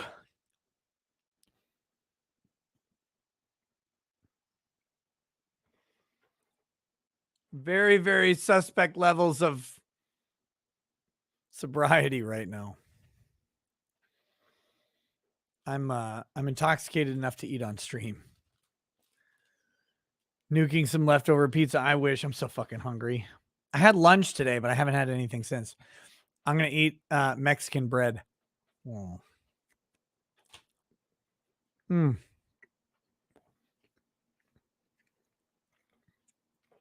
Sejong the Great says Nick Fuentes is a conservative Waffle House cat boy. Never in a million years would I let that person's ideals be the star I steer my ship to. Shit. Angron, the Red Angel. Nick is a Fed asset. He threatened to hand over names of disloyal America First members to them and had a loyalists collect information, including job prospects on members for unknown reasons. Blasted Fantastic. Long-time Dark Angels player here. Did you see the newest Horus Heresy releases? No. Also, do you paint minis or are you just a fluff nerd like some sort of casual? I paint minis, but not enough. I'm mostly a fluff nerd. I would love more time to paint and reason to paint minis, but there's no one around me who plays. I don't have time to play. I like Kill Team because it's quick and it's something I can do, but there's still no one around me who plays. Sejong the Great, let's put it this way. A guy who is more interested in stuffing his face in phallic catboy fun in Vegas than propagating the message is a groiper. Xenoroth, would the Johnny Depp trial be more interesting if they were all furries? Who would be what species? No, and the only species that is appropriate to be of a furry is the genocided species. AD. Daryl said we have Columbus Day and that guy is evil, but he doesn't know why we have that day. No one does. And replacing it with Indigenous Peoples Day is ironic considering Google March 14th, 1891.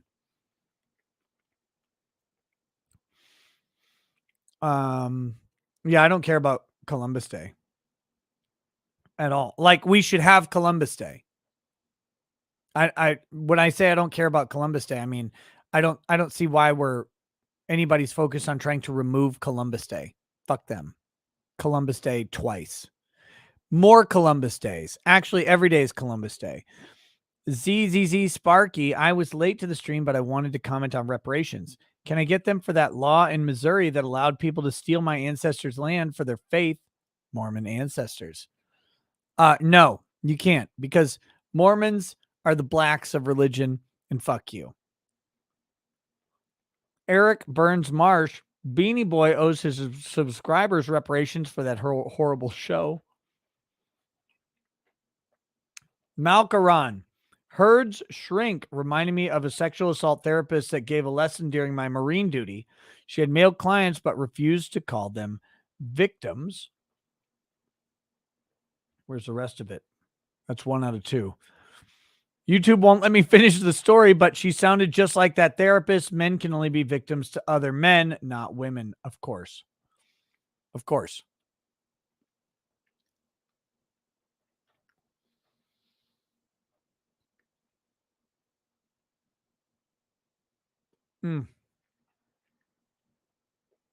Lude Kuhn, literally the only good company that builds roads in my country is a private company. County. The county paved a highway, and 2 years later, the private company had to completely redo the work. Oh, yeah. Yeah, it's like the government builds the roads. They actually don't. Actually, it's almost always a private company that builds the roads. The government hires them, and they do so with your money anyway.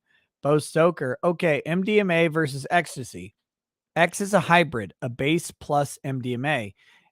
H, coke, meth, caffeine, and more. MDMA dumps all excess serotonin in your system into use. MDMA does not cause hallucinations. There is something called trails. Trails are the expanding of the eye, making light trails. More light enters the retina and makes light connect. It's an overexposure like cameras and time lapse. You won't hallucinate, is what I think he's going to say. Freaking amazing. But what about Indianapolis to Kansas City? I don't know. Bo Stoker, read that one. Drunk, I love you, bro. I'm poor, but I watched Trial. Thank you, Drunk. I don't ask anybody to send me money, but I appreciate every dollar that people send. Thank you so much. If you feel like you can't send me whatever because you got to take care of yourself, please, please, please always take care of yourself first. Ben George, roads exist because cars use oil and gas. Famous lawsuit happened as a result. D, you're the man, Nick. Refreshing to see a man talk so freely. I look up to you. Well, we'll see how long that lasts. Bacon's here.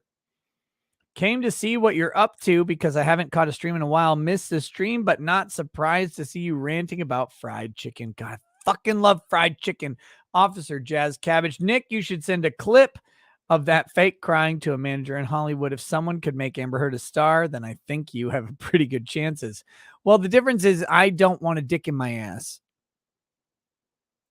That's the difference between me and Amber Heard, right? Like, I don't want a dick or a finger or anything in my asshole. So I probably wouldn't make it in Hollywood.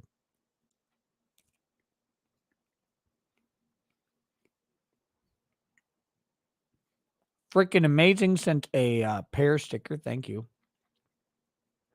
Laura Soto, love you. Kara, many have been there, including me. Never alone in your journey. Be good to yourself. Oh, that's the Kara Papas.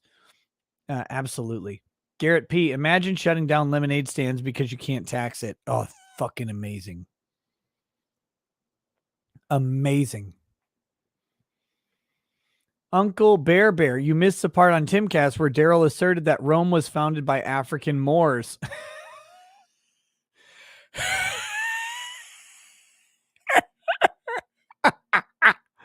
Yes, the famous founding of Rome by African Moors.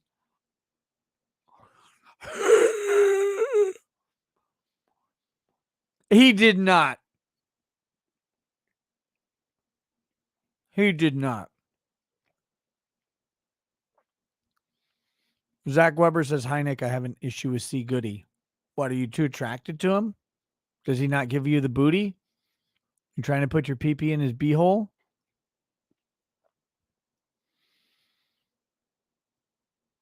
How the fuck does this guy suggest that Rome was founded by African Moors? What, like, and then whites came and took over Rome? Like, what happened? How did that change?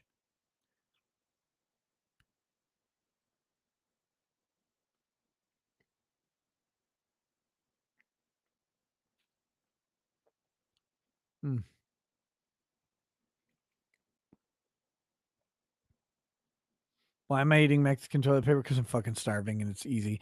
Time Traveler, can you toast Bogey Bogart, the 17-year-old, 17-pound Chihuahua? We just put him down today. The only Chihuahua I didn't hate.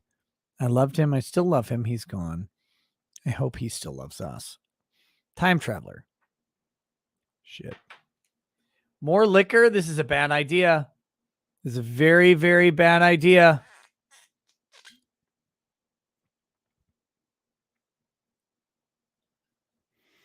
Fuck. To Bogey Bogart, the Chihuahua, a loved companion for a very long time. It's always hard to lose a friend and companion and a pet. They're always more than a pet. They become family. And the concern is that Bogey still loves you. Of course, Bogey went to sleep hoping he would wake up and see you there. Cheers, brother. Rest in peace to your puppy. All right. Austin Muzz. Bro, you got to Google the Kevin Costner Amber Heard tweets. She came into his trailer naked while she and Johnny were on a break. What did Kevin say? Did he backhand her? Get out. Stellar J. Atkins, I'm willing to bet Daryl Davis' entire public life is a fraud. Fake stories, a fake bad person isn't bad person. After deep conversation with Mr. Davis, any takers, Wolf's Pain, Thomas Sowell talked about farmers. Isn't he dead? After slavery wanted to exclude black workers only for them to be taken up by those that didn't care. Green talks. Donnie Stanley, acquitted is trending because leftists are mocking Marjorie Taylor Greene for saying she was based on a judge's ruling. Thoughts? Yeah, I talked about it early. Marjorie Taylor Greene was not acquitted, and acquitted means cleared of criminal charges. She wasn't indicted with criminal charges, so she wasn't acquitted. But anybody who thought that she was, again, the 14th Amendment provided a provision that says, effectively, if you engage in active insurrection or open rebellion against the United States, you cannot serve in a position of government, right? In either an appointed or an elected position. The 14th Amendment was written in the context of Reconstruction from the Civil War. There were some Southern generals and some Southern congressmen who the North was not willing to allow be Southern representatives because they didn't want further or a rekindling of the insurrection. Some of them were awful people. Some of them were honorable. Some of them were not.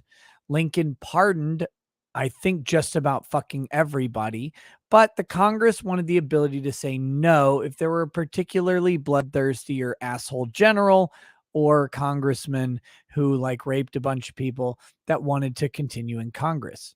That was it. That's the 14th Amendment. To suggest that Marjorie Taylor Greene, whatever you think of her, and I don't think highly of her, whatever you think of her, somehow qualified in the same way as like a Civil War Southern general who skinned black people alive, for example, that's the same thing, you're fucking insane. But the left is fucking insane. And they have been for a while.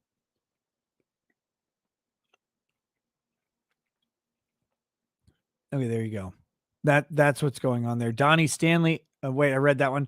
Cornelius Buttknuckle. Nick, we've been trying to reach you about your car's extended warranty. David Steele, you can shit post to your heart's content on shitposter.club or post if you want to step things up a notch.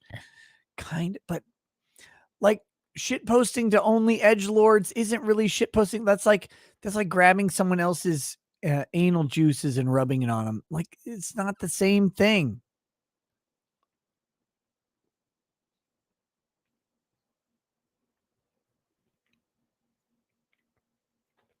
Andrew Wahoo says, people keep saying we need to not be transphobic, but no one will tell trans people to be less scary. Hashtag hypocrisy. Bacon's here. Shit posted myself into a bar fight last week. My jokes weren't even funny, but the reaction from the frat bros attacking me was. Hope you won, buddy. Kara Pappas, I love you, Nick. You speak like a man who doesn't have 5 kids to put through college. I hope tonight doesn't bite you. Sincerely, you're a legend. Andrew, wow. The greatest tribute to me would be my 5 children not going to college. In all honesty. I mean, Andrew Wahoo, May 7th is the anniversary of PPP on with Drex and Dick.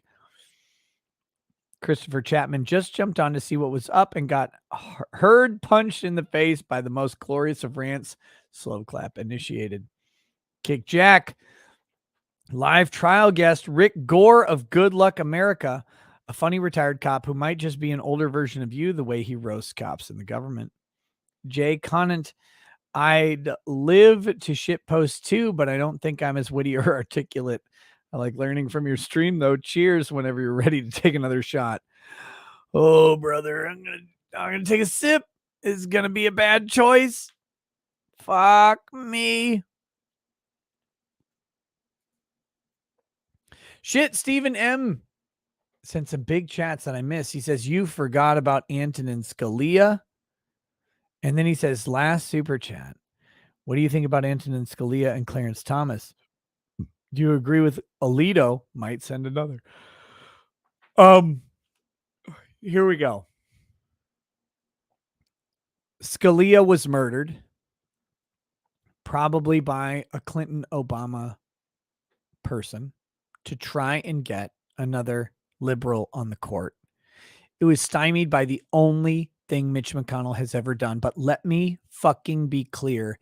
Antonin Scalia was murdered. All right. Clarence Thomas was supposed to be murdered, is supposed to be murdered, and may God protect that fucking beautiful man. They've been trying to kill Clarence Thomas ever since his confirmation hearing. He is their anathema.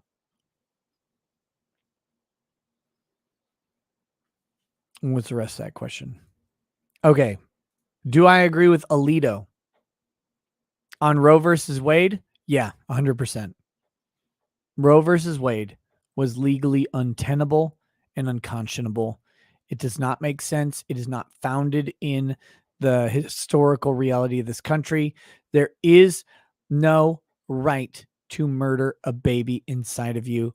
No matter the 9th Amendment, the 10th Amendment, they do not contemplate murdering a baby inside of you. So if you want the right to kill a baby that's inside of you, make a fucking amendment. Don't try and do it through the courts. The courts were wrong, and they will have been wrong until Samuel Alito corrects them. There you go. I don't know what else to say, but Alito is right. It's not based. Now, there's some weird stuff going on with like his ruling where people are trying to make it equivalent to something else. No, there is no basis historically for like this idea of a righteous rights granted abortion. It doesn't exist. It's nonsensical to think about or to contemplate. It's a fiction created by people to justify Roe versus Wade. Always has been, always will be. The only thing even close are abortificant drugs issued by witch doctors and fucking weird herb ladies, where it was basically an herbal tea that you would drink that had just as much of a chance of killing you as it had of killing your baby. That's the reality of ancient abortion. It has nothing to do with current abortion. It was not a right, by the way. And the other thing, when that lady was found out who made that potion for you to drink, she was fucking murdered because society didn't like her. Anyway, that's that. Hallucinosis says, Nick, you're a great man, but my grandfather was a warrior in service of the Cold War. He was a UC Berkeley professor for 40 years, but he also contributed to the hydrogen bomb and solved the wing flap issue in the B-52 bomber. Hallucinosis, to your super awesome grandfather, sounds like a very, very smart individual. Unfortunately, we do not have as many of him left in society. May we remedy that through his teaching and our experience. Cheers to your grandfather.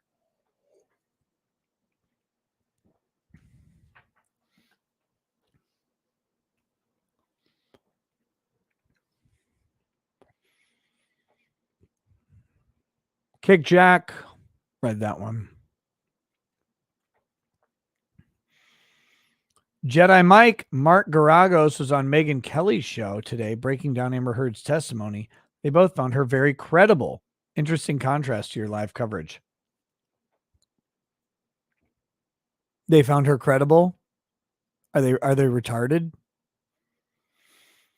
Almost everywhere I've seen has found her not credible. I'd be highly suspicious of anybody in media who finds Amber Heard credible for 2 reasons. One,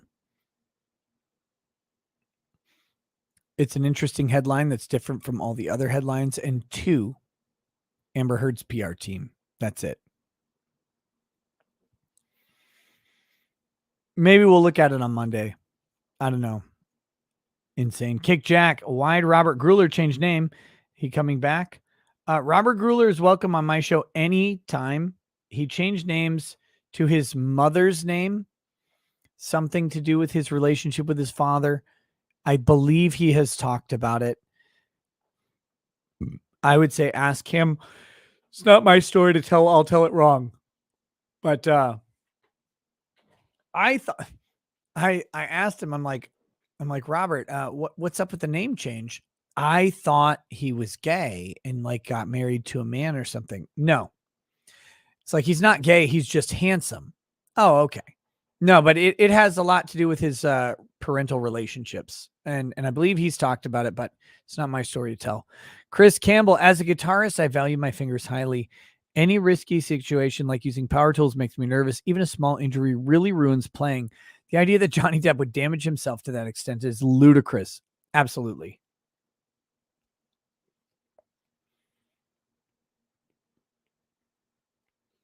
Trevor says he has a video about it. It's a nice story. Yeah. That's great. Yeah. Go check it out. Again, it's his story to tell. I'll butcher it. I've only gotten a Cliff Notes version from him. You should hear it from him, though. But I legitimately, I was like, this is a handsome man. He's probably gay. That must be the issue. Nope. Turns out I was wrong. Stephen M. But one more row. Do you agree? And also killing babies is evil. God bless. More super chats coming. On Roe, wait, are you saying on Roe versus Wade, do I agree with Alito? Yes, 100%. I don't think Roe versus Wade was ever good law. I think it was ill-founded. I think ignore the moral and ethical issues of Roe versus Wade. I think it was poorly reasoned under the law, period, and should be gone because of that. We can have the moral and ethical discussion at a later date. Roe versus Wade should never have existed, and it is responsible for the deaths of over 60 million potential Americans, and fuck everybody who made that happen. Dustin Cooper, thanks for being here, Kara. Nice. Blah blah. This is the week to grab Law and Crime's audience. They have nothing to offer. Get them coming to your show while the trial is down and red pill them. Craig 3, what brought you into Logic? I have no idea what that means. I wish I knew what brought me into Logic. Do you mean like what? I'm just a dude, man. I've only peripherally studied any sort of logical concept. Like if you take a logics class, you're going to be able to tell me about P's and Q's, and I don't fucking care about that. I'm just a guy who thinks through things. That's it. Always have been. I'll speak my mind. Micah Madrew, could use a prayer for my brother and sister-in-law. They just lost their daughter that was due in July.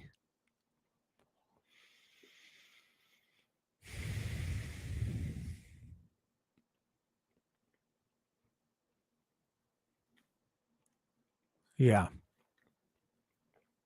Yeah. Look, Lady Rackets and I had 3 miscarriages.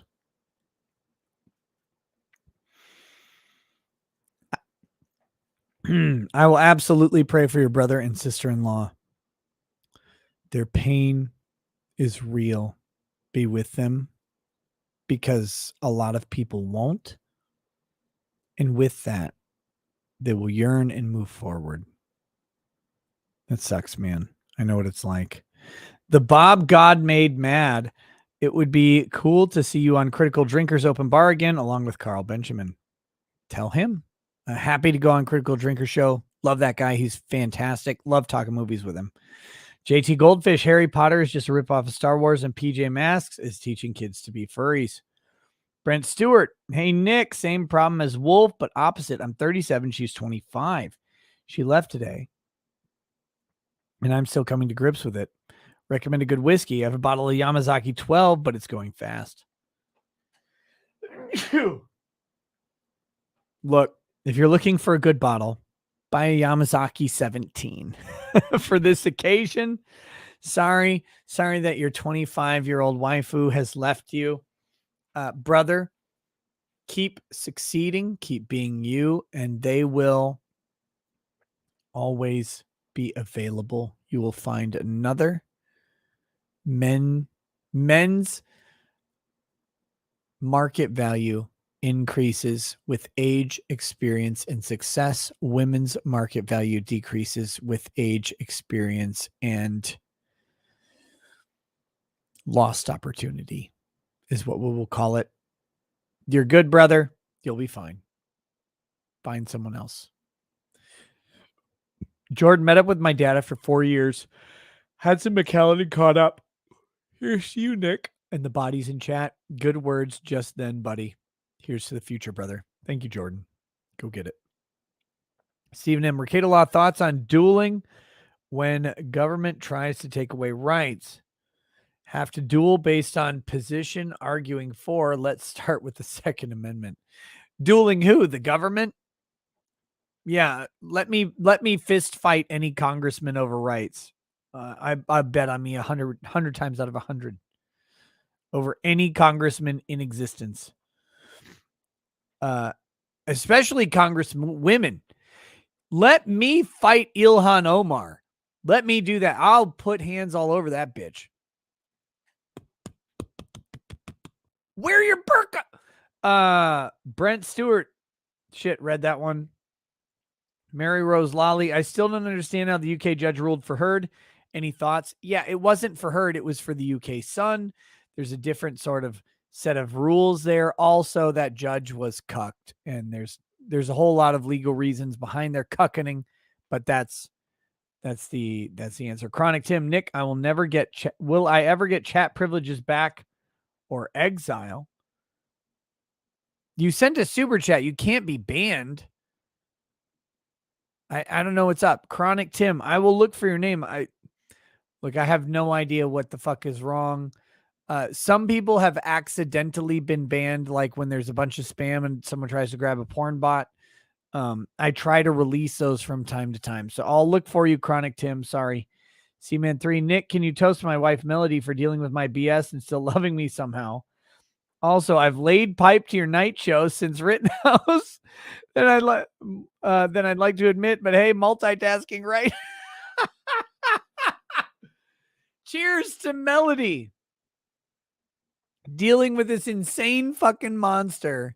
Also, cheers to Melody for getting piped while listening to my voice. May it haunt your dreams and your waking times.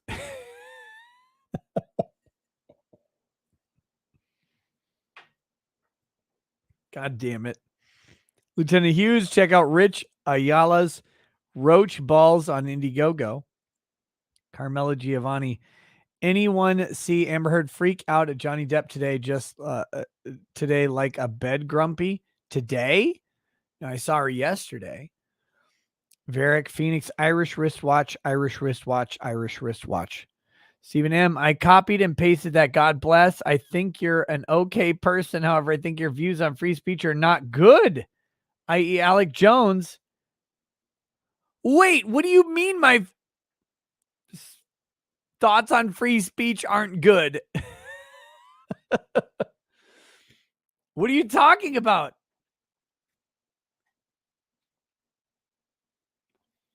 Now I'm fucking confused.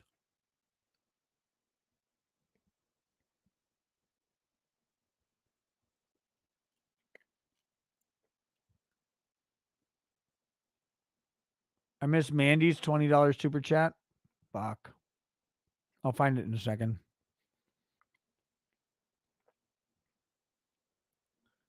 I think Alex Jones should be able to say whatever the fuck he wants. What did I miss?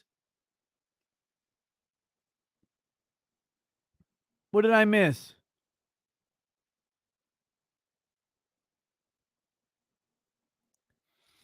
Wait, are you saying that since I said that defamation is not free speech because it actually impairs on a property right that I think Alex Jones shouldn't be able to speak? I don't think Alex Jones defamed anyone.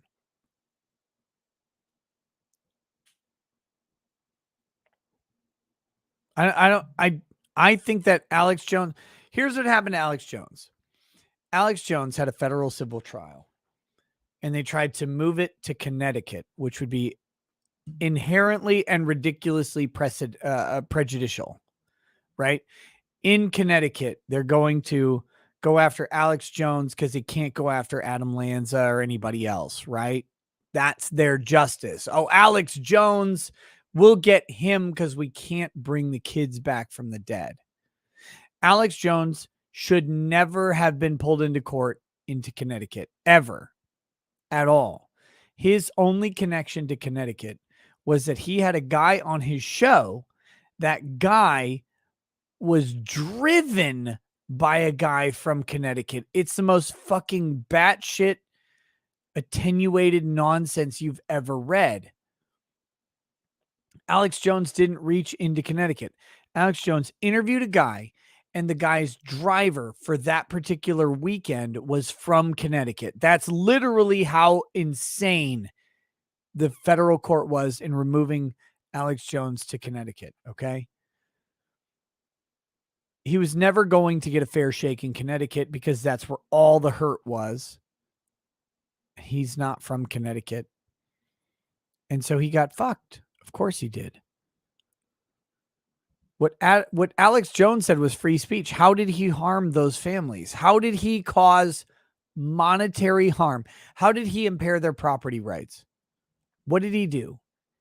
He may have at some point said that some of them were crisis actors. He also recanted that later and said, I'm sorry. I got caught up in things. I now believe that it was real.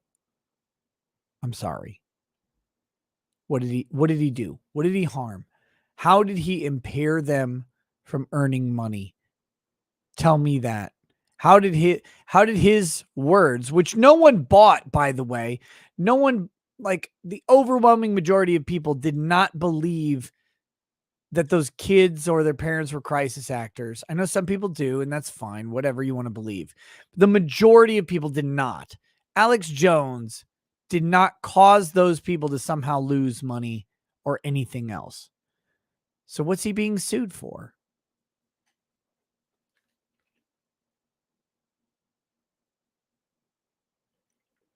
Firefox says, so you think you can take any congressman? What about Dan Crenshaw? He says, I hate him, but wasn't he like a Navy SEAL? Dan Crenshaw has one eye. I will circle to that side and throw punches all day. Also, he's a cuck. So all I have to do is offer to peg him, and he'll turn around and bend over, and then I can get rear mount and pound him in the back of the head until he's dead. Fuck Dan Crenshaw. Fuck that guy forever. Fuck him in his eye. Skull fuck that motherfucker forever.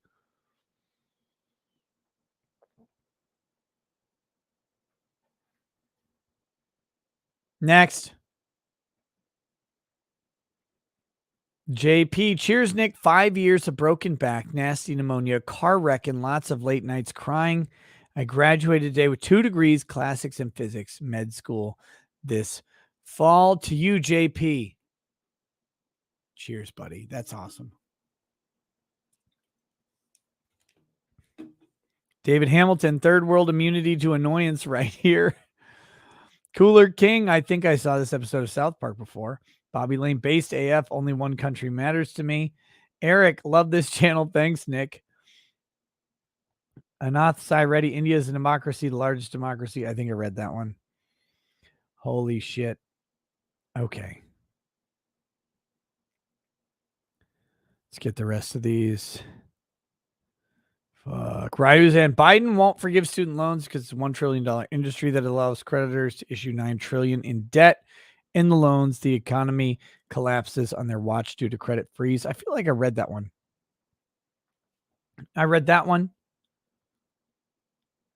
Bada Bear, thanks, man. Got to see the pissed off folks to hear them. Bames John, hey, Nick, what's the difference between communism and democratic socialism? I read that one.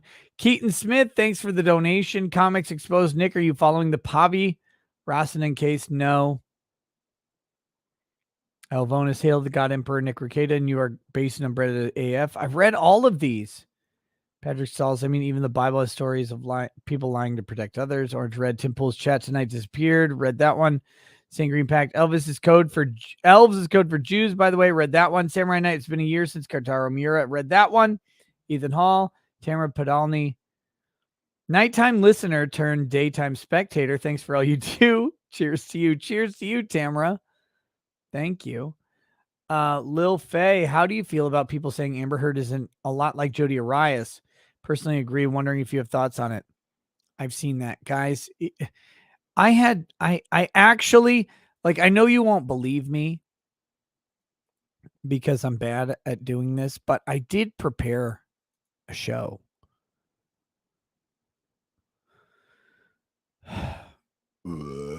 Oh, excuse me. That was disgusting. Where is it?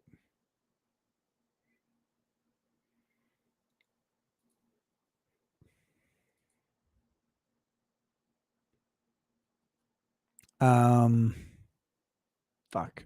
Jodi Arias, Amber Heard. I don't remember the article I had pulled up, but effectively, right? It's the same thing. Amber Heard is manipulative. She's an abuser. All sorts of body language experts agree. Lawyers agree. Everybody fucking agrees, except for a few people who want to be contrarian, like Megyn Kelly, apparently. The overwhelming majority are like, this bitch is lying. She's lying. She's horrible. Yeah,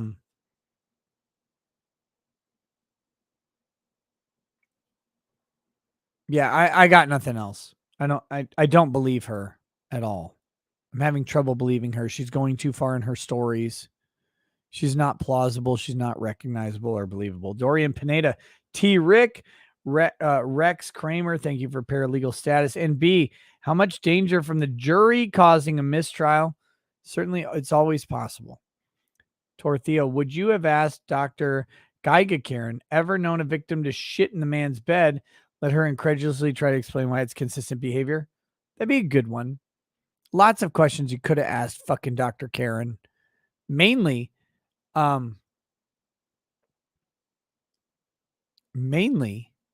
why on earth, how do you support, how do you possibly come to the conclusion that all men are abusers and all women are victims? Stephen M., if you hate Scalia, then why do you, Thomas? I don't hate Scalia. What's going on? Like, what? Where'd that come from, man? I don't hate Scalia at all. I hate a couple rulings Scalia did. I wish he would have gone farther in Heller. Right? I wish he would not have cucked on AR-15s in Heller. I wish in US v. Jones he would have found a privacy right in our travels, even on public roads. I think that was a bad decision, even though ultimately US v. Jones became a useful place for the property interest of a car and having a chalk line drawn on the tire to make sure they were still, they had not moved for parking purposes. But in general, I think Scalia's biggest failings are US v. Jones, Heller not making guns more protected, and Castle Rock versus Gonzalez, where he said that police don't have any duty to enforce a restraining order, even though it says they have to enforce a restraining order. I think those are three bad rulings by Scalia, but on balance, I love him. I don't know where you're getting that I don't like him.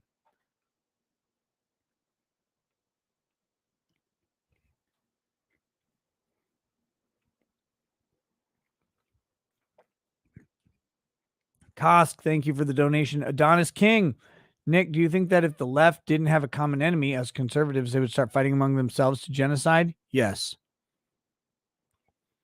The left is IBS. IBS is the left. Stephen M., explain more. This is why we listen. I just explained all of it, man. Scalia has my basic assumptions about the Constitution at his core, and most of the time it matters what was written and when it was written and what the understanding was at the time it was written. To go beyond that is to be silly. To think that we should modify our understanding and therefore the application of law based on a different understanding now than later is nonsense. The only thing people at the time can do is write down words that they think are sufficient to convey their idea. If our different interpretation of words later conveys a different idea, then we're not adhering to what was written, if that makes sense. Scalia, I believe, thought the same. Also, Scalia was murdered by Hillary Clinton and Barack Obama combined. Righty Rofty Pixels played some Acquittal earlier on Steam. A fun blast. Was a good night, Nick. Always. Were you gonna trash that post I sent to your Twitter in your Twitter DMs? I was gonna, but dude, it's fucking late. I'm dying. It's 4 a.m. I'm gonna go to bed soon. Keely, Mimna, thanks for the donation. Caboose, thanks for getting me through the end of my 12-hour day at UPS. Stay unbreaded, Nick. Adonis King, this one is for you, C. Goody, for a natty ice. Joe K, I'm way behind. Just got through your The Talk for Whites. Here's a small token of appreciation for finally coming clean on behalf of the Whites. Isaac Bowles, please make a toast to D's nuts. Look, may D's nuts always be empty and that nut always be separated from them. Cheers, brother. Root beer buzz. Damn, you just pegged C. Goody as hard as Melania pegged you on Elden Ring. Put points into vigor. No. Donis King. Nick, do you think if lefty women had to abort at home with their bare hands, with no doctor, no anesthesia, no blindfold, would they still abort? Some would. And fine, by the way. My biggest problem with abortion has always been the inclusion of someone else in making them complicit in your thing. Right? A right to bodily autonomy. Well, yeah, you have a right to bodily autonomy so long as you don't tell anybody else ever about anything. But including a doctor necessarily destroys your bodily autonomy. You're making someone else help you end a life. That, to me, is offensive. But if you want to do it yourself, I don't fucking care. Oh, it won't be safe and they'll kill themselves. I don't fucking care. FB says, Awu is dead. Long live Awu. Please toast. Thank you. Awu's a degenerate pile of trash. That's why we like Awu. James Bircher, Old Forester BIB, while I some meat for tomorrow. Thanks for keeping me awake and saying the stuff I can't. Stephen M. Toast is free speech. Here's to Nick F.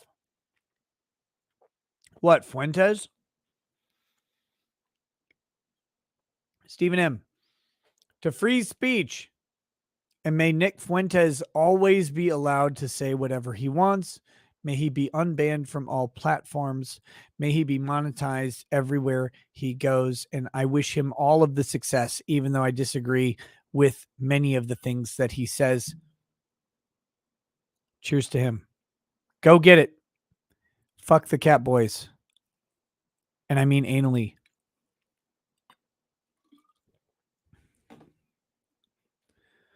James, Comics Exposed. Nick, I know you're covering the Depp Heard trial, but have you followed any of the Pavi Rasanen case? And do you have any thoughts? No and no. Never even heard of it. Saga, thank you for the donation. Remember they went after the gun manufacturers too? Daniel Erler, up until you introduced the world of Matthew Harris, I'd only heard of bikes being stolen by N-words and not the other way around. Full circle. Pro Engineer, how many chiropractors does it take to change a light bulb? Just one, twice a month for the rest of your damn life. That true chiropractor feeling. Jack says, uh-oh, a wild Sargon appeared. Watch out. Wait, Sargon's not in chat or anything, is he? Oh, he is. What's up, man? Hey, Carl. I'm going to DM you soon. Fuck. I've been meaning to talk to you so much. I enjoy our conversations and I really want to have another one. And I loved the fucking live show you did with you and Arch the other day on the Chaos Gods. It was brilliant, man. You guys are great. My biggest problem with abortion rights is that they're rights for women. Exactly. Thank you.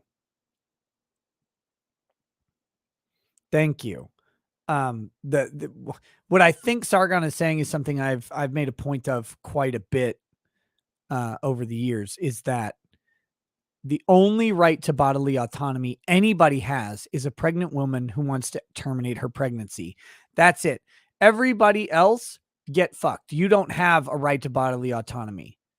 You want to take Sudafed? Oh, sorry, you go on a list. You want to take Adderall? Oh, sorry, you have to get permission from a doctor, a government, and you go on a list. You want to take Ritalin? Yeah, sorry, that's a controlled substance. You go on a fucking list. Women want to get abortions? Oh yeah, no worries. Let me shove all sorts of shit up your vagina and kill your baby. You don't go on a list. There's a problem there. Sargon says what I'm saying is that women shouldn't have rights. Okay, look, I tried to make your position palatable. I tried to come at it reasonably, but instead you went ahead and were more base and red pilled than me. Well, what? Okay, bow. Here's to the king. Here's to the king. Love you, brother. We'll talk soon, I hope. Carmelo Giovanni, an Amber probably drops Grumpies in her girlfriend's rack. Oh, damn. Who? Well, yeah, says, hey, bud, wife and I are expecting our first, a little girl looking for good Mother's Day present ideas. Dude, it's a Mother's Day present ideas. Just women are weird and broken. Buy her a bunch of shit that will die, right? Like buy her some roses or whatever. It's fine. She'll love it. Buy her roses and a vase. So what she'll do is she'll get these roses. They'll go in the vase. She'll really appreciate the roses. They'll die and she won't care. The vase will go in a fucking cupboard for the rest of your life, but you will have won points forever. Do it. There you go. Simple. The more money you have, the better thing, like the more expensive thing. Just it, like if you're relatively moneyed, buy her a ring.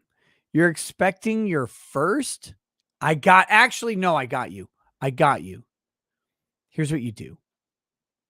There are jewelry companies that do this, and this will melt her vagina. It will be wet and dripping forever. Sorry to be crass, but that's the truth. Buy her a charm bracelet and promise that as soon as the baby is old enough, you will get its fingerprint cast in gold and put it on the charm bracelet along with every other child you plan to have. If you want to, you could put your fingerprint on it, but really just the kids. Get her a charm bracelet with the promise of a gold cast fingerprint of your baby, probably around the time they're about 2. It's 2 to 4 is when they first start getting enough like control where you can put their finger on a thing. Go do it. It's fantastic. Women love it. The bracelet itself won't cost very much. The charms start to cost a lot, but there you go. I hope that helps you, brother. Go get it. Jackson Kai, great show tonight. It's been a blast. Glad we could get back to some shit posting. I get withdrawal without enough of it. Also, soul lives. Stomp, stomp. Mandy says, charm bracelet, my ass. Buy me a car, asshole. Women should not be allowed to drive, Mandy. You know this. Fucking, what do you think this is? You think you can leave on your own?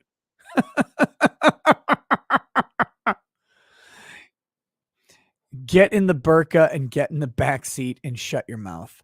Stephen M., why do British have to ruin everything? Europe is Disney. Damn. Holy shit. Eric from Wisconsin, what kind of pervert asks a man about his children's genitals? You'd be shocked at the amount. Texas Red, I got my Twitter unbanned. You jealous? Yes. Yes, I'm very jealous.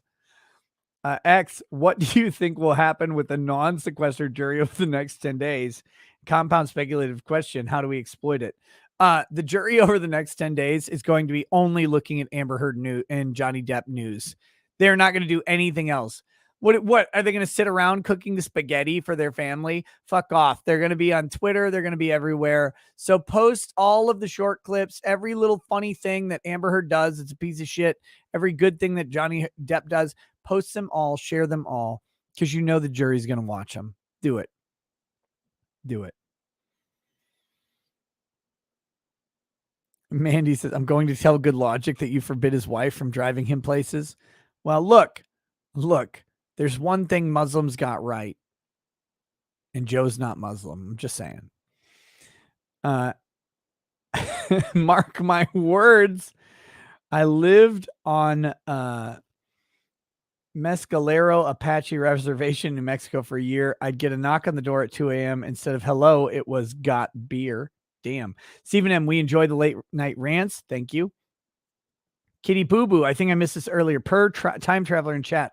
Ricada Law, can you toast Bogey Bogart? I did that one. I did that toast. I didn't see your chat, but thank you for doing that. Flaming Gaming, noticed while catching up yesterday, the judge mentioned something about plaintiff and defense time remaining. Can you explain that? Also, how do you think Christine will do on cross? Thanks for the great content. The simple answer is this. The judge has given each side an exact amount of time that they have to make their case, which means their direct examination and their cross examinations take time away from their total. And when they're done, they're done. Some courts do this for trial management purposes. They say, hey, we've got a schedule here. We're not going to drag this out forever. Other courts will let you keep going. This court says you have 61 and a half hours, I think is 61 and a half, 61 and a quarter to make your case on your direct examinations and your cross examinations.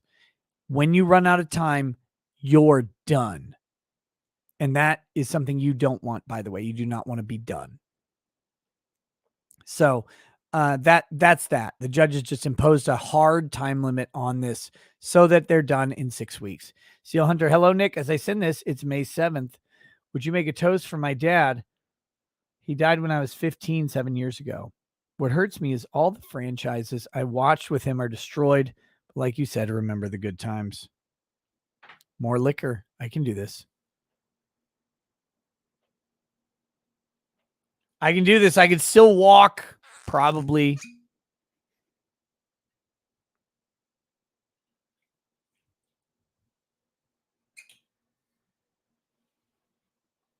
Seal Hunter to your father. 7 years lost.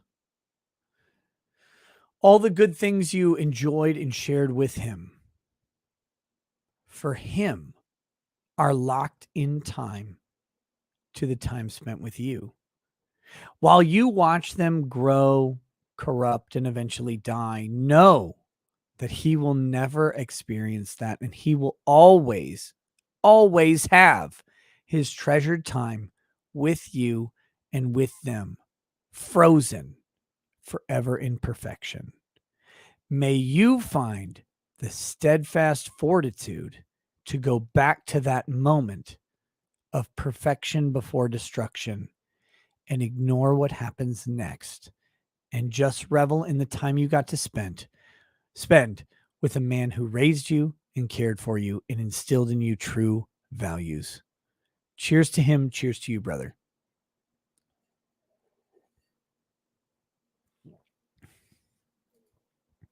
Stephen M., can you toast for free speech and God bless your viewers? Absolutely. To free speech, may it always ring from the depths of our stomachs, from the breath of our lungs, that's breath with a D, and from the hollows of our throats. May we scream it raw from the rooftops, and may it penetrate the ears of everyone who doesn't want to listen. Peace.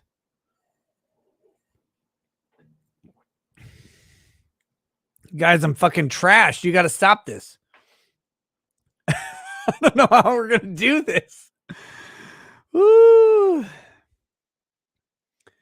Junebug says, watch The Northman, Everything Everywhere All at Once. They're 9 out of 10. You might laugh in the latter. I do want to watch The Northman. I haven't heard of the other one, but I'll give him a check. I'll give him a check. Absolutely. Zontar, Your Honor, my client only used the highest quality materials. The device was in no way improvised. Tamara Holloway, Walter Williams died, not Thomas Sowell, bigot. Fuck, I'm sorry. I'm sorry, Thomas Sowell. I am so glad he's alive. I hope he lives for another 150 years. Cynthia, drunk Nick is always the best Nick, but dude, finish your thoughts to Aaron Porter. We don't need any suicides here. Fuck, I don't even remember what was happening. Aaron Porter, live, brother, forever. Fuck, I hope he does. Mandy says, since we do sad super chats, Mother's Day is rough because my mother passed in 2004 of leukemia. My brother, dad, and I held her hands as she turned pale when the life support was turned off. Everyone hug your mom, for I can't. Mandy. Wise words, of course. Everyone hug their mothers. Everyone love and appreciate your mothers. But Mandy, that final grasp on your mother's hand is the grasp you have on history, reality, love, and companionship. A relationship that will never be replicated, never be surpassed. You'll hold on to it the way you held her hand forever. And for her, it was forever. She carried that comfort with her in her final moments. Be comforted by that and carry that with you until yours. Cheers.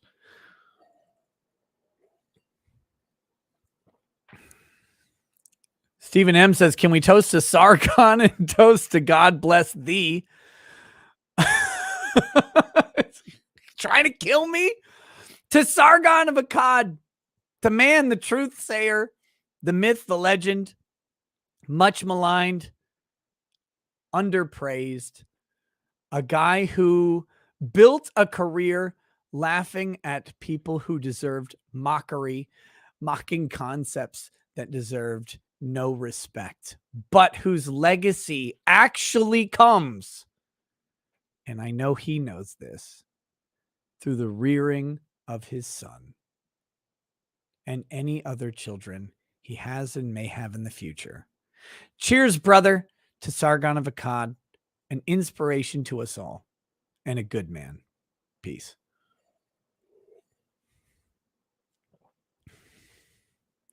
All right. I'm dying here. Padre Mortalis. I was going to get drunk and stoned, but the dispensary closed before I got out of work. Damn it. Now you're just drunk. Shit. Like me. Bo Stoker can't gay grifter. At least play the theme next time you find Boomer. I don't know what the fuck that means. Anna P. Who's a better attorney, Binger or Cat Lady? Binger. Binger was a slime ball, but he's a fucking great attorney. He's just you don't want him as a district attorney because he's an agent of the state. You want him as a private attorney because then he's an excusable asshole. Cat Lady's a shit attorney. Binger was good. Rottenborn is good. Cat Lady sucks. Shannon C. Can I buy a super chat so you'll read the time traveler's toast requests? They had to put their doggy down this morning. I did it. I did that one to John Beck. Davis is a black supremacist. Seems to be. Stephen M. Let me know your thoughts on the court. What the court in general? It's hit or miss. It depends on the court. It depends on the judge. Depends on the jurisdiction. Howdy Doodly champion, the Diddly Doodly. You stopped watching just before he proclaimed that black people created white people, but white people stole their souls after they built the pyramids. Yes.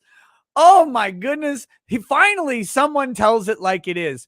Finally, someone has acknowledged that we blacks created you fucking horrible whites and you took our souls. Like for me, you took my melanin. That's not my fault, but look, I am oppressed by you and I understand, but fuck you. Give me my soul back.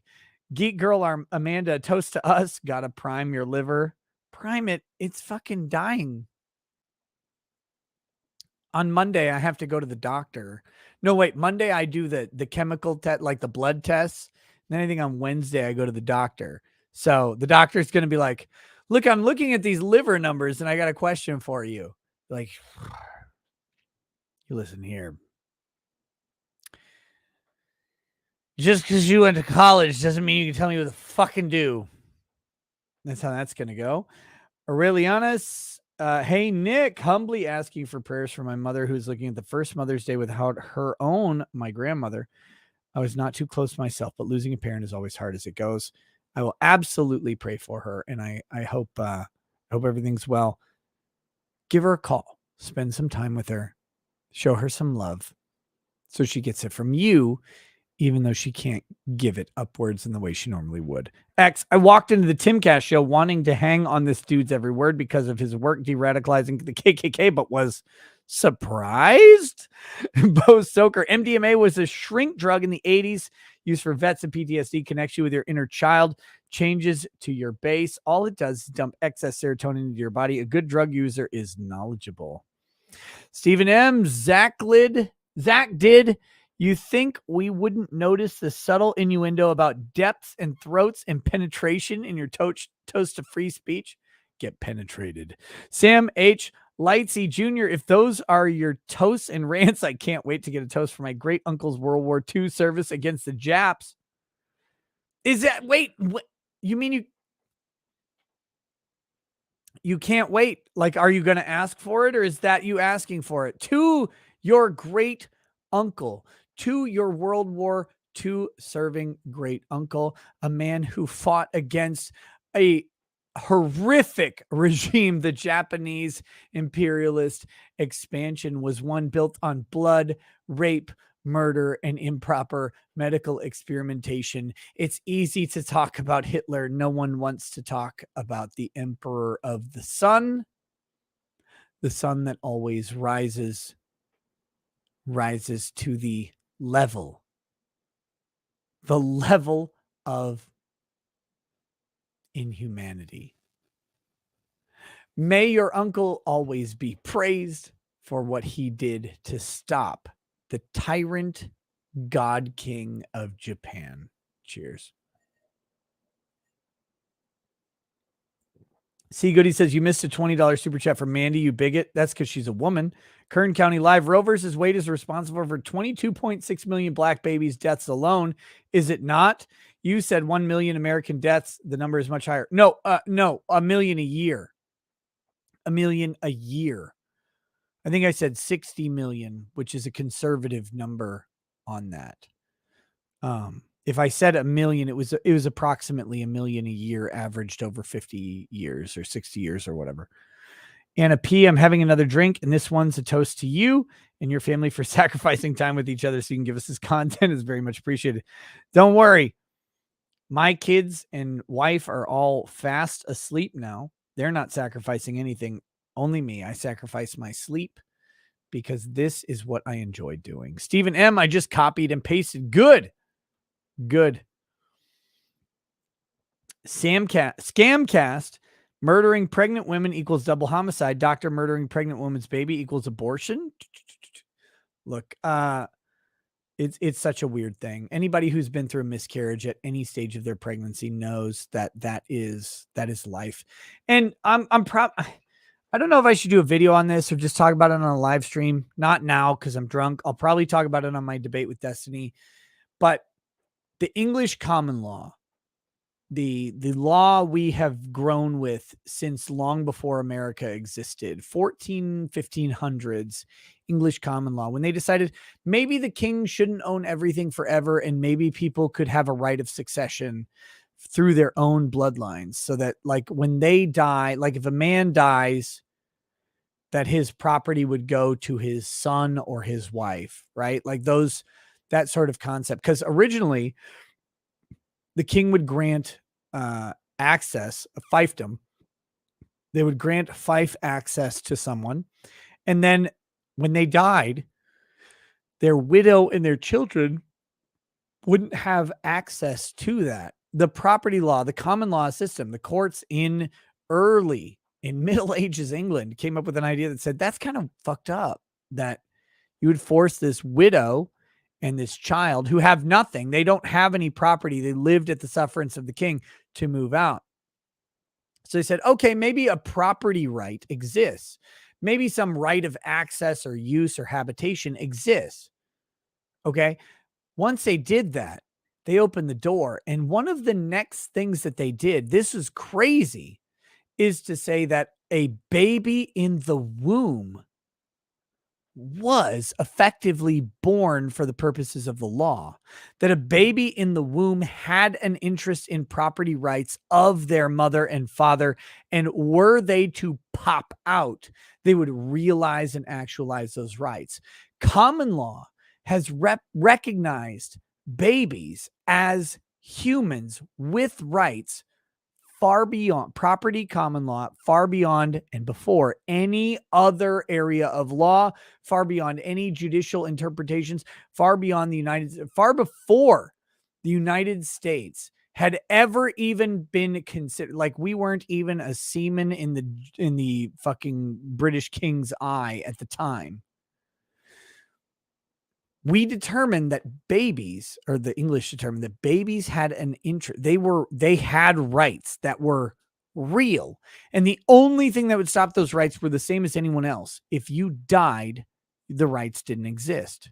That's it. So sure, if the baby miscarried, of course it wouldn't have rights. But if the baby came out as a baby, as 99.9% of babies do, it would have all of the rights that everybody else did. It's crazy. Like, when people are like, well, a fetus isn't a child. Fetuses have been recognized as actual fully grown adults since the Middle Ages in property law. But most people don't know that. They haven't gone through fucking $150,000 of law school. Unfortunately for them, I have. I'm an asshole. I'm drunk, and I'm happy to speak the truth. Angie Harover, congrats on 390,000 subscribers. Have a good night. Thank you, Angie. Looking forward to that 400,000. We're going to hit that soon, hopefully in the next week or two. William Packett, just starting my workday, and this dad bod monkey skull is still streaming. Cheers, Nick. I'm proud of my dad bod, although I wish I could cut the belly fat. We're going to work on it. It's summertime, baby. Kern County Live. Thanks for skipping my original dono, D-bag. Charging back and unsubbing. Good night.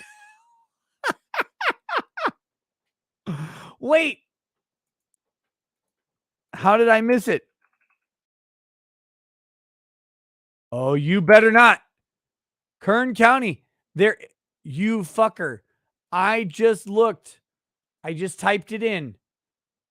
Kern County Live. There are no donations from you. I did not skip it. Here's a possibility. Okay. I've run into this myself several times lately. YouTube is a cuckold. All right. And what they have done lately is that you might send a super chat and it will say it took your money, but it will not post it to the chat. And I swear that may have happened to you. I just checked all of the super chats from today. I did a Control F, typed in Kern. You don't have one. Sorry, brother. If YouTube took your money and didn't give you the chat, they will refund it. That's the only good news. But that has been happening a lot lately. See, Goody, check Discord before end. One definite missed chat, one possible. I didn't catch them. Hoping you find them. I don't want what are the Discords here? It's almost 5 in the fucking morning, guys. Let me check C Goody's Discords. He knows. You have no idea how much it pains C Goody to send me this. Mandy, I read that one. Cynthia thinks you missed a $5 one she sent too. No, I haven't missed Cynthia's. I don't think I got to it at the time. Never mind, you got Mandy's now. I don't know about Cynthia's. 2 unbreaded pages next time. 602 was one of the first ones you did. Fuck you, C Goody. I'll check for Cynthia's anyway in a minute. We're almost done. Cara Papas, thank you so much to all the people who wish me well. It's really appreciated. Nick, you check out an audio clip called The Trial of Tom Everett. I'm not going to remember that. Send it to me somewhere. Jason, The Great Awakening. Rest well. Wild America First. Insider things happening. The jokes are going to keep writing themselves. Yes, I know the Keno Casino was crazy tonight. They had Jaden on. America First is weird. Not because of its principles, but because of its people.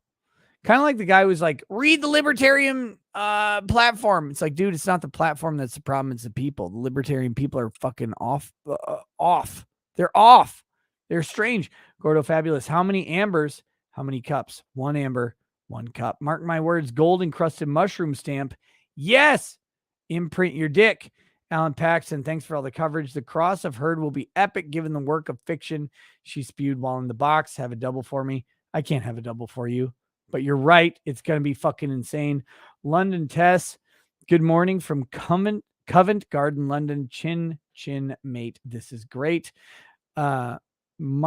Markreth, if a kid is born between a black person and a white person, is a kid black or white? It depends on what grants you're going for. One of my law school professors, who is black and who's named Michael Jordan, hilarious based Buddhist black man, Second Amendment believer who brought his gun to campus every day, even though they told him he couldn't. He said, "Stop me." Michael Jordan, great guy, hilarious, was at a staff meeting of all the law school professors, all these fucking pointy eggheads saying, "Oh, Barack Obama's so great. Oh, he's so good. He's so good." Michael Jordan says, was it his black half or his white half that helped him do well in school? That's all he said for the entire fucking meeting. And all of these weird white law professors, their pussies shut up immediately. They folded over on themselves. They didn't know what to do. They're like,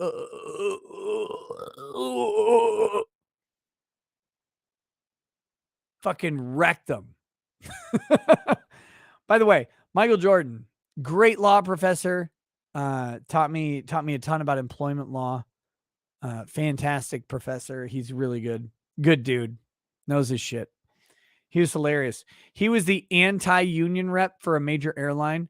And he said, when they went to hire him, he was at his interview. And they're like, "What experience do you have negotiating with unions?" And he's like, "Well, I was a prosecutor, so I've negotiated with criminals my entire career. I figure that's probably the same as unions."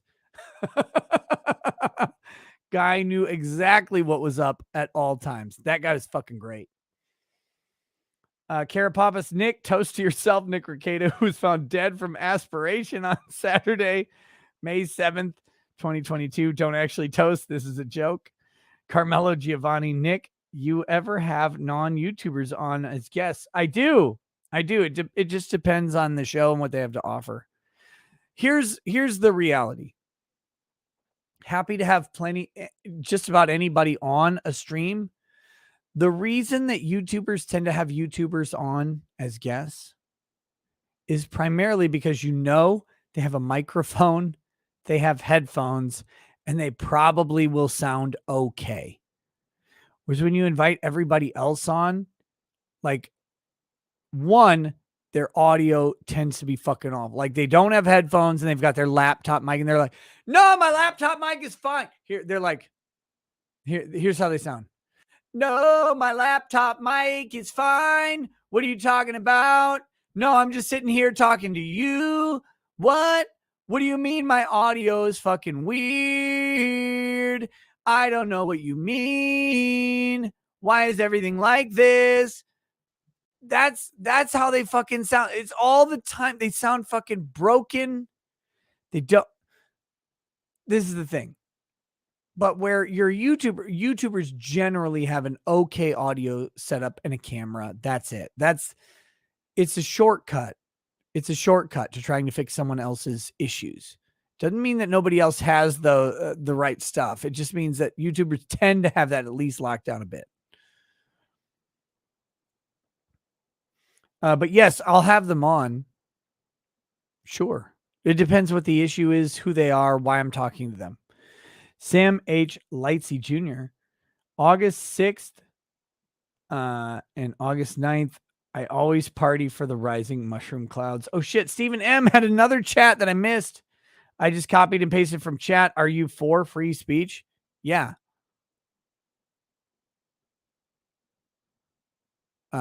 Yes. Always have been. The moment I learned the concept of free speech, it resonated with me. Because I was also calling a fat lady fat at the time. Blasted Furtastic. Either you read my question when I was taking a leak, or you dodged my question because you're ashamed of your lacking paint skills, SMH. Blasted, I do not remember yours. Let me see if I can find it. I don't skip anything. Fuck, I can't type though. I'm drunk. Blasted Fantastic. Here we go. I think I might have missed yours in something else.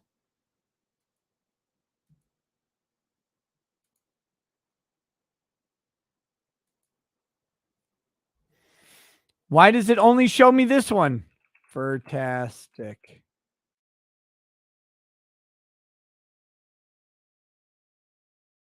Please go to the Blasted for.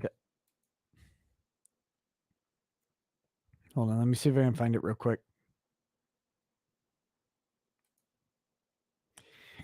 He says, longtime Dark Angels player, did you see the newest Horus Heresy releases? No, I read that one. That's on you. Fuck you, Blasted. Just kidding. No, yes, I have a guy who helps me get all of the limited edition Warhammer releases. Yeah. I wish I could play more Warhammer. I really do. My kids are getting older. Maybe I'll get them into it and we could paint armies and fight each other like Sargon. But I when I was a kid and around a bunch of people, I never had the money to play Warhammer. Now that I have the money, I don't have the people around. So I would love to. Scott Fletcher, Daryl Davis is wrong. I don't owe him or anyone else anything. I contract for tribal governments, and you're spot on about the ills of money given for free. It's obscene. Flyest Skellman, 5 hours into my 12-hour shift, catching up on your rogues gallery. Just some guy in the almighty anime lord Shane, and this is the only thing keeping me up. Carry on, you absolute mad lad. Just some guy is a communist.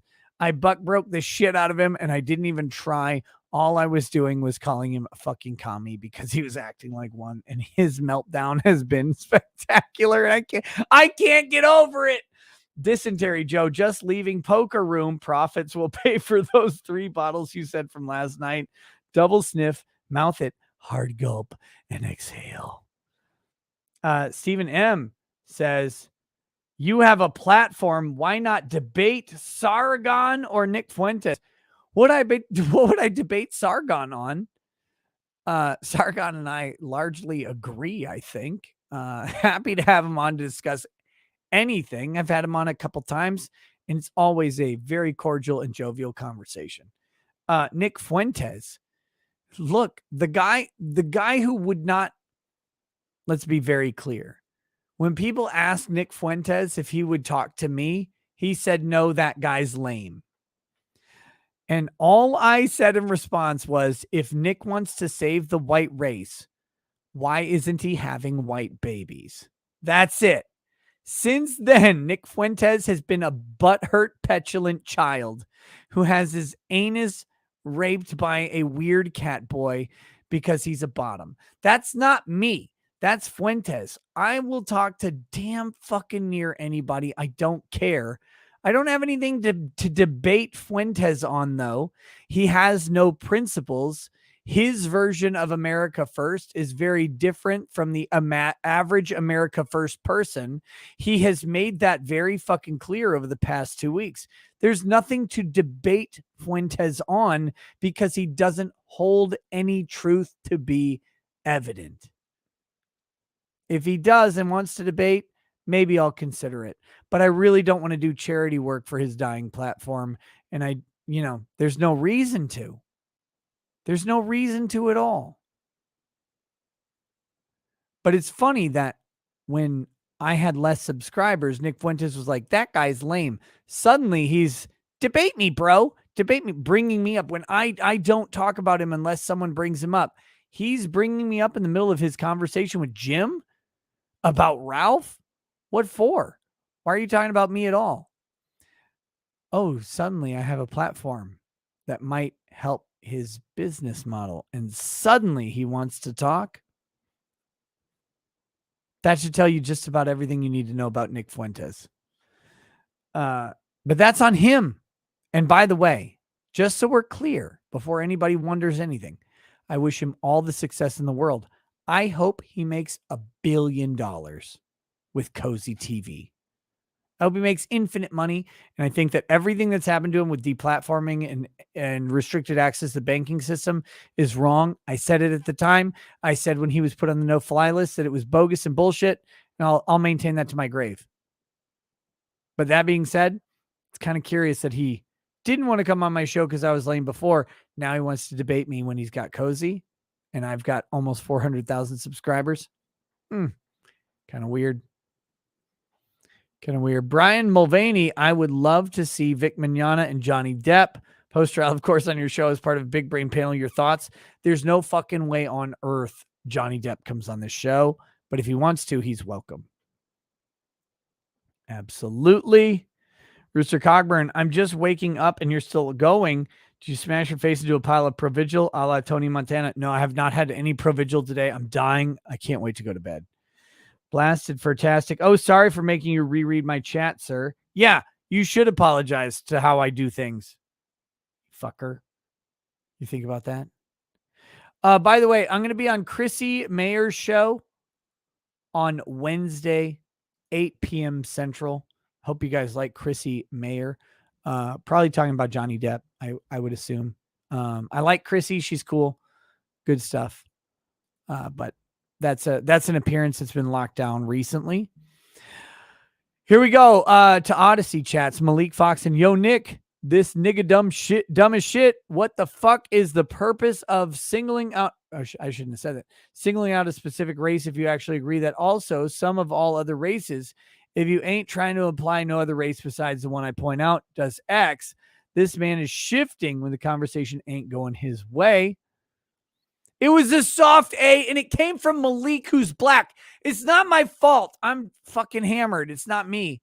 Jay Winkler, Nick at Mix lost his uncle and son's best friend, and he would like a salute for him. Fuck. Lost his uncle, his son's best friend.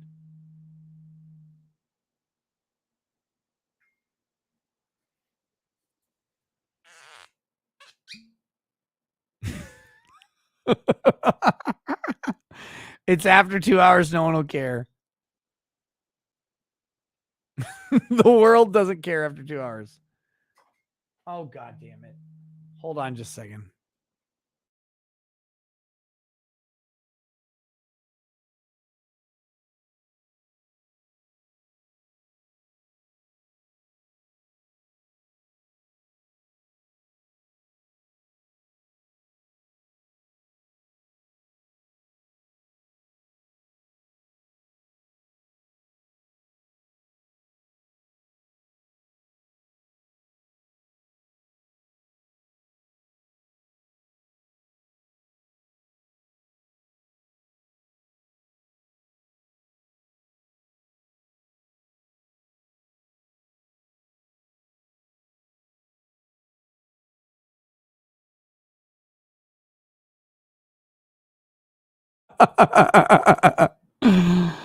Okay, there we go. We're back.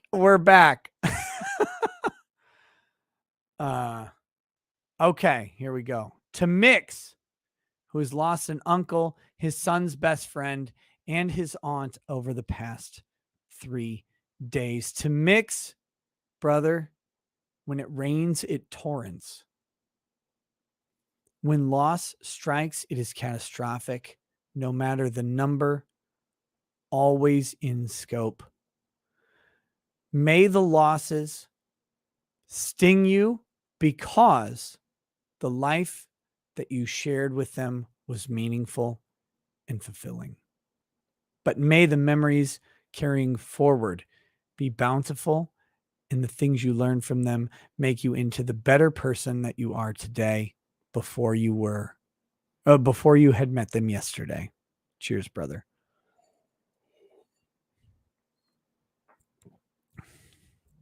Malik Foxon. Here's a thought. If the government wasn't in our way in the first place, do you think people would spend a lot of time screeching about a place that wouldn't serve them based on race? You think we'd more likely just be used to being like, okay, I'll just go somewhere else? Yes. Yes, 100%. 100% yes. Jim Crow was a government thing. That's such a hard thing for people to remember. It was a law enforced by the government. That's why people are like that. Ow, Larry, why are you gay and don't play Path of Exile? I did play Path of Exile. I find that every Path of Exile build ends up being the same. I don't have the time to sit and do them over and over and over in the same way every single season. I love watching Mathel, and Mathel's great, by the way. Super cool. And Joustus, I think his name is, who does the ridiculous like meme builds. Both Mathil and Justice are fantastic. I like them. Watch them. That's all the Path of Exile I need is actually watching them. They're great. Mysterious Girlfriend L, thank you for being here every night. And I'm sorry I don't have any more. Lost my pregnancy around this time last year. With Mother's Day approaching, having your streams every day makes things much, much more bearable. Mysterious Girlfriend L, dudette. I've been through 3 of them. I watched my wife through 3 of them. It's hard. It's awful. But I will tell you this, as a Christian, even though it is a loss, it is a gain for you in the long run. God is developing you and growing you through each loss. And may you rest comfortably that child is waiting for you somewhere.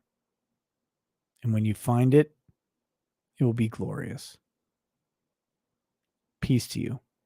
Oh, Gonzo, glad I popped in. Best unbreaded yet. He also says, why are you rewarding C. Goody? How did I reward him? He doesn't even get paid. Cosmic Alchemy. Mormons are Jesus fan fiction. Get it right, Bigot Nick.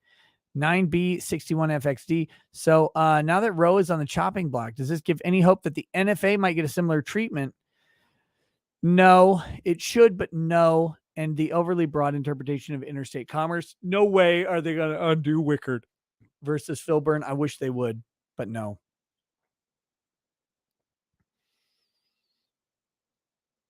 Cosmic Alchemy says, a toast to Odyssey chat for being the most autistic pirates I've had the pleasure to shitpost with. Odyssey chat is hilarious. It is also, all of you are, look, I watch Love on the Spectrum. I legitimately, every time I'm sitting there watching Love on the Spectrum with Lady Rackets, and every time they introduce us to a new autistic Australian person, I look at Lady Rackets and I say, I guarantee you Ronan watches my show. I guarantee you Michael watches this show. I guarantee you that beautiful autist is watching my channel. You can't convince me otherwise.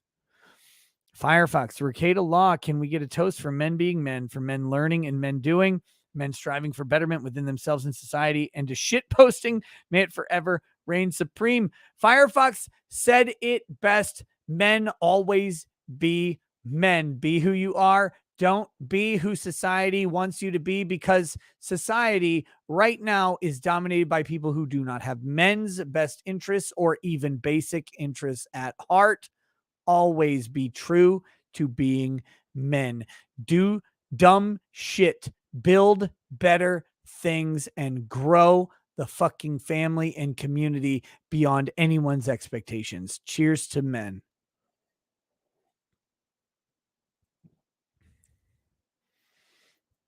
Kolfe 2 I want to be Hunan Muhammad says, and you make fun of Flash for taking so long to read super chats. Well, that's because he reads them slowly. I read them quick. Also, if you nuke Japan, they will retaliate with giant mecha cat boys, and Fuentes will become overlord of the USA. Baby Josh says, thank you. And he says, a toast for the assholes. To the assholes, you beautiful brown starfish.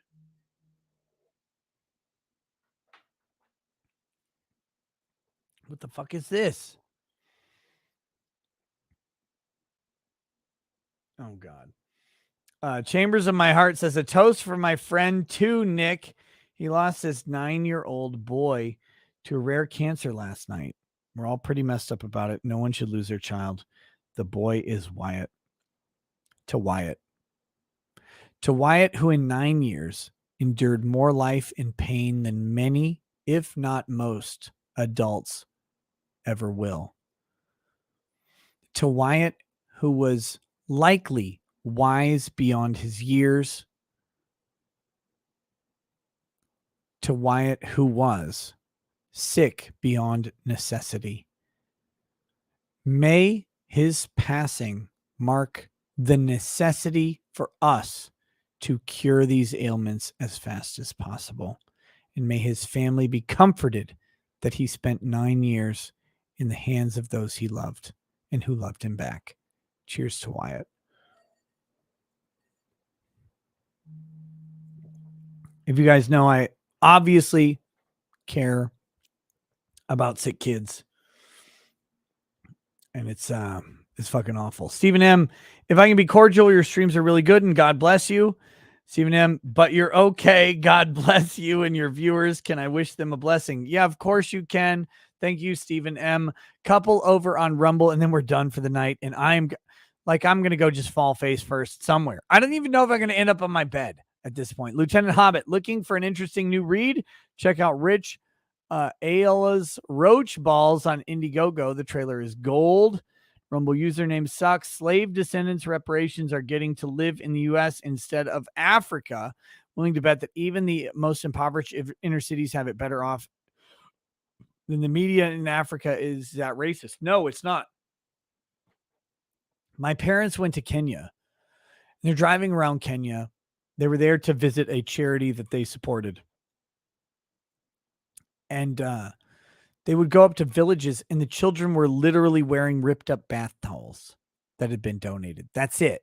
That's all they had. They didn't have fucking clothing. They had ripped up bath towels.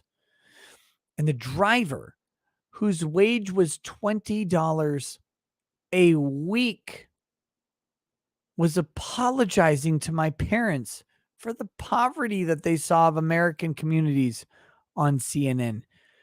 This man made $20 a week. And he's apologizing for American poverty. American poverty is a fucking joke. It's a joke. Anyway, Spatula Nick, you say you're immune to being trolled, but it doesn't really sound like you are. Maybe if you were using OBS, though. I didn't say I was immune to being trolled. I said you can't make me mad tonight because I'm in a good fucking mood. Kyron Rennell and Justin Long, Idiocracy voice.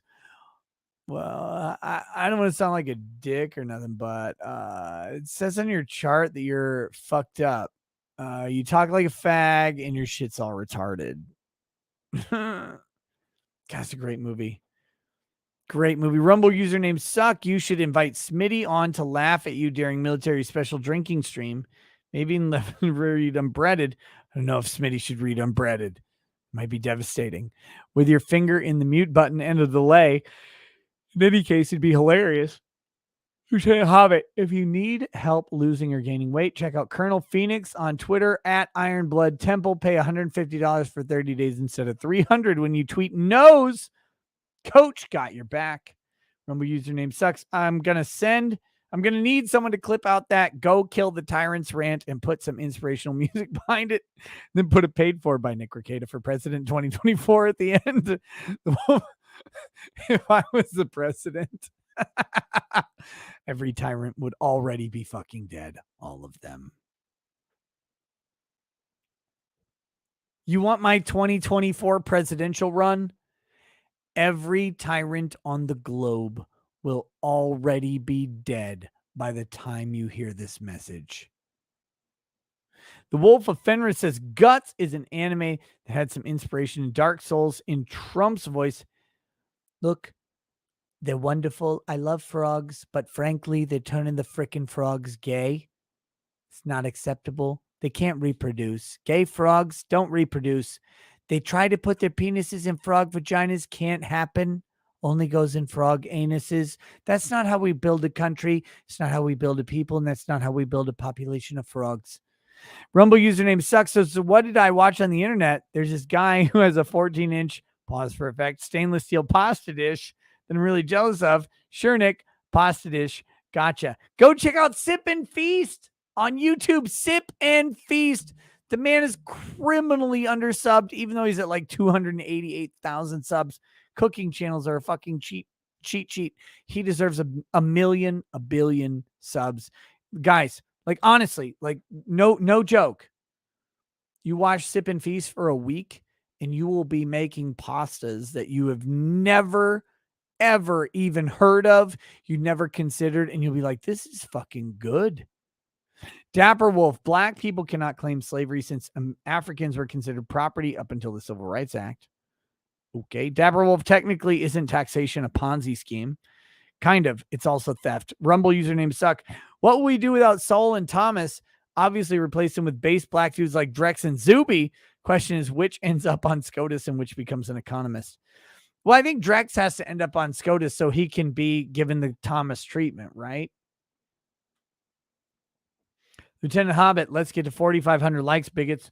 We are right here. We're at 4,662 likes, and I'm at way too much liquor.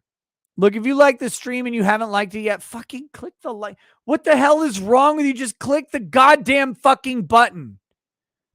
Dapper Wolf, ask Charles Carl of Akkad about the cuck articles. Also his next stream. Love you, Brit. Heartfelt. Dapper Wolf says, debate Sargon on women being on the internet with Lady Rackets behind you. Nose in the court. Lady Rackets, who has effectively zero social media presence. I'm not sure she's going to disagree with Mr. Carl, with Sargon of Akkad. She does not like social media. She does not like what it does to people, and she does not like how people treat people on it. But she's not on it. Like, she has a family Facebook page, and that's literally fucking it. And she hates it. And finally, Gonefall. I'm going to start a band called Ultra MAGA. We're going to be so metal, faces will melt off. Look, you can try that, but Powerman 5000 had a song called Ultra Mega. It's fantastic. I fucking love Powerman 5000. With that, guys, I'm going to bed. There is no Twitch tonight. We're going to do Twitch probably tomorrow or whatever, maybe during the day. I also have to do a live chat on Discord. You guys maybe drink too much, say too much. Why are we fucking almost 6 hours into this show? What is wrong with you people? I'll catch you soon. Seal Hunter says, mod me just because, Nick. I'm not that drunk. Catch you guys later. Peace. Peace.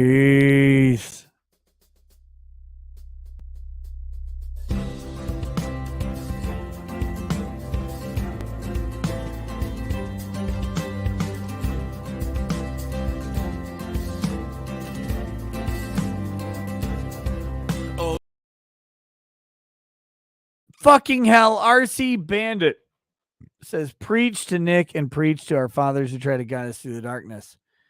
Now fuck off. Peace, peace.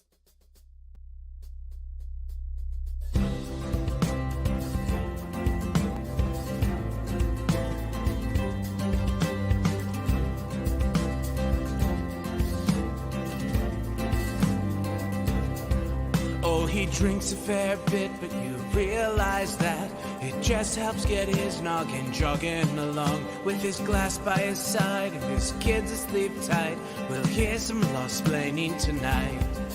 With his microphone muted, we'll laugh at this boomer until he explains it's all part of the plan. Watch his face become redder as he becomes meta, raging at idiots from Twitter and Erlang. From the white shores of Maine to the hills of Glenlivet, there's no one who explains the law better than Nick.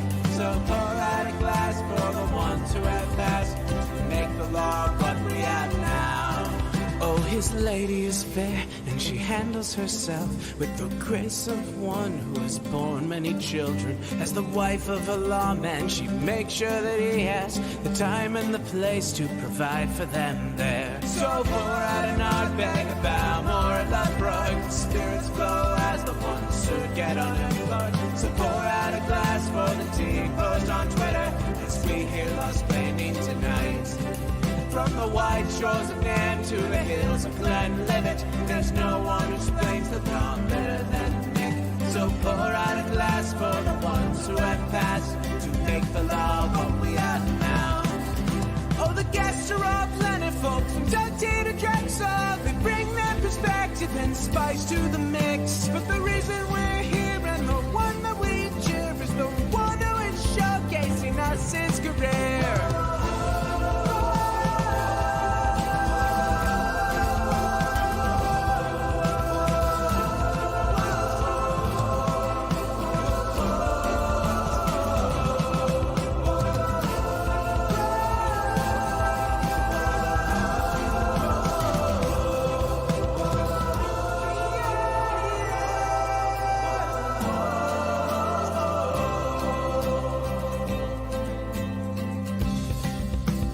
So pour out an Ardbeg, a Balmore, a Lethbrook. The spirits flow as the ones who get unemployed. So pour out a glass for the tea post on Twitter as we hear Lost Blaming tonight.